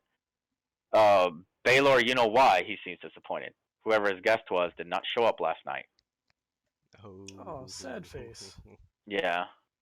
So he's just a little sad. He's just like, well, so that's why he looks a little wistful. Take care. You can ask him about it or not. It's up to y'all. Um, I won't ask him about it, but I'll leave a parting comment, basically conveying my Just like, condolences. maybe next time. Yeah, something like that. Yeah. Yeah. Yes, yes, of course. Best to keep your head up about these things. He goes back to just like sitting, and he's like, he snaps his fingers, like, I know, I can go into my workshop and work on something. Golems will let me know if someone's here. Take care, toodles. And he goes like, does his silly like walk, like he's faking walking downstairs, but it actually takes him to his demiplane. And the bell rings as you guys leave. Yep. Your business here is done. That it is. Back home. So Okay. I put the item in my inventory as teddy bear of Pet Keeper.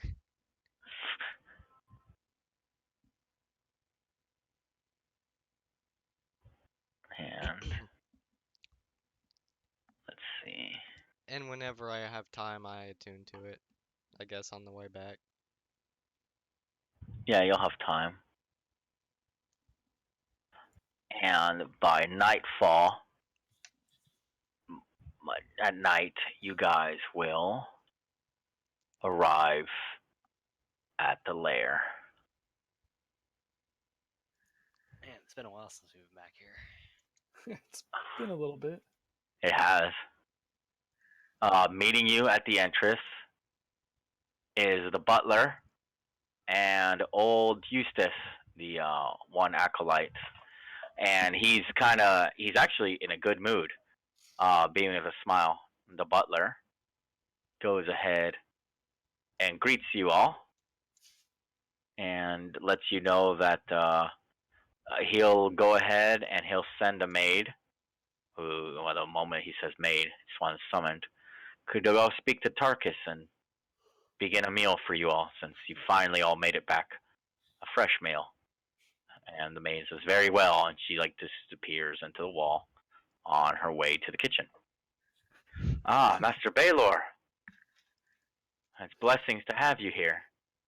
How are you? How are the rest of you faring? He says, looking at you. Serenity, he's looking at you even like kindly for a ghost, unlike the first time where you set something on fire out of panic. There, and he says, "Oh, this dank old cave. How I missed thee." You, Eustace goes and he turns. Why are you a double? Weird. Oh, okay. It's a fuck up. Anyway, um, oh my lord, I have news that the butler will fill you in on. And the butler Yes. goes ahead and gives you butler notes. Butler notes. A lot to read.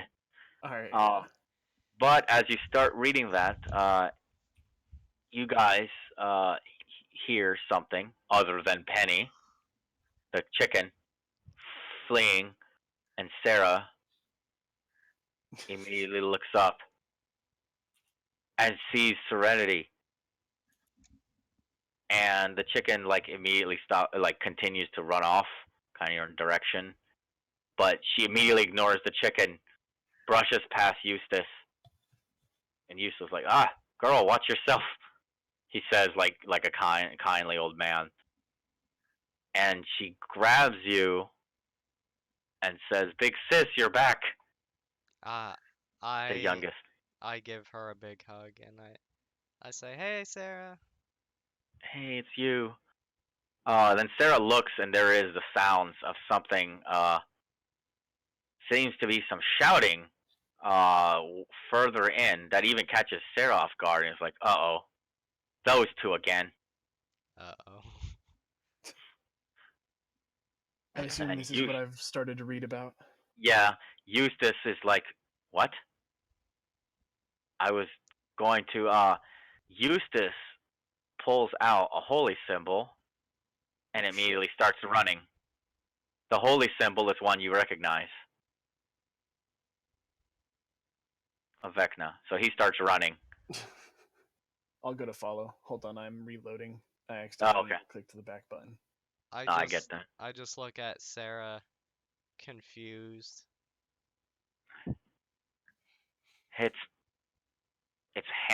It's Elf Boy and the Jerk. Those two have been getting at it again. Elf Boy and the But Jerk. yeah, the butler says, "My lord, this again. Uh, if you'll excuse me," he immediately goes in the butler wall. So, Serenity, as you know. yeah, so they live in there. They do. Yeah. Serenity's like, yeah, Elf Boy is. I don't like him. He's not so bad, but Jerkface is Jerkface. Wait, which one is Jerkface? Jerkface. Oh, she says, "Oh, you don't know. He wears a cloak. He tries to look cool. He's a jerk. He's the rogue." Oh, I thought that was. Serenity hasn't had good experiences with the elf. He's always been a hoity-toity. I'm better than you. He is. The Irenes draws her bow, and she's like, "What the hell is going on now?" So let me do a couple things while y'all running. You hear some shouting, like, "You know what? I'm sick of this." And let me see who gets initiative first. Oh god. And I'm following behind Eustace as we're making. All right.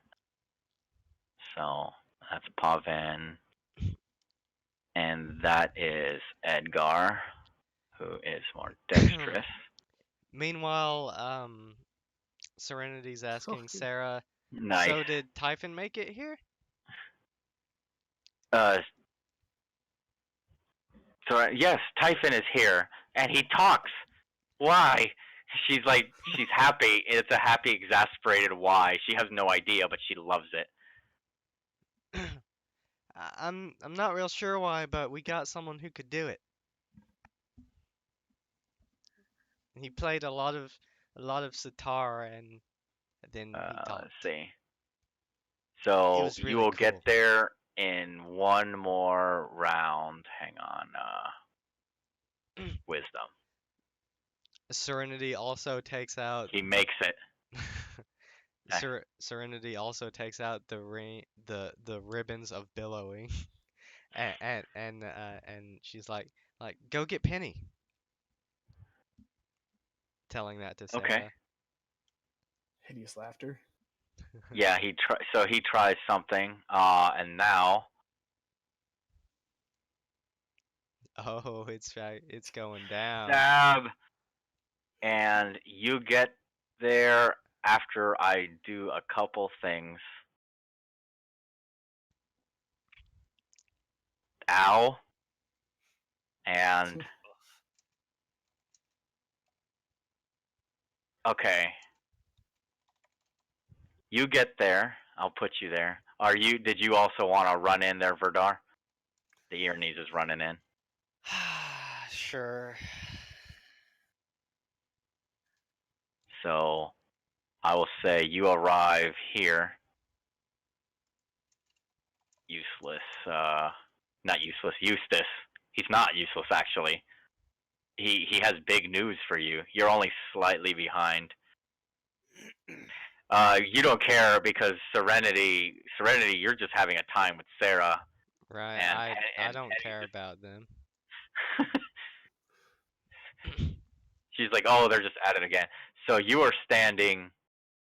You come in and you see the rogue, like clutching his chest, holding a short sword, like clutching his chest in pain as he's standing over Pavin. Magnus and Tyrion and Lori are yelling at them to stop. Okay. I am going to. Give me initiative because Eustace is also trying something. Okay.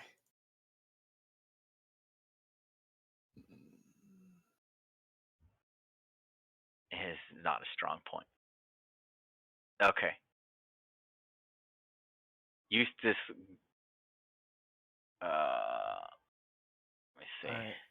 Can I cast anti-life shell in between them? How big is it? 10-foot radius In between them? to push them away from each other. Oh wait, Yes. is Pavin dead? No, he's downed Okay. because it was just 14 and he has 11 hit points. You almost had Baylor incur wrath on people. No, he's not dead. He just you see him just strike him down and he goes down. But Edgard is hurt because inflict wounds fucked him up.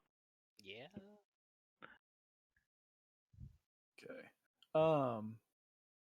So I can't move it. Or hold on, I'll have to rush in first and then cast a spell. So it'll have to actually. I realized it's centered on me. It's not not something I could cast between them. I'd have to move between them and cast it. Oh shit! I turned off my screen. Okay. Eustace is also grabbing something to cast, but he's standing still. It looks like he's casting. He's about to try and cast it on Edgar. Okay. Can I tell what he's going to cast real fast? Can I? Command.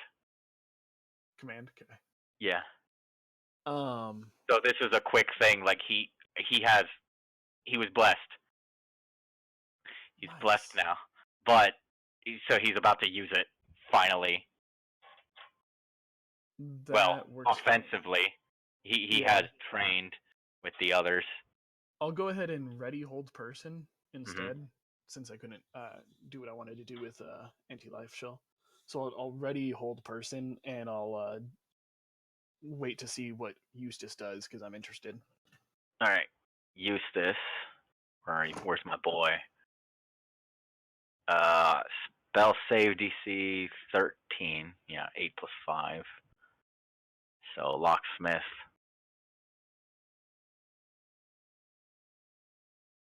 This will be a. Oh wait, no. Whoops. No, not sneak attack. I meant to do a wisdom save, which he actually has not proficiency in. Grovel! He says loudly. And Edgard falls prone, dropping his weapon, steps back, or just turns around and just is prone on the ground as he walks forward. Grovel, you impudent wretch! Dare you insult the master as he returns? Magnus pours over Lori. Lori runs in. We're out of initiative now. Lori runs in and she's. I have. Tyrion's like, the potion you made. Do you think he needs it? My lord, do I give him a potion or will you? I'll walk up and cast Spare the Dying. Magnus grabs him after he's groveling. Eustace kicks the sword away. You stupid boy, says the damn dwarf, holding up his mason's hammer. He's not a warrior or anything. He's like, stupid boy, come here. And he also takes his dagger and he throws it across the room too. You see it, right? He tried to kill me. Only because you raised your sword to him, you fool.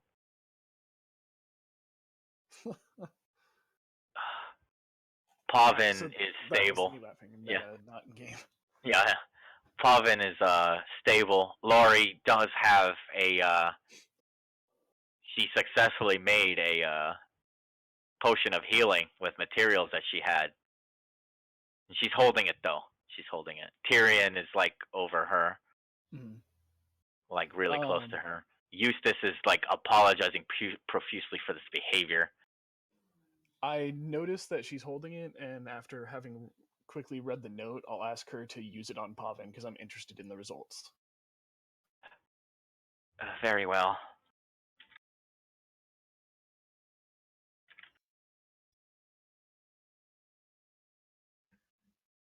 Ask, I command, actually. Yeah. He comes to, but prone. He raises his hands up to try and cast another spell, and Eustace immediately grabs it. He's like, "You're fine now.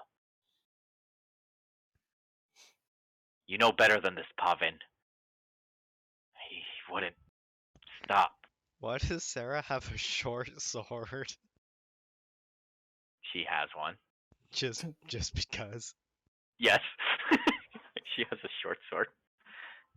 Nice. Don't ask. It was outside somewhere. Don't ask her. She's not going to tell you. I have. It's mine. Why do you want to know? You want one too? You can't use mine. So Pavin is just like, he looks at you. How do you look at him, Baylor? In supreme disappointment, and I order Eustace and Magnus to separate them. I'm going to deal with them individually. Of course, Master. She takes the empty vial and pockets it because she needs to use it for later. Mm. I also thank her for her work as I'm passing by, and tell her that she did good and that I am interested in expounding on her talents. Thank you. You honor me, Master. She's like winded because she's like panicky and a little shaky. She's an alchemist, but not an alchemist. You know what I mean? Yeah. She's Tyrion holds her like, and she kind of looks at him longingly, but he's doing this out of like being a man duty. He's just being a man, a good man. Yes. Just take her, but she's like looks like slightly swooned. Yes, of course, Tyrion. She's 31 and he's 20, so or 19. Oh, Like, nice. yes, of course, Tyrion. Yes. You notice the butler was right behind you. Like, it looks like when you turn to look at the butler come through the wall, Mm-hmm. you see that his jaw was like dropping, like it was unhinging, like he was going to do something, but stopped and hung there as you got involved. So he returns back to his form.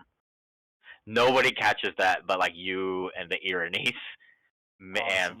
and I guess Verdar a little bit, yeah. But the Irenaeus saw that the most, and she's just like, "Oh Christ, Butler is about to become unhinged." Awesome. But that's Pavin, exactly how I'd yeah, expect him to do in case of hostiles. Pavin is getting extra chastised by Eustace, and it's like, when we traveled together, didn't we speak about this? Yes, Eustace, I did. And then he just fucking backhands him. Does it knock him back down? No, it's just Huh. just a one hit point, even just bam. It's a stinging one. It's like, Mm-hmm. you've been blessed, and this is what you use it for. I know. I'm sorry. I'm sorry. Oh, you'll be sorry. You'll be sorry when Master Baylor deals with your impudence. Edgar is just still panting and clutching at his chest, kind of being whiny. This is his first time he felt this kind of pain. This was half his hit points of inflict wound. Oh, Try anything, boy, and I'll knock some more sense into you. He has like a hammer to Edgar. I got him, Master. Don't worry. thank you. Now, can anyone explain what's going on? Eustace and the butler explain that these two have had a previous butting of heads in the past. And while it seems Edgar antagonized it, Pavin found himself a bit headstrong once his bloodline has awoken.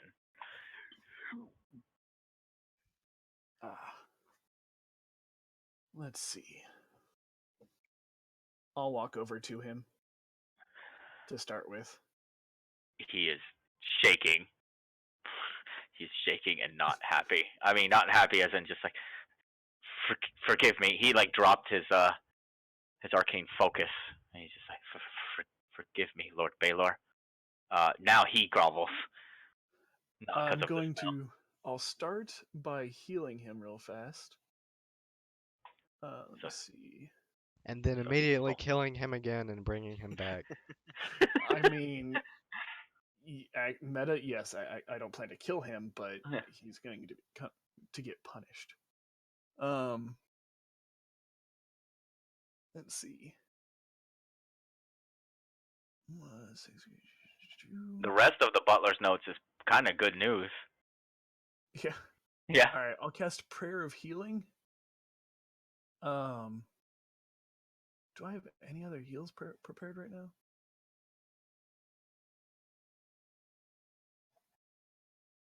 I guess just Prayer of Healing. You hear around the corner, and it's kind of sappy.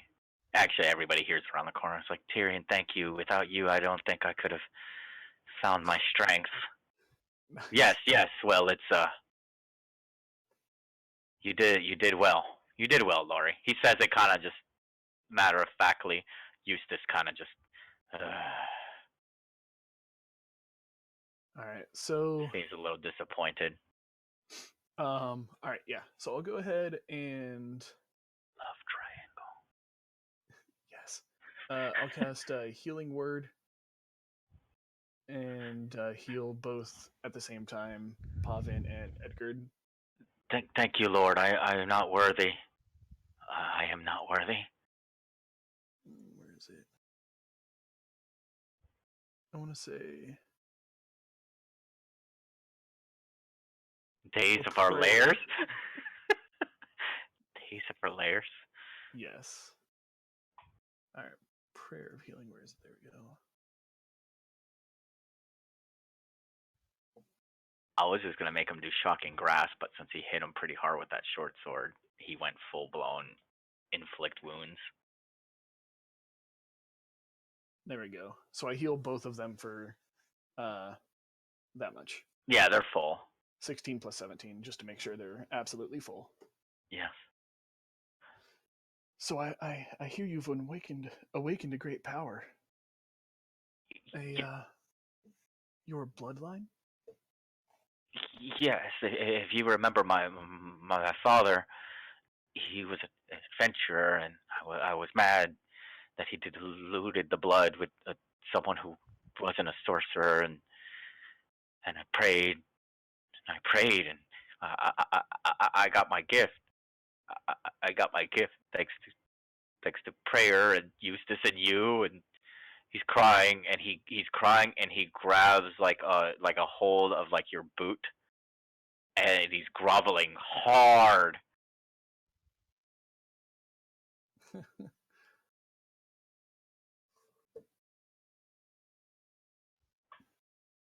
Oh shit.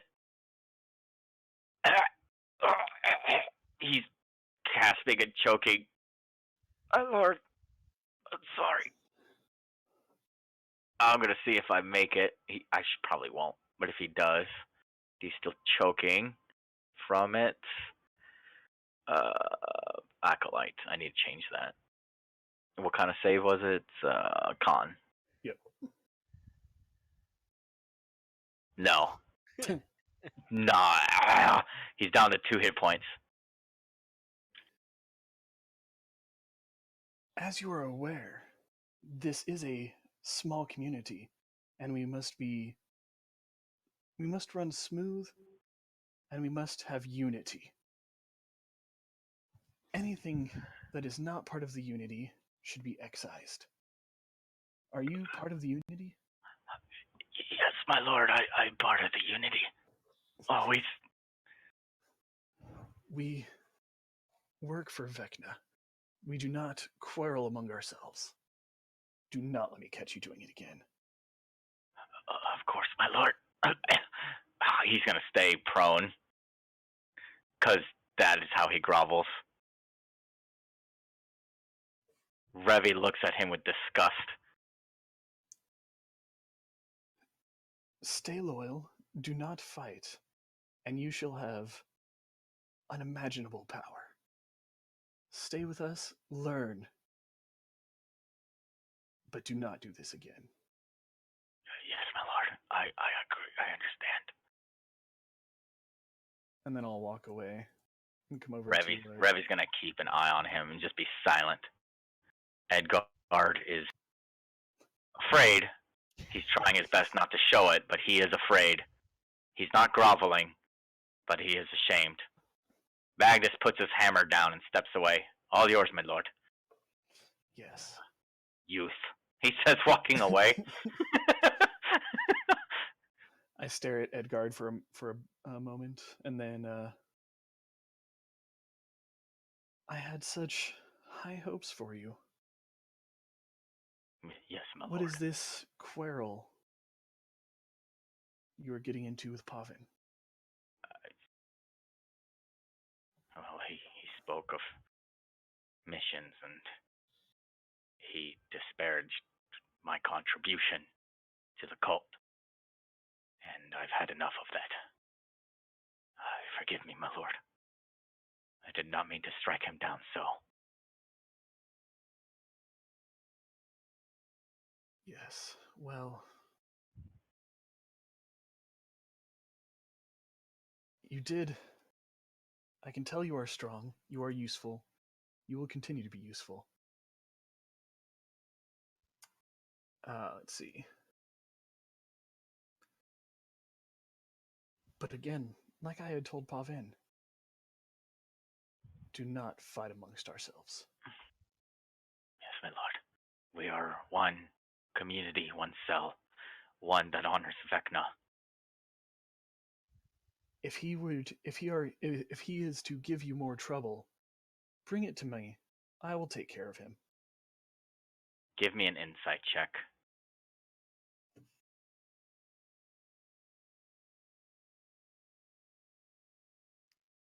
He feels a smugness as you say that.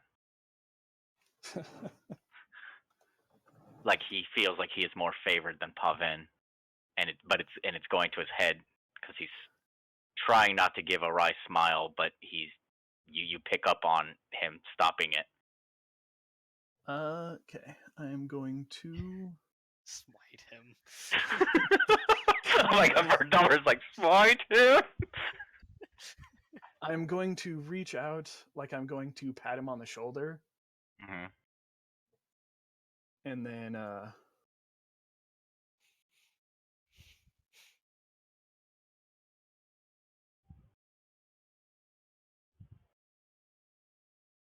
Fuck. Yeah. So he's not down, but he's pretty hurt too.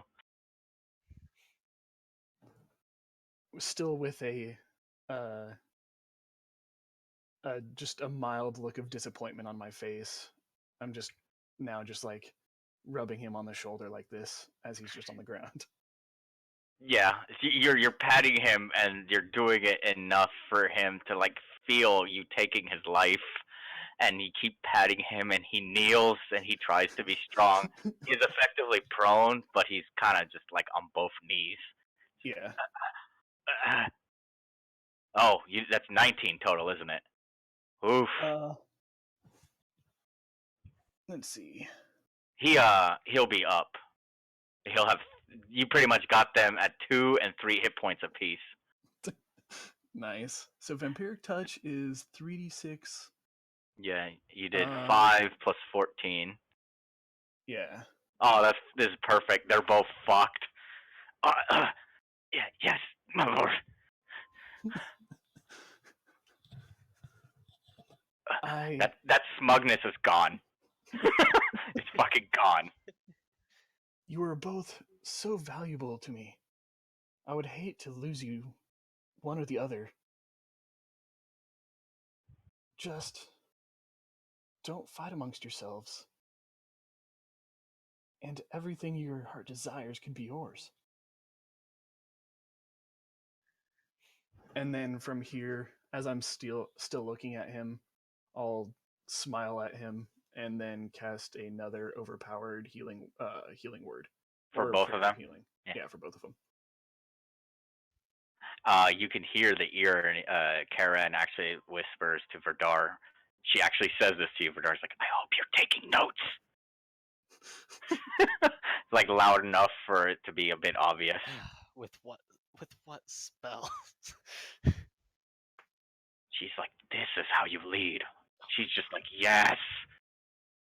And now they're both back up at least 20 HP. Okay, that puts them both full. As you do that, Eustace comes up to you and he's saying like, well, my lord, I can I can put them both on rest, and the next day I will take care. And then he just says, or, my lord, you are too kind.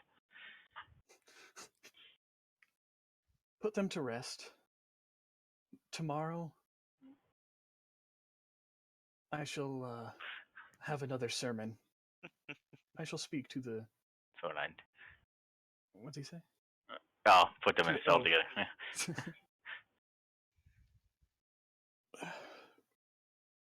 I will. We will have a discussion. I'll speak to the community. I don't want to call it a cult. I was trying to think of another word. Yeah, the community works. And then from there, I shall think of an activity to draw them closer together. Ah, yes. Very well, my lord. Come, you two. He's gonna take them.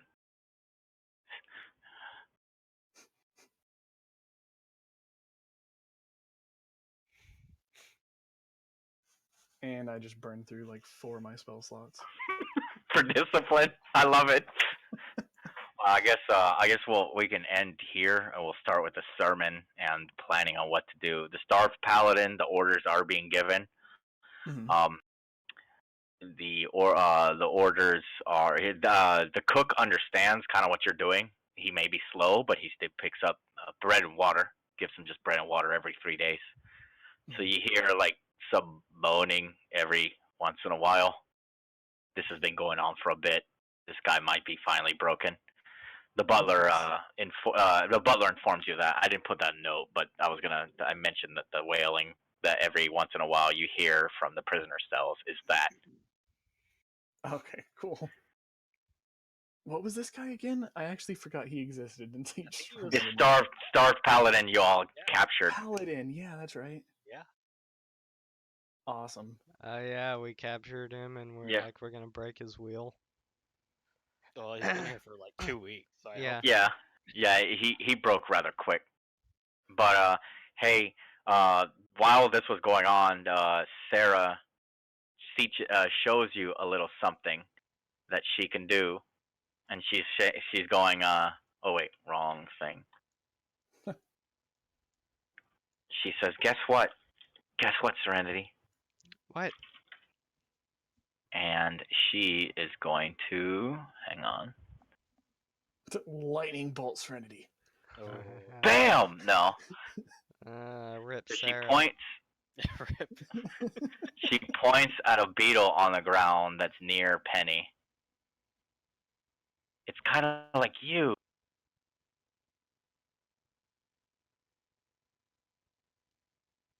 Except it's a weaker version of what you can do.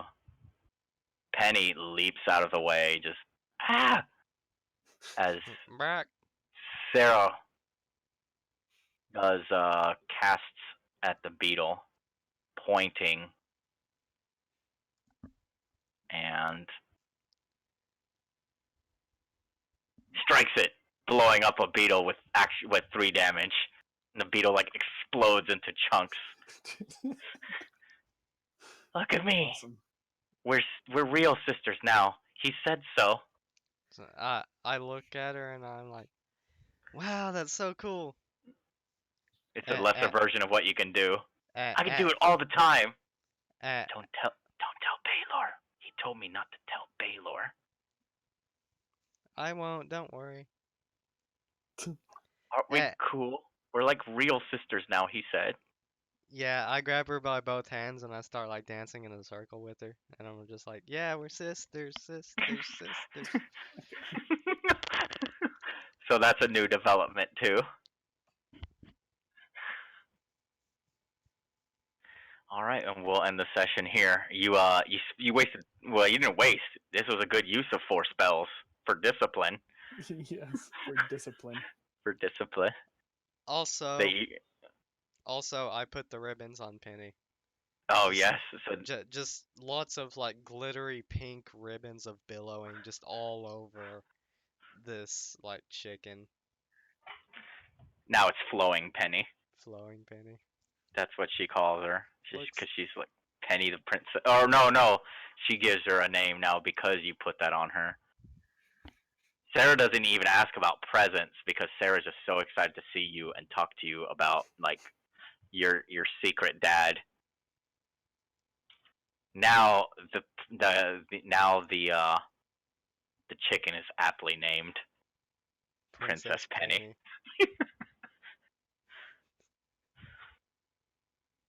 All right, so end the session at 11:20 for you guys.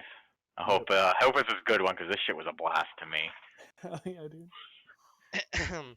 Tomorrow or not tomorrow, next session next week. Inserting the gem into Revy's forehead. Yep. Doing the sermon, and then sending the 2 out to do something. Or I don't know if I want to send them out on a mission, but I have to make up some kind of team building exercise, basically. If you do send them out, Eustace insists on going too. Oh, absolutely. I would not send them out by And themselves. you're gonna send them with a healer and a supervisor. Just send them with Serenity. Like, yeah, the little girl's got you. She can supervise.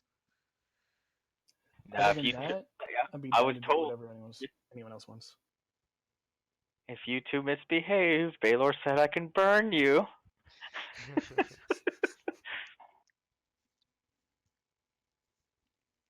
But yeah, now technically, you just need some kind of front line, and you have a small, like, beginner adventuring party. You have a rogue, a cleric, a fucking spellcaster. You just need a fighter. And the others aren't interested because they're artisans, is what they do. Well, you have that paladin that you broke, so maybe you can turn him. You can make him break his oath. Oh God. Yes. I didn't even think Make of a that. little oath breaker. Brainwash him, corrupt his mind, and then have him join us. For Dar, he might even he might even be yours, depending on what you guys want to do. But there is a paladin here. I didn't even fucking think about that. Yeah, dude, that's awesome.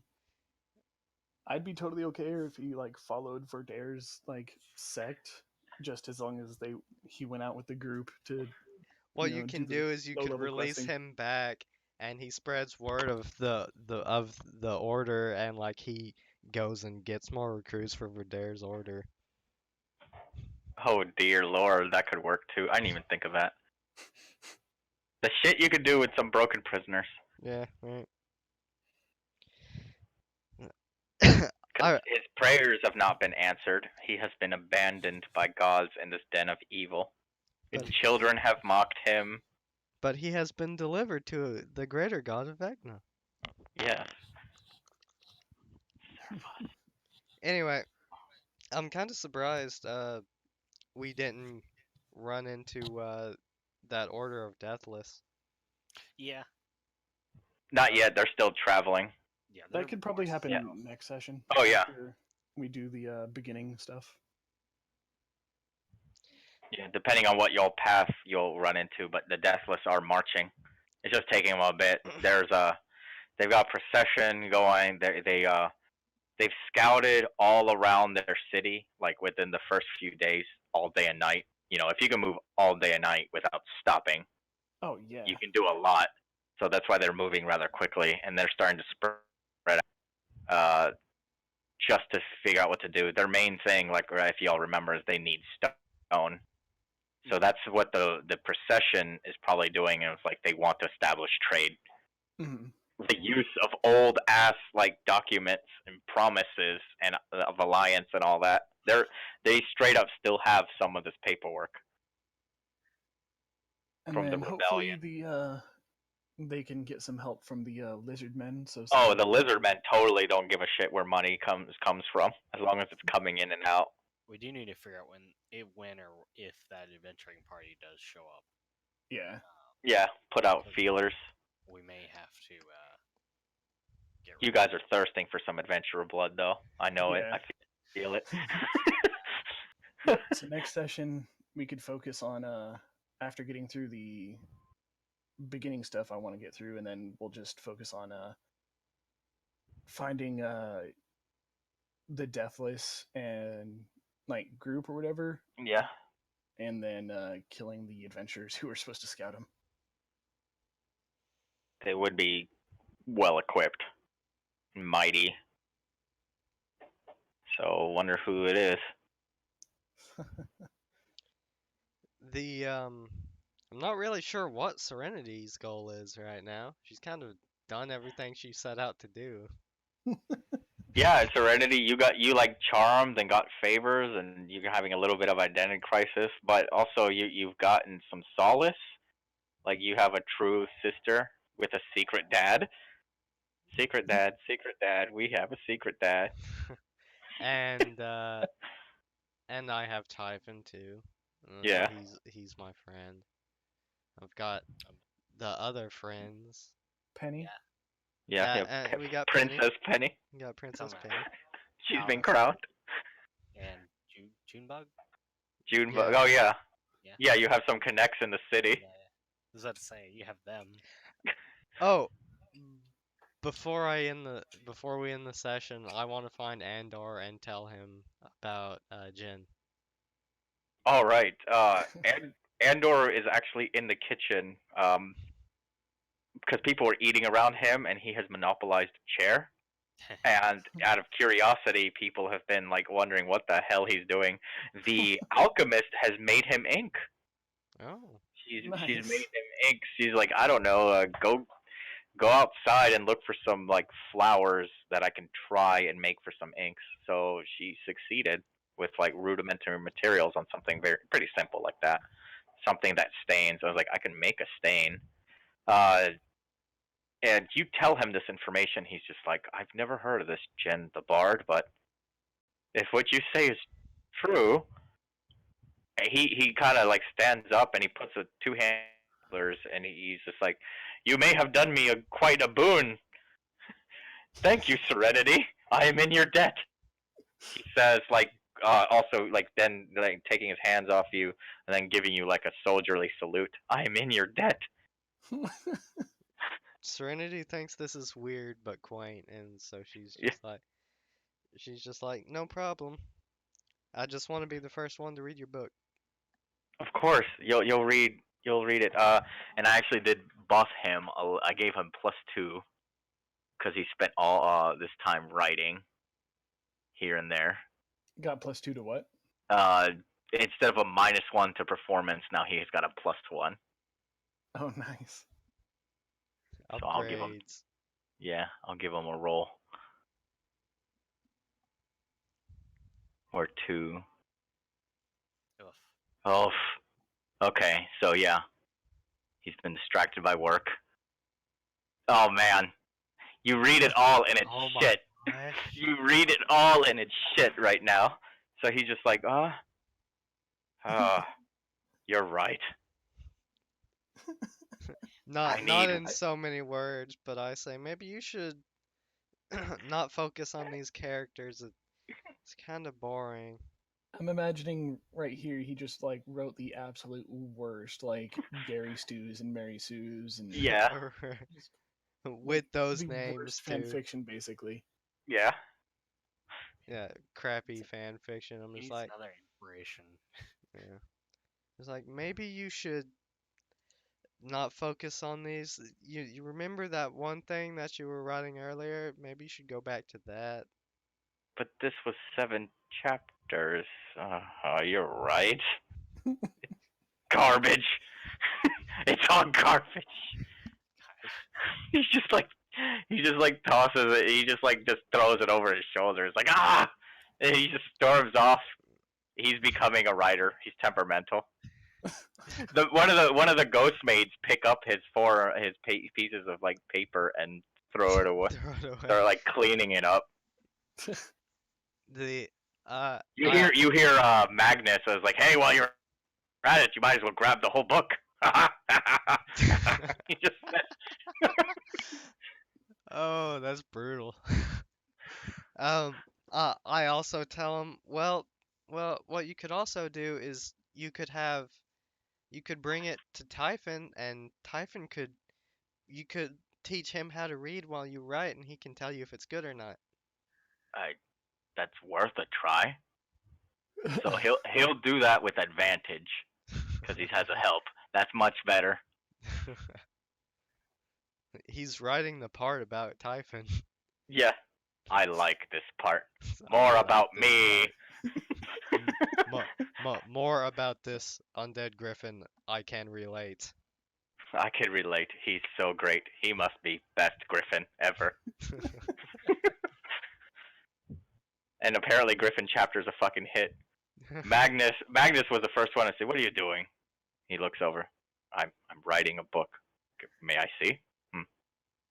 And he reads it and was like, "This is absolutely garbage." He's like, "Well, how can you say that? You don't know anything about writing." He's like, "I've read reports of inventory that made more sense than this garbage."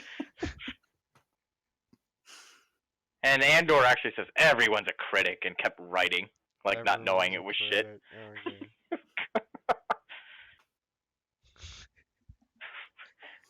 The fucking adventures of A-Bones. Adventures of A-Bones. Oh my god, I love Oh it. no, it would be like uh it would be A-Bones Chronicle. That's how it would be. Like it would be whatever title, and then under it, it's like A-Bones Chronicle. There you go. Oh my god, that's perfect. So much kitschy shit in this game too. I love it. The misadventures of A-Bones and his companions. And another great A-Bones Chronicle. Right. Oh man. Alright. A-Bones and the Sorcerer's Lair and A-Bones Chronicle. Typhon the Griffin and the one and the one ring to rule them all. An A-Bones Chronicle. Yeah. Oh yeah. I gotta do parody of fantasy shit. Instead of the lightning thief, it's the thief of lightning. Oh man, this is awesome. All right, you guys were a hoot. I'm glad this seemed like a good session, even though you did. There is still more to come, but you guys got a lot of more plot stuff. Mhm. More magic items. Oh, did you ever figure out in retro what the item you got for the Irenes or not yet? Because you would have got it, and she would have like totally loved you. Like there was only like three options that I think made the most sense. There was gonna be the quiver that David pulled up. Yeah, Alana's quiver kind of, or the Yeah. So there's that quiver, and then there's actual arrows of slaying. there's but I'm not yeah. sure what type of creature I'd I'd get that for. I mean, because it's usually a specific like creature type or like Hmm. Oh, you said arrows of slaying. yeah. Mhm. Ah. What about Hmm. those bracers of archery? Those were the ones that did extra damage, right? Yeah. Like do Yeah. extra 2 damage. Or is it 2 damage or is it something? Yeah. Is it? 2 damage. Which That's would fine. be effectively 6 if she hit. I mean, you'd never run out of that. It's true. And did you see anything in that PDF? I looked, but there wasn't really anything that because there was a lot of swords and stuff, but there wasn't really any like there was a bow, but she already has a bow that gives her like certain functions. Yeah, Mhm. it's a hellish weapon. So like there's sadly, there's not much, and I don't think he'd give me a codex. Oh Yeah. god. I didn't think that. So No, he'd be that's like, why I ah. figured 295. Yeah, but I But- looked at the rest of them, and there's like swords, but I don't think she really uses the sword. So I think she can use a sword, but I Yeah. just don't really see her normally using one. In fact, if you did give her a sword, she'd be like, "Oh, yay, a magic sword! You're so thoughtful, Verdar." And she would like immediately be like, I'm gonna cherish this and sheathe it and like and love it and never use it." And she walks away. Right. Why would you get a sword? She would totally like make you feel like shit too. Oh, a magic sword. You could give her a love sparkly it. glaive. A what? Sparkly glaive. I- It's basically think of like Frodo's sting or whatever he had that glowed in the presence of orcs. Mhm. In the Strongholds and Followers PDF, there's an item that's a Templar's glaive, and if you attune to it or whatever, it glows faintly in the presence of an extraplanar being. But she is an extraplanar being. yeah. I love it. So she just have a constantly sparkly glaive. Until she throws it.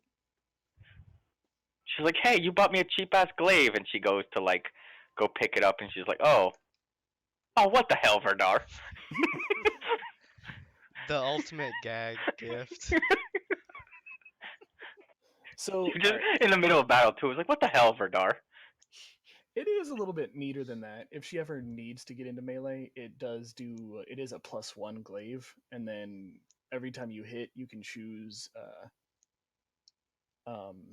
Glaives are element that good. you want. Glaives are good too. They got reach. The damage it does is elemental damage instead of whatever damage a normal glaive does, and it's whatever element you want. Each time you Ooh. attack, you can choose whether it's fire, cold, lightning, or slashing. So you could do physical slashing, or you can do any of those three elements. And then on a critical hit, it tears open a portal to the elemental plane.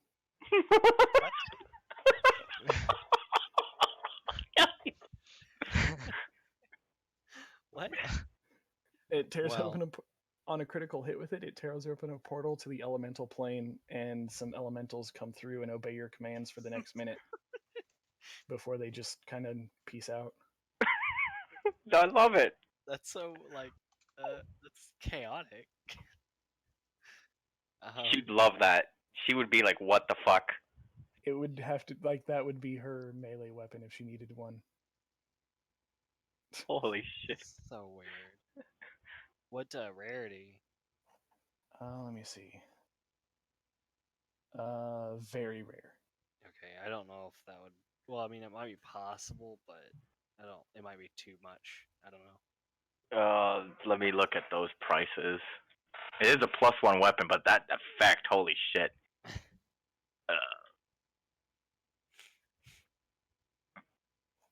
So it's basically the elemental version of that sickle I sent you a while back that I eventually kind of want to get. Fuck, very well could be 5,000 to 50K. So that might be a little much. But then again, did y'all got something that was over 5K, Yeah. but under 20, correct? Well, yes. no, yeah. Serenity got something that was almost 20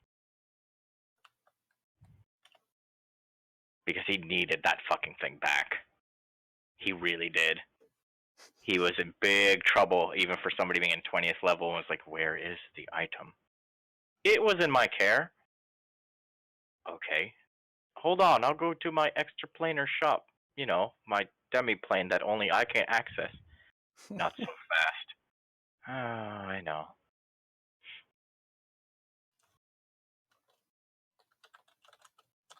You do realize, yes, I understand. Yeah, so if it makes a level 20th person nervous, like he was actually passing it off, like he would have gotten in big trouble. There's also gloves of dexterity. All right, so there's the glaive. If you wanted to read it, High exactly Templar. what it says High Templar, but it doesn't require attunement by a good creature. So No, yeah. No, because High Templars weren't exactly good people No. necessarily. Well, it's only on a crit, so let me see sane prices for something similar. Where is and let me the find PDF? the chart for that because I have the chart for the undead one. Let me get the chart for the elementals. Yeah, because the Pact Keeper one's expensive, but not too expensive. Not prayer beads. What the fuck when they go further? Is this it? No, that's not it.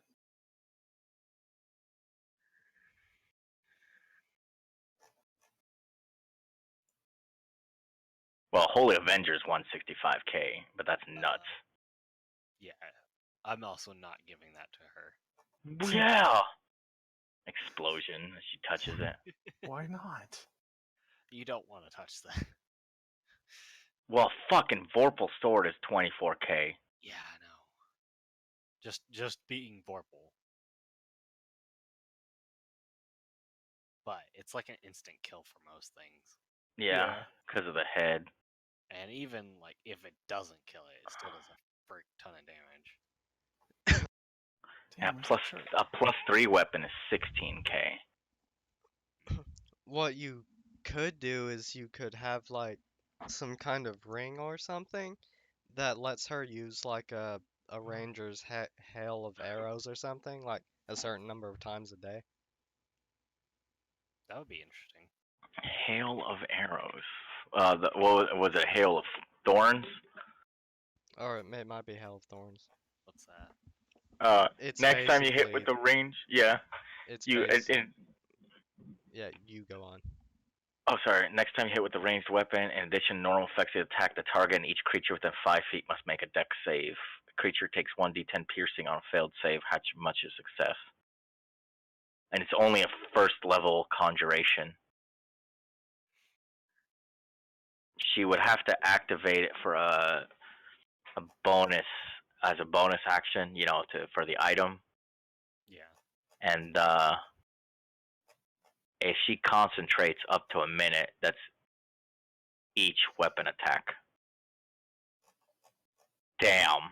Well, it's not That like would make her, huh? it's not like she has a bonus action for much, anyways. So Yeah. If you want something made like that, that'll do this. I'll say once every sunrise, because she can concentrate up to a minute on this. Mhm. He can give you this. This will be something he also sent for, but these will be bracers. okay. And so it's a once per day. Yeah, once a day, resets at dawn. It lasts up to a minute. She has to concentrate. If she has any other effects that are concentrate, she can't do both, obviously. So it just fires a bunch of thorns. So each time she hits, it's kind of like the arrows hit and explode thorns where they hit. That's cool. Yeah. You hand her this and it's custom made. If you hand her this, she's like delighted. She can take on other Ironies with this shit. Yeah, actually, that sounds pretty cool. She'll take it. Uh-huh. Oh my god. For Dar, I love it. Oh my god, I love it. I love it. I love it. I love it. I love it. I love it. She's like randomly shooting trees here and there when you have it on. Watching the arrows explode and take out like birds' nests and shit. This is crazy.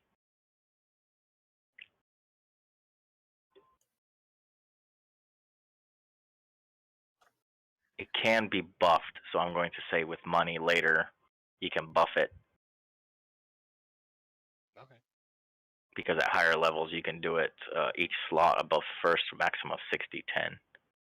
Oh, so it increases like its damage output. Yeah. That's cool. But for now, he'll give it to you with an extra 1d10. Yeah, there it is. Yeah, She loves that's it. I I can only use it once a day. She says, "Oh wait, for just doing this." I Well, I hope we don't totally get into a fight. forgot that it was a concentration. I thought it No, was yeah. just one of those like you use it once and then it works. And I also No, it's forgot that it actually augments a normal attack and it wasn't an attack itself. yeah, no, it's pretty sweet. I ran into this recently because of a game. Man, that would be amazing just to multi-class into Ranger once and then just have Hail of Thorns on a double crossbow, hand crossbow wielding fighter who gets like Yeah. 5 attacks around. Oh my god.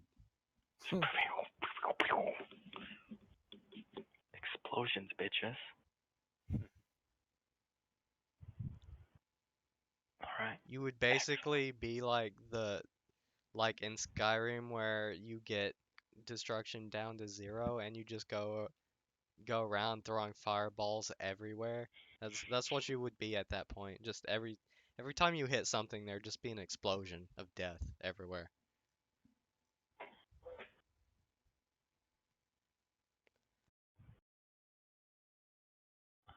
But yeah, this one only works on the next attack after you cast the spell. Yep.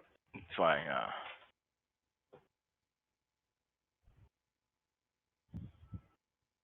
So yeah, like she could use a bonus action and then she could shoot her arrows. Yeah. And keep concentrating, and they'll still be the next time her round comes up. You know, it's still within the minute. She doesn't need to even cast it again. You know, because it's still in effect. If she gets hit, though, I'll have to do concentration checks. Oh yeah, but I mean, Wait, so how are you ruling it? Is it every attack for 1 minute that she's gonna just do explosions? Yes, this is an OP ranger thing. Spells are Okay. that way. Yeah. Well, okay. No, with this spell, it's Oh, only once. is it only once? it just The has the next time you hit. Oh, okay. Well, that's yeah. So this So would be it's much one. cheaper. Yeah, it's one attack that takes place during the concentration of the spell. So you can hold on to it until you use it. Yeah. Ah, okay. So it's only once. Well, in that case, I'll make it 3 times a day. Okay. She still loves it because it's 3 times a day. I mean, 3 times a day, she can just explode a bunch of people for 1d10 extra damage. Yep. yeah within 5 feet of the target, within 5 feet of wherever the arrow hits. Mm-hmm. I Oh, mean, So she can. that'd be kind of funny though. You hit with the arrow like behind someone, so like, "Hi, you missed me," and it just like explodes. Explosion. behind them. fuck. Yeah, that's funny. Gave her a trick shot. Oh, she loves it.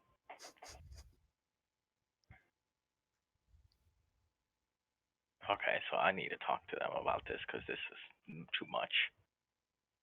I mean, with the way that we were running it, this is correct. The way they used it is not. Oh, what's this? Servitor chart?